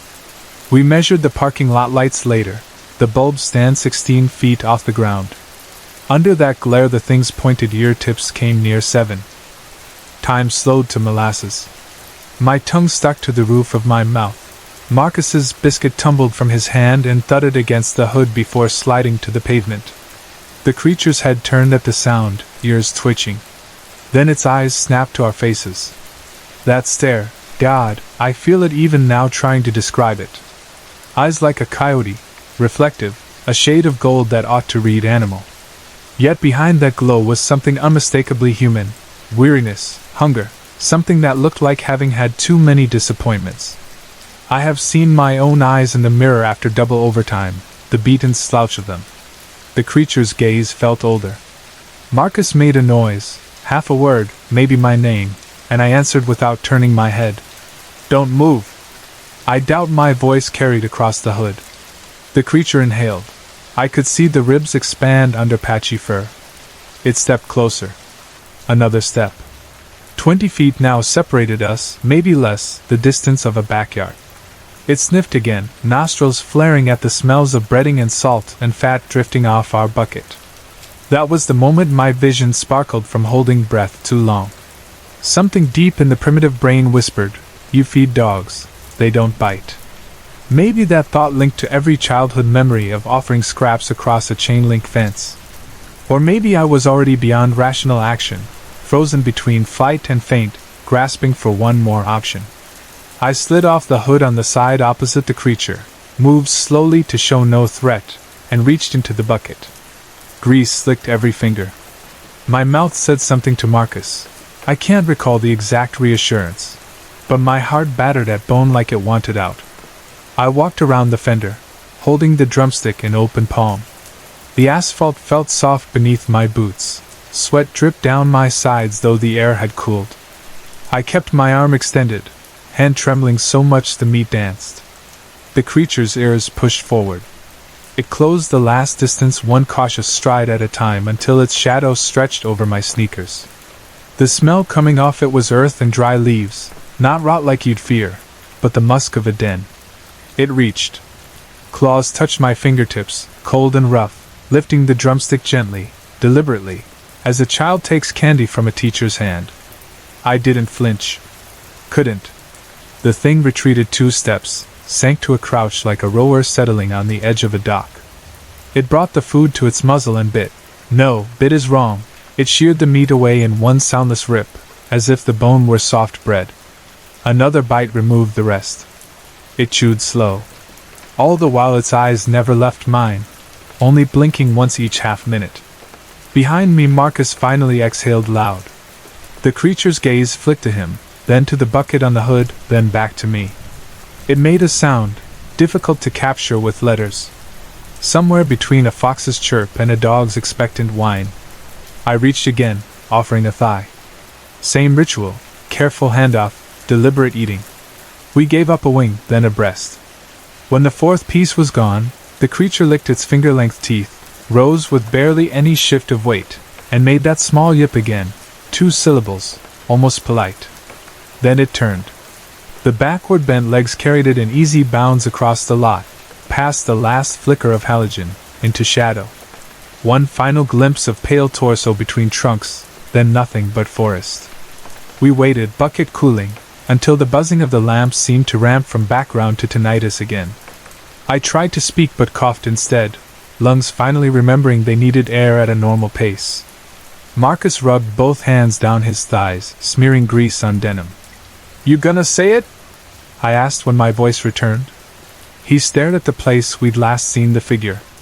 "Say what?" "That it wasn't real." He shook his head. "Didn't cross my mind. Either we'd both lost our minds same time, or—" He trailed off, raised his brows.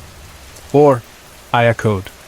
For good measure I glanced all around the lot, empty except for us, the Honda, and a fast-cooling ghost of fried food in the air.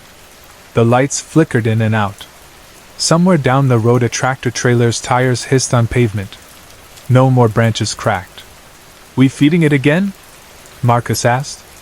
Half joke, half genuine. "Feels like we already started something." I wiped my greasy fingers on a napkin, looked at the remaining pieces. "Got 2 choices, never return, or see if it expects us." He gave that sideways grin he uses when negotiating new trouble. "Tomorrow night, then." We finished the bucket, slower this time. The chicken's skin had cooled, edges wobbly with congealed fat, but we chewed in an odd hush. Every several bites I imagined footsteps behind the building. Each time it was only the whine of transformers. When the last biscuit was gone we sealed the box of bones and climbed into the Honda. Driving home we listened to nothing, headlights carving tunnels through damp air. My fingertips remembered the chill, the roughness, the dirt under that creature's claws. Every so often Marcus drummed the steering wheel like he might speak, but the words never surfaced. He dropped me at my apartment with the simple promise of tomorrow. All night I dreamed of eyes. Not glowing yellow but tired, resigned, waiting across a distance I could not reduce. The next evening the factory floor felt slower, as if sunrise refused to reset the clocks. Neither of us spoke of what we planned. At quitting time we punched out, hardly bothering with the half-hearted complaining the other workers swapped. The Honda carried us back to that restaurant lot under a twilight more purple than yesterday's. That strange hush before full dark when the sky cannot decide if the day is finished. We ordered the same bucket, paid with bills that trembled between our spare part cut fingers.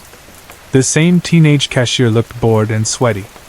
Probably thought nothing of 2 grimy guys ordering enough chicken to sedate a family of 4. We parked in the same corner stall, hood pointed toward the forest. This time we spread the beach towel on the trunk and walked to the edge of the lamp glow, bucket in hand.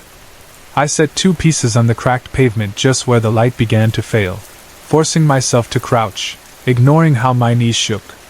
We backed up to the car and sat on the hood again, though neither of us felt hungry. We waited. Minutes slipped by. A moth batted the lamp globe. Distant highway engines droned. Insects rasped from the undergrowth. Marcus cleared his throat. "Maybe we scared it off." "Maybe." My voice sounded thin. Then a branch swayed. Something moved between trunks. I could just make out the broad shape slipping from shadow to lamp fringe. It paused at the 2 pieces of chicken. Even from here I thought I saw its eyes narrow, as though debating trust. Then its hand reached, lifted both pieces, one in each claw. It sniffed them, ate slow, licked its lips. Another branch cracked deeper in the forest, some unseen companion or maybe only wind. The creature remained still, gaze tracking us. After a moment it raised one hand, flexed the claws 3 quick curls, and backed into the dark. Marcus let long air out through clenched teeth. "Well, guess that's that." We left a fresh box of bones at the edge, like some ancient tribute. Neither of us dared to call it a monster, though that word belonged. Mystery felt safer. Something hungry, something courteous enough not to take what wasn't offered. Weeks passed. We never saw it again, though twice we placed food and each morning the pieces were gone without a trace. No grease smears, no scattered crumbs, as if removed intentionally. Eventually summer overtime ended, and our schedules shifted. The visits stopped. Still, sometimes during late shift a new guy will start telling stories about weird howls by the river or shadows in his headlights near Route 17, and Marcus and I will lock eyes across the break room but say nothing. There is a pact in silence. I'm older now, working days shift elsewhere, but some nights I crave extra crispy like a memory your stomach can't shake. About once a season I'll drive out there alone, park under the failing lamp. The franchise finally replaced the roof, painted the walls a brighter corporate white, but the forest line hasn't retreated a single inch. I'll buy a 3-piece, eat one under the hum of the lights, and leave the other 2 at the boundary. The next morning, if I come by, nothing remains. And though I have never again seen it step from the trees, I always sense the same hush when I open the car door. The woods listening. Those weary eyes somewhere beyond the glare, remembering who once shared a meal without screaming. Maybe we fed a cryptid. Maybe we met some lost evolutionary cousin, some in-between thing hiding where the map draws green. Or maybe, simplest of all, we gave supper to a hungry animal whose world has narrowed to scraps at the edge of parking lot light. Whatever truth lives behind that muzzle, respect keeps me from overcrowding it with theories. I fed something wild. It accepted the offering. That was enough for both of us. Last month Marcus called during my drive home. We talked about layoffs and rent hikes. Then he asked, voice lower, if I had read about the new development proposal.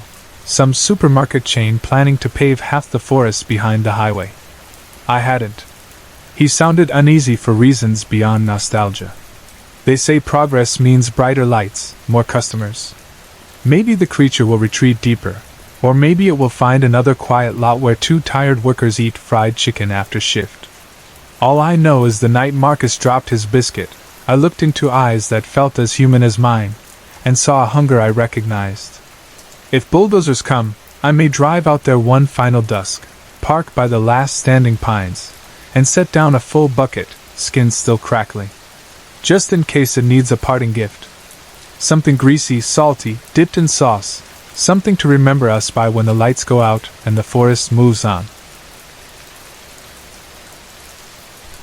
I was 21 when the worst night of my life walked straight up to my bedroom window and tapped on the glass. The year was 2023, the strange halfway time when COVID was finally loosening its grip on the world. Mask rules were vanishing, cafes were refilling with people, and landlords had started charging full price again. I had just finished trade school, landed a graveyard shift warehouse job, and moved out of my parents' place. My girlfriend and I thought we had lucked into the deal of the decade, a 3-bedroom rambler on the edge of town, wide covered porch out front, narrow rectangle of grass and back, and a battered trampoline left behind by the last tenants. It was the kind of place that felt one hard winter away from falling over, but to us it was freedom. White paint peeling off the siding like sunburned skin, roof shingles curling at the edges, porch boards soft enough to groan under your heels, yet still our own square of earth where nobody could tell us to keep music down or be home by midnight.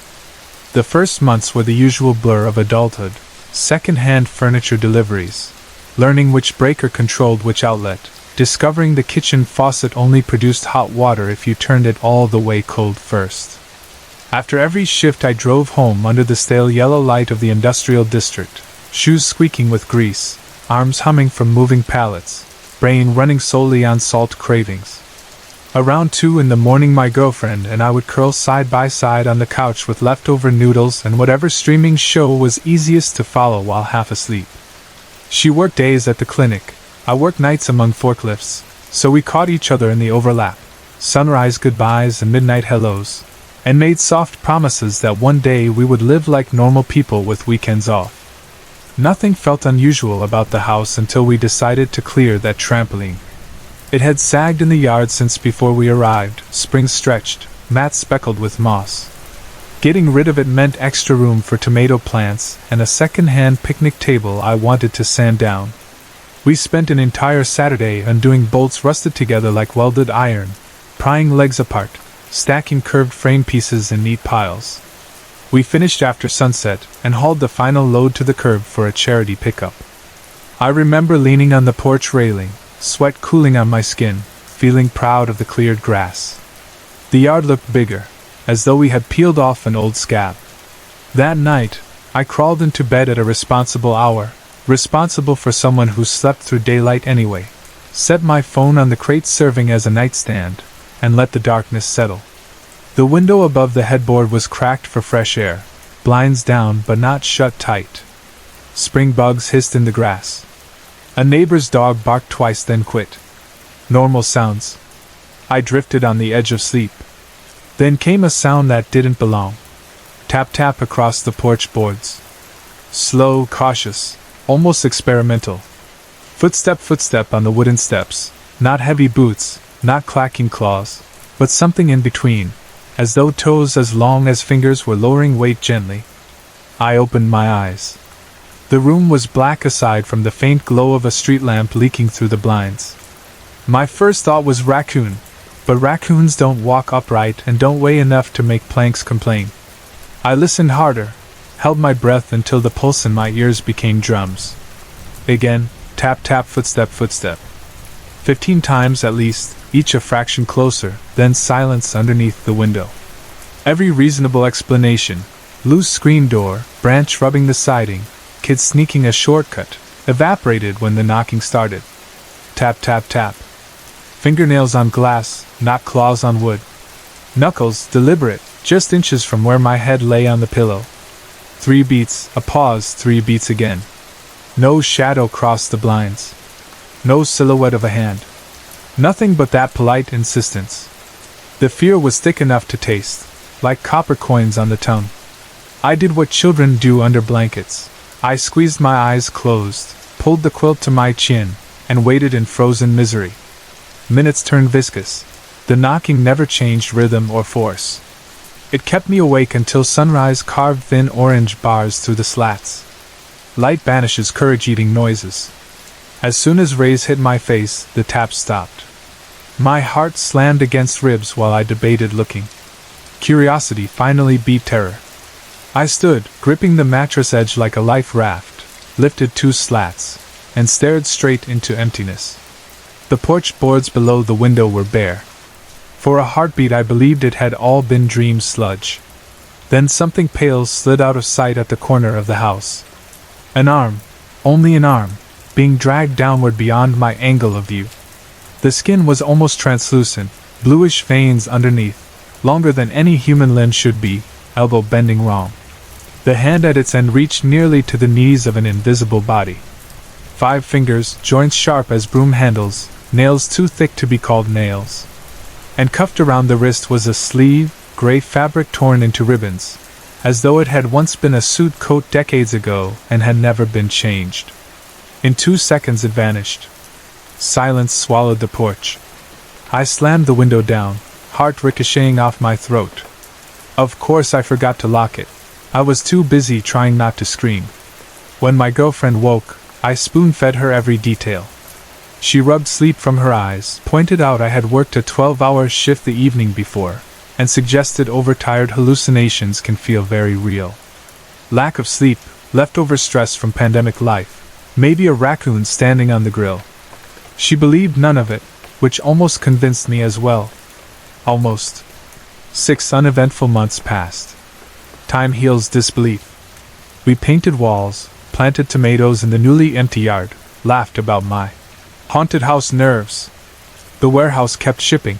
The clinic kept calling my girlfriend in early. I pretended the memory was fading. But late nights still prickled my skin.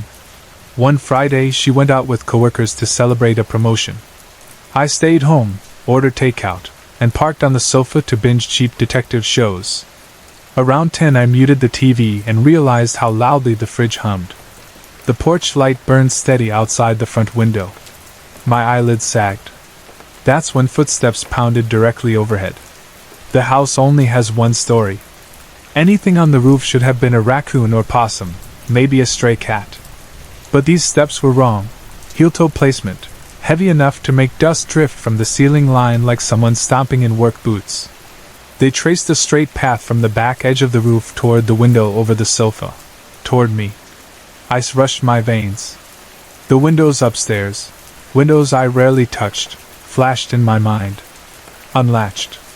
I bolted for the door, tore across the grass barefoot, and sprinted to my neighbor's porch lights. I mashed their buzzer until pain shot through my thumb. The wife opened the door with murder in her eyes, until my panic registered. "Call the cops," I gasped. "Someone's in my house."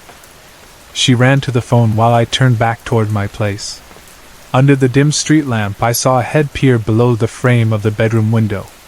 Pale scalp, scraggles of hair, and pits where eyes ought to sit, yet I felt its gaze lock on mine. The face was too long, jaw tapering past the plane of a human chin, mouth wide as a clown grin but lipless, displaying teeth too small for such a maw, like rows of baby teeth fitted to a grown skull. Then the head withdrew, casual as a backstage actor behind a curtain. Police arrived in 5 minutes. 2 cruisers. They did a full sweep, flashlights, weapons drawn, attic hatch checked, crawl space door kicked twice. They found nothing but the open window and a few thin scratches on the sill paint. No footprints on the roof, they insisted, though dew had settled and should have taken impressions. They asked me to walk through, confirm items. Jewelry box untouched, laptop on desk, TV still humming its detective show. "Probably a burglar," one officer said. "Got spooked when you came home early." I nodded, throat too tight to argue. But we both knew burglars want televisions, not what I felt breathing behind that glass. Weeks passed. Locks were replaced, deadbolts added, windows screwed shut. Yet each night, as streetlights flickered, something inside me strained for distant footfalls or fingernails on glass. Some mornings I woke certain I had heard dragging cloth outside the wall, but there was never proof, only the echo of a face with no eyes pressed to my memory. I tell this now because yesterday, scrolling local news, I read about another couple living 2 blocks behind us. Their back porch security camera recorded a tall, thin prowler in tattered clothes, pacing under their bedroom next to the trampoline left by previous tenants. Police claim it's a prank by teenagers. The couple moved out tonight. Their trampoline sits by the curb, bolts half loosened, waiting for donation pickup. Every window in my house is locked. Still, I listen for tapping. I did not expect anything that night. My work schedule had been ordinary, my dinner had been ordinary, the television shows I had allowed to flicker across the screen while I drifted towards sleep had all been ordinary. Even the weather outside seemed determined to be as average as possible. No rain, no wind, no rolling thunderclouds gathering over our unnamed little town. It felt exactly like every other weeknight, quiet streets, porch lights humming, a handful of cars growling past every hour, nothing more. I crawled under the blankets a little after 11, set my phone face down on the nightstand, and closed my eyes without checking a single notification. The bedroom felt cool but comfortable, and within minutes I slipped into a gentle, drifting sleep. I do not know how long I slept before the sound woke me. It came to me first as a half-recognized noise buried beneath my dream, a distant, low slurp, long and wet, as though someone dragged a ladle through stew and lifted it slowly into the air. I surfaced from sleep confused. At first I truly believed I must still be dreaming, because real houses did not generate such noises, and real bedrooms rarely glowed with that strange frosted light now sliding through my curtains. My eyelids fluttered open and I found the room drenched in a pale whiteness, nothing like the gentle amber of the street lamp outside.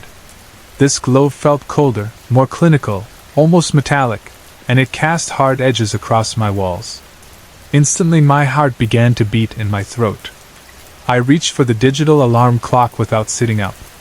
Its plastic case felt slick with condensation, or maybe my palm had simply become damp with sweat. 2:47 a.m. My mind tried to generate explanations, but every rational possibility crumbled. If a glass had shattered, I would have heard the tinkling collapse. If the front door had been forced, I would have heard the latch snap.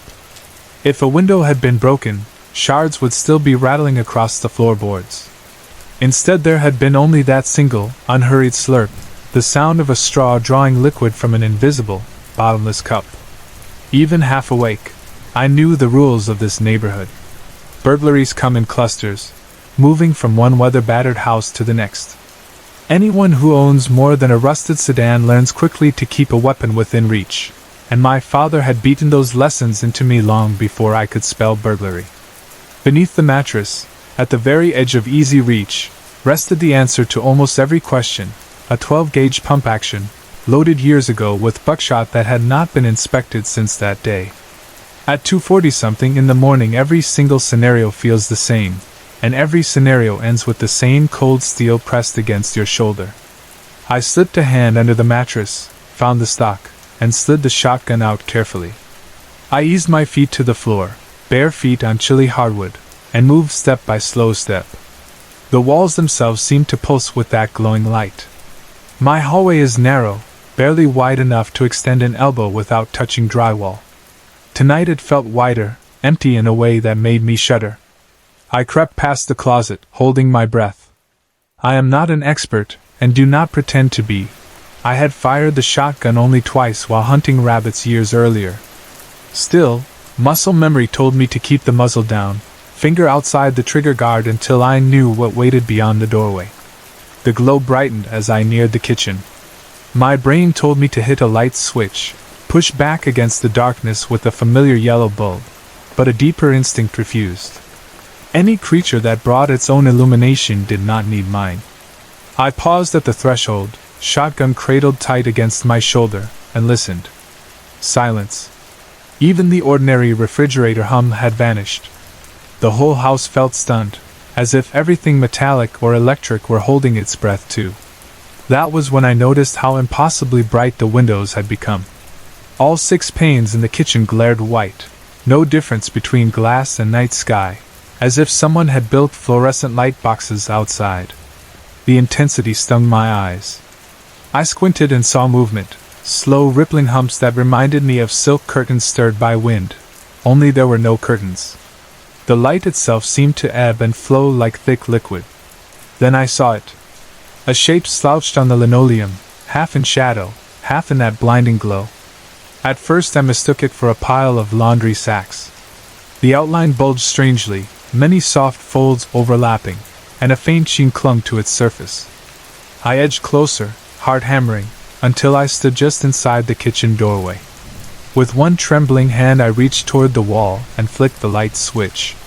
The overhead bulb flared, drowning the room in normal incandescent yellow. It should have eased my nerves, yet the sight before me stuck every vertebra frozen.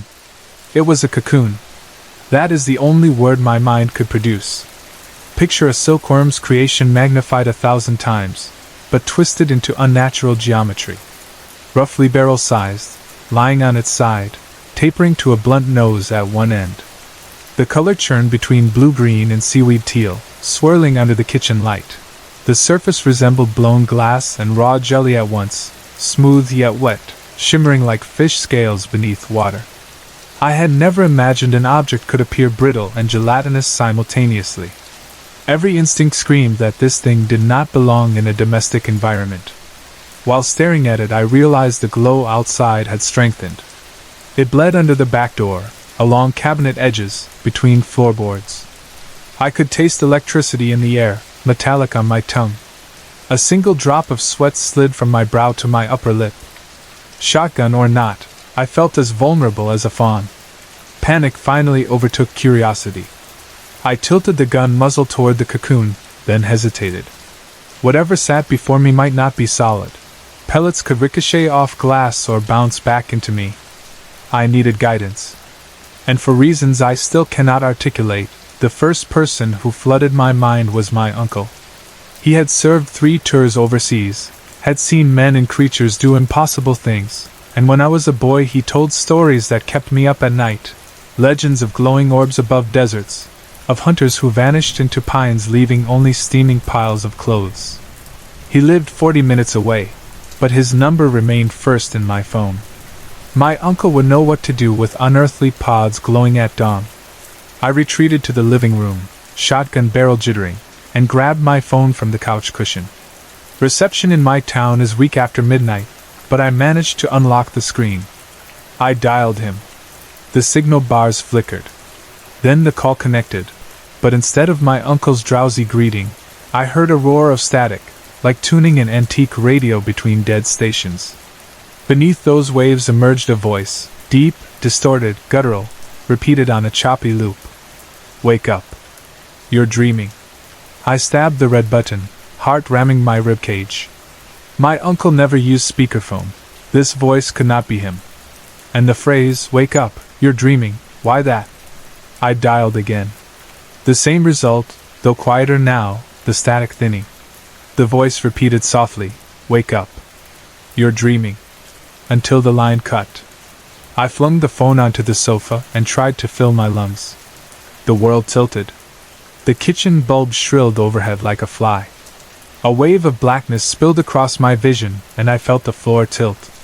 I clung to consciousness, dug nails into my palm, but the darkness swallowed me.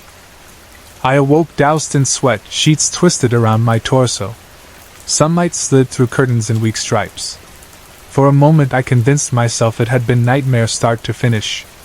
Then I smelled fried bacon. Real smells anchor you to waking. I flipped blankets aside, rose on rubber legs, and stumbled into the bathroom. My own reflection startled me. Red eyes, hair flattened by wild sleep, skin pale. I splashed water on my cheeks, breathing in the normal bathroom scent of old soap bars and dusty tile. Whatever had happened, the daylight insisted everything was safe. Still shaky, I showered, stepped into jeans, tossed on a hoodie, and padded downstairs. Coffee brewed in the drip machine, and bacon smoked in a pan. I must have left the stove on last night, yet I distinctly remembered holding a shotgun, not cooking. Then I saw my dog sitting in front of the fridge. Maisie is usually a blur of tan fur, tail thumping, tongue lolling. Today she sat utterly still as though glued to the linoleum. Her tail wagged, but the wag seemed mechanical, swinging side to side in perfectly identical arcs, never slowing, never speeding. I noticed her eyes, huge, glassy, black like polished marbles. And though her ribs moved on tiny dog's breaths, I could not see her chest rise at all. She looked manufactured, like a plush toy built by someone who had seen dogs only in photographs. I crouched, snapped my fingers. "Maisie?" No response beyond that hypnotic tail wag. Instinct shouted that she was ill. Maybe poisoned food? Maybe heat stroke? I reached to lift her under the belly. She did not budge. My hands slid beneath her body, but it was as though her haunches had fused to the floor. Not stuck by glue. Something from inside her anchored her to that exact spot. A metallic chill wormed through me. I stole a glance toward the stove. The bacon sizzled unattended. I realized I could not remember turning on the burner, much less pulling meat from the fridge. I could not remember any step between collapsing in the living room and waking up drenched upstairs. Yet the pan popped and hissed as if someone else had finished breakfast without me. I grabbed the remote and turned on the news, seeking grounding. The screen filled with the blue morning anchor and a caption about overnight hospital closures. But that was not what stole my breath. The ticker beneath announced, "Local man dies in early morning fire." The name belonged to my uncle. Time of death, approximately 2:47 a.m. My phone vibrated on the coffee table. A missed call from an unknown number flashed, then another. Each time the phone buzzed, Maisie's head jerked minutely, tail freezing for half a beat before resuming its perfect metronome. I stepped back, shotgun forgotten upstairs.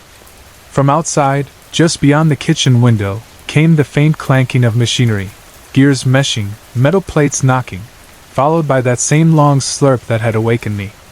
I moved to the doorway and saw a pale rectangle of light sweep across the grass as if from a passing helicopter, yet I heard no rotors. Something enormous hummed beyond the back fence, prowling just out of view. The glow pulsed through the curtains. I did not need to open them, I already knew what I would see. When I turned, Maisie was no longer alone. At her paws lay a second object, identical in shape to last night's but smaller, kitten-sized. The glassy, blue-green cocoon pulsed slowly, as if breathing. My cat, Penny, was nowhere in sight. The dog, whatever wore my dog's skin, lifted its head. The smile that spread across its snout was not canine. lips curled higher, revealing not dull dog molars but 100 narrow, tapered points like piranha teeth. They gleamed wet and pale pink. The tail kept beating, ignorant to gravity. The eyes, giant globes of ink, fixed on mine. In that grin I saw the final splinter pierce rational thought. I had never heard Maisie bark when the noise woke me. She should have howled. She should have fought. Instead she had gone silent because whatever creature stalked my kitchen had silenced her and then warned her, puppet-like, as an introduction. I stumbled backward, catching myself on the counter. The room felt warped, corners stretching away. Outside the window the metallic clank quickened, heavy and purposeful. Something massive pressed toward the house. I imagined long arms unfolding, glass pods cradled to chests, replacements for every warm body in the neighborhood. I bolted upstairs, 2 steps at a time, feet slipping.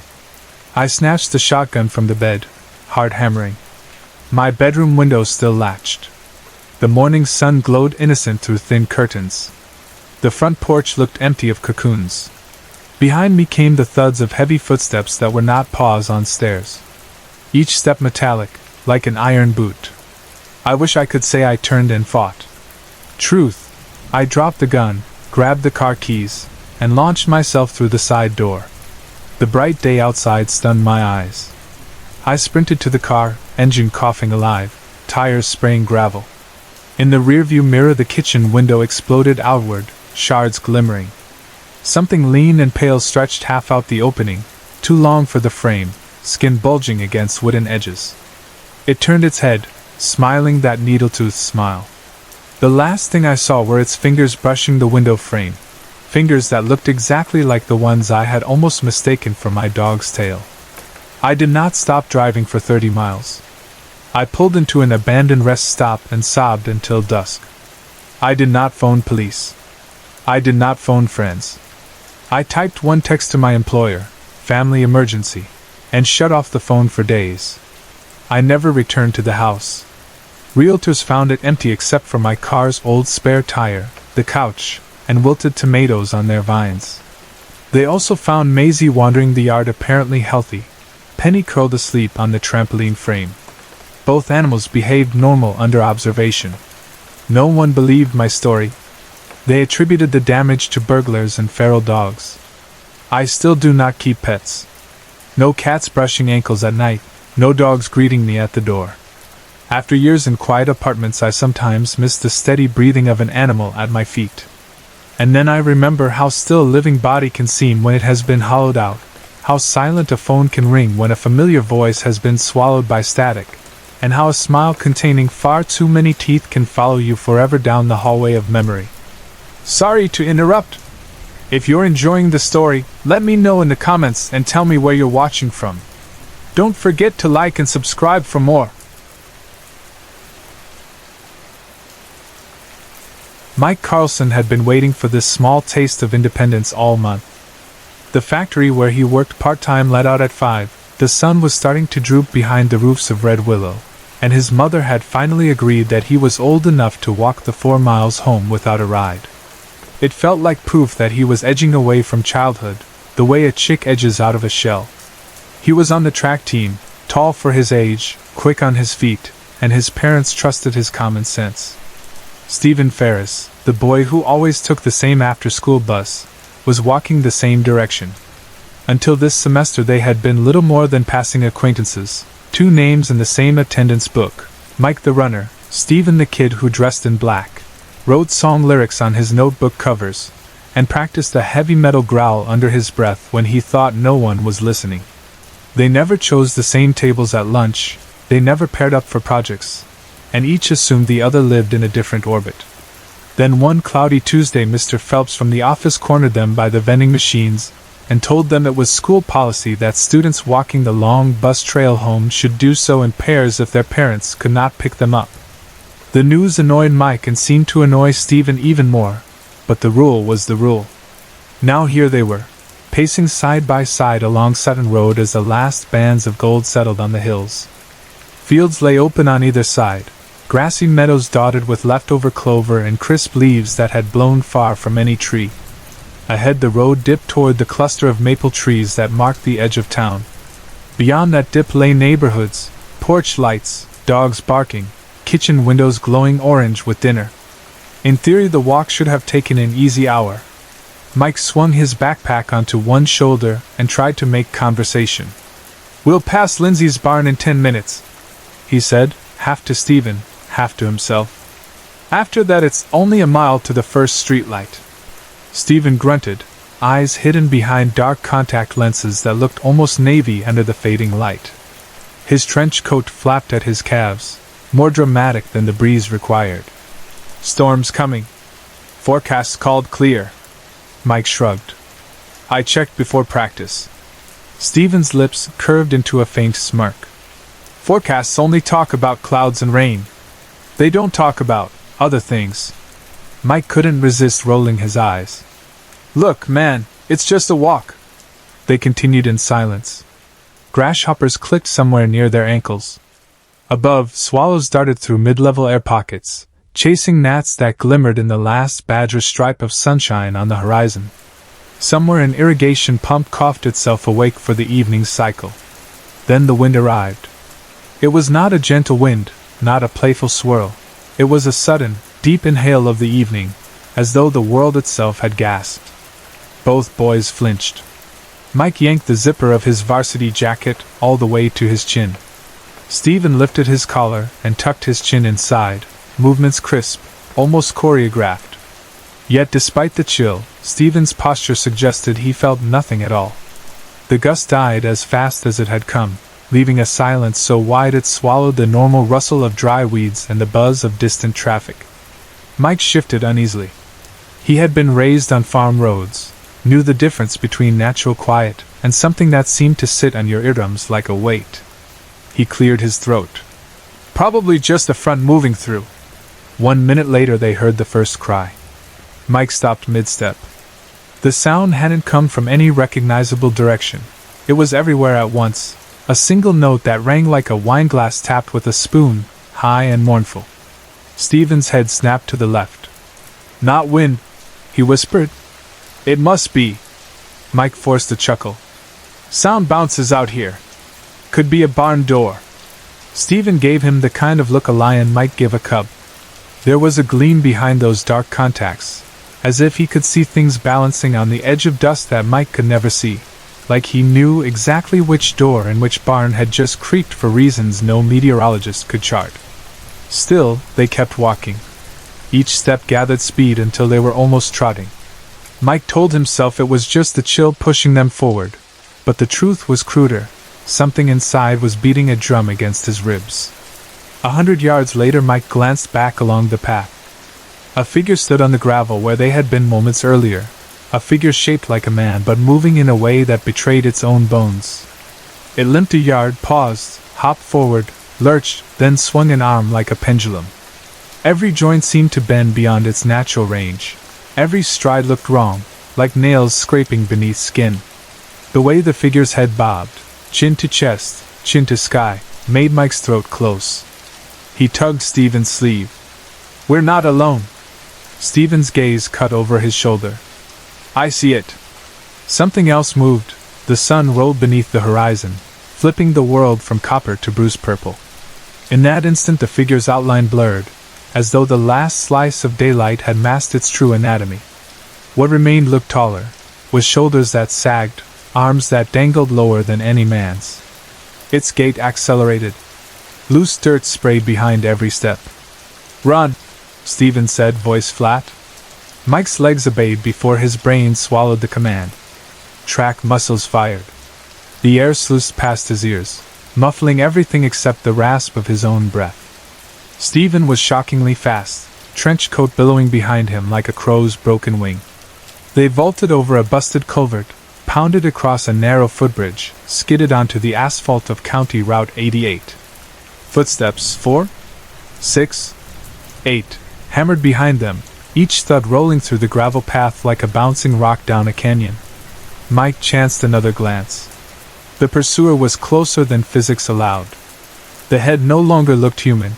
Hair had sloughed away, leaving a mottled patchwork of pale scalp and torn ears. The legs whipped in a sequence impossible for human hips, left, right, faster than a jackrabbit's sprint. But the arms were strangest.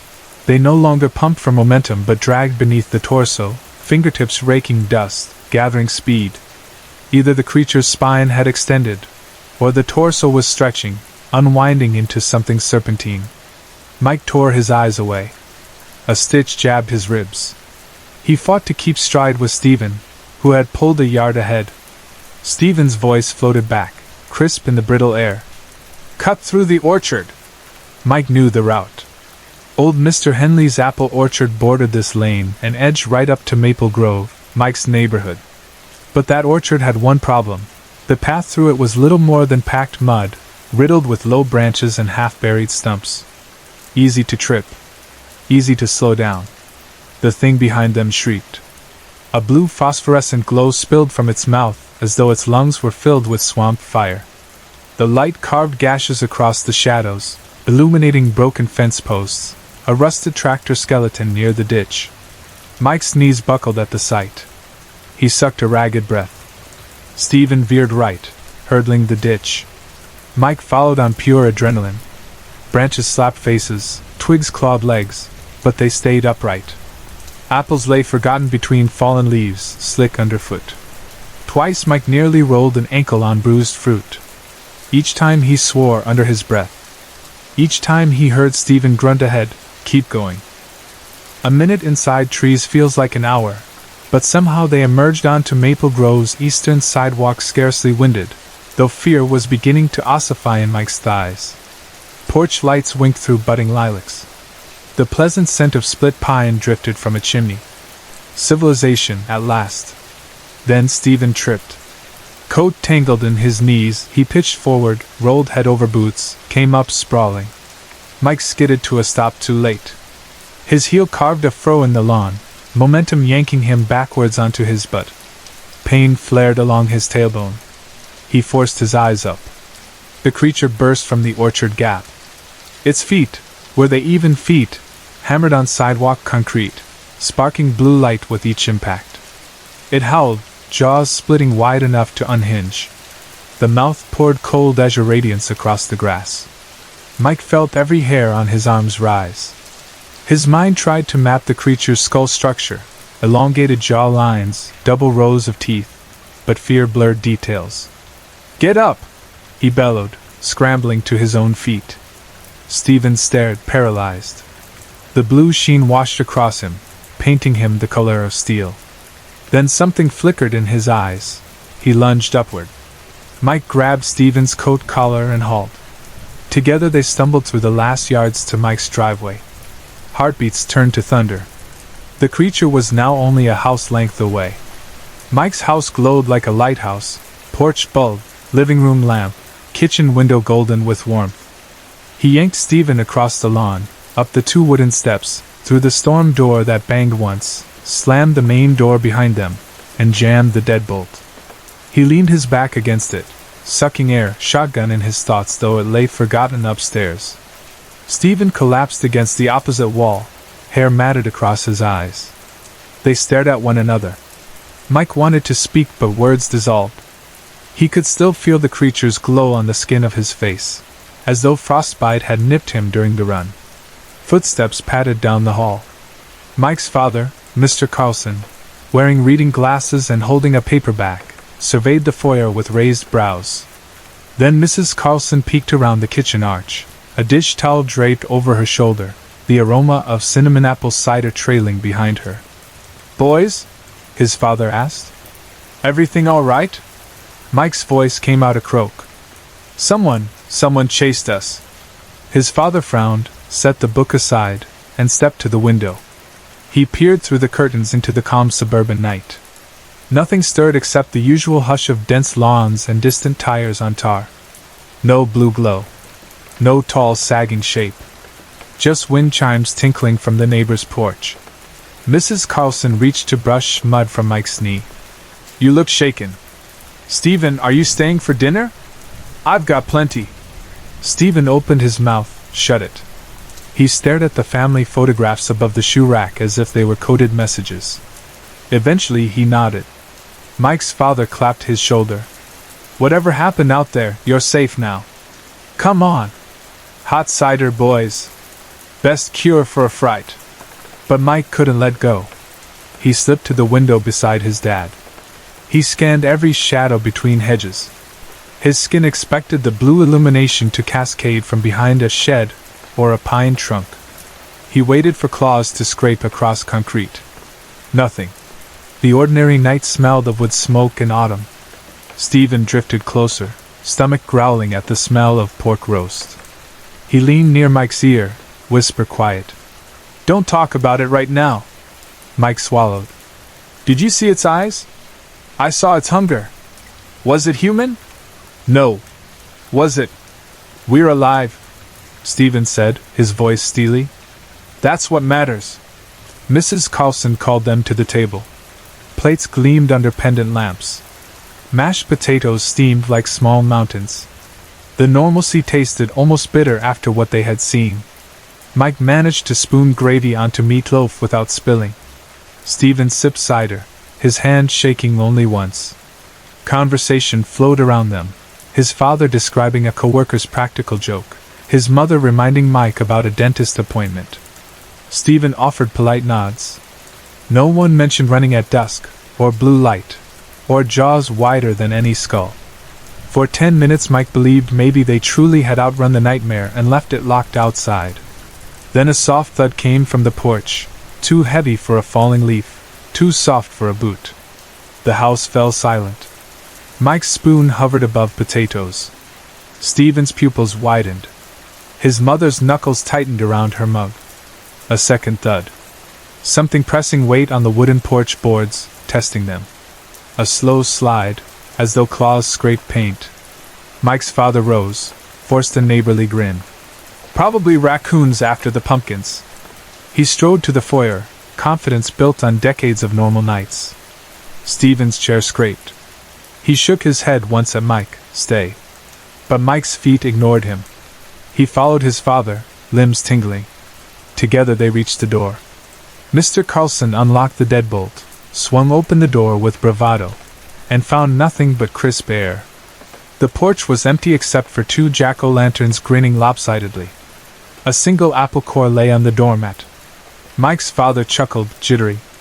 You boys must have dropped this. He bent to pick up the core.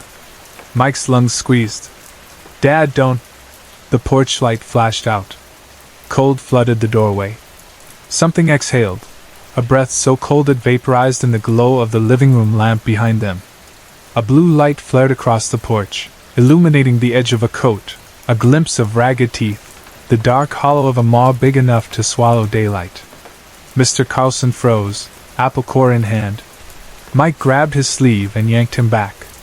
Stephen slammed the door with sudden strength. Wood rattled in its frame. Mr. Carlson's eyes were wide, his calm cracked. What in God's name? Deadbolt! Stephen hissed. He shot it home. Then he flipped the chain, the secondary bolt, everything. Mrs. Carlson called from the dining room, voice rising. Mike shouted that everything was fine. But it wasn't. Through the door he heard the boards creak under shifting weight. A faint lap, slurp, against the door's bottom edge, as if a tongue tasted the threshold. Stephen whispered. It found us. Light doesn't matter. Walls don't matter. Mike's father snapped back from the door. Call the police. The phone's in the kitchen, Mike said, remembering his dropped cell, shattered somewhere along the orchard path. He sprinted down the hallway, Stephen close behind.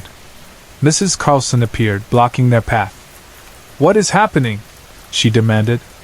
Something outside. Mike grabbed the cordless phone. It beeped once, then died. Screen blank. The house's landline had been fine earlier. Electrical, not battery. He jabbed the power button. Nothing. Stephen swore under his breath. Mrs. Carlson pointed to the pantry. Old rotary phone. Never fails. They rushed to the broom closet. Mike yanked a cardboard box aside, revealing a dusty beige handset. He lifted the receiver. Silence. No dial tone. In the living room the porch lamp flickered on again, casting long shadows across the foyer. Mr. Carlson yelled, "It's moving! Back window!" Mike bolted back. The creature's silhouette slipped across the picture window, impossibly graceful, limbs bending backward. Its head grazed the gutter, yet it crouched low to peer inside. Blue smoke seeped from its parted lips. Something shattered in the kitchen. Mrs. Carlson screamed. Mike wheeled in time to see a blue glow slicing through the back door's glass pane. A talon hooked the doorknob from inside, twisting, snapping brass. The door swung open. Cold air rushed inside, carrying the stench of rotten leaves and ancient pond water. Stephen stepped between Mrs. Carlson and the door. His trench coat flared as he raised both arms like a shield. The creature paused on the threshold, luminous mouth agate. For a long heartbeat nothing happened except the tick of the wall clock. Mike realized Stephen was whispering, soft, urgent syllables that sounded like Latin or older. His eyes, no longer hidden by contacts, gleamed bright gray. The creature's shoulders rose, then dropped. The blue inside its chest dimmed a shade. Stephen's whisper grew louder, rhythmic. Mike's father backed toward the hallway, ushering his wife behind him. Mike could not move. The scene pinned him like a nail. The monster advanced one step. Stephen pressed his palms outward, voice cracking on unfamiliar consonants. The beast's glow faltered again, sputtering like a candle in water. It hissed. Mike expected it to lunge, to tear through human bone with those rake-like fingers. Instead it retreated one shuffle. Its chest heaved. It made a noise, something halfway between a sob and a growl. Stephen's whisper ceased. A final word hissed from his lips, and his brow glistened with sweat. The creature exhaled blue smoke that drifted upward like dying campfire sparks. Then it turned, slithered across the porch, and vanished into the night. Silence returned. No footsteps, no wind. Only the ticking clock and 4 sets of labored breathing. Mike collapsed to his knees, strength abandoned. His mother whimpered.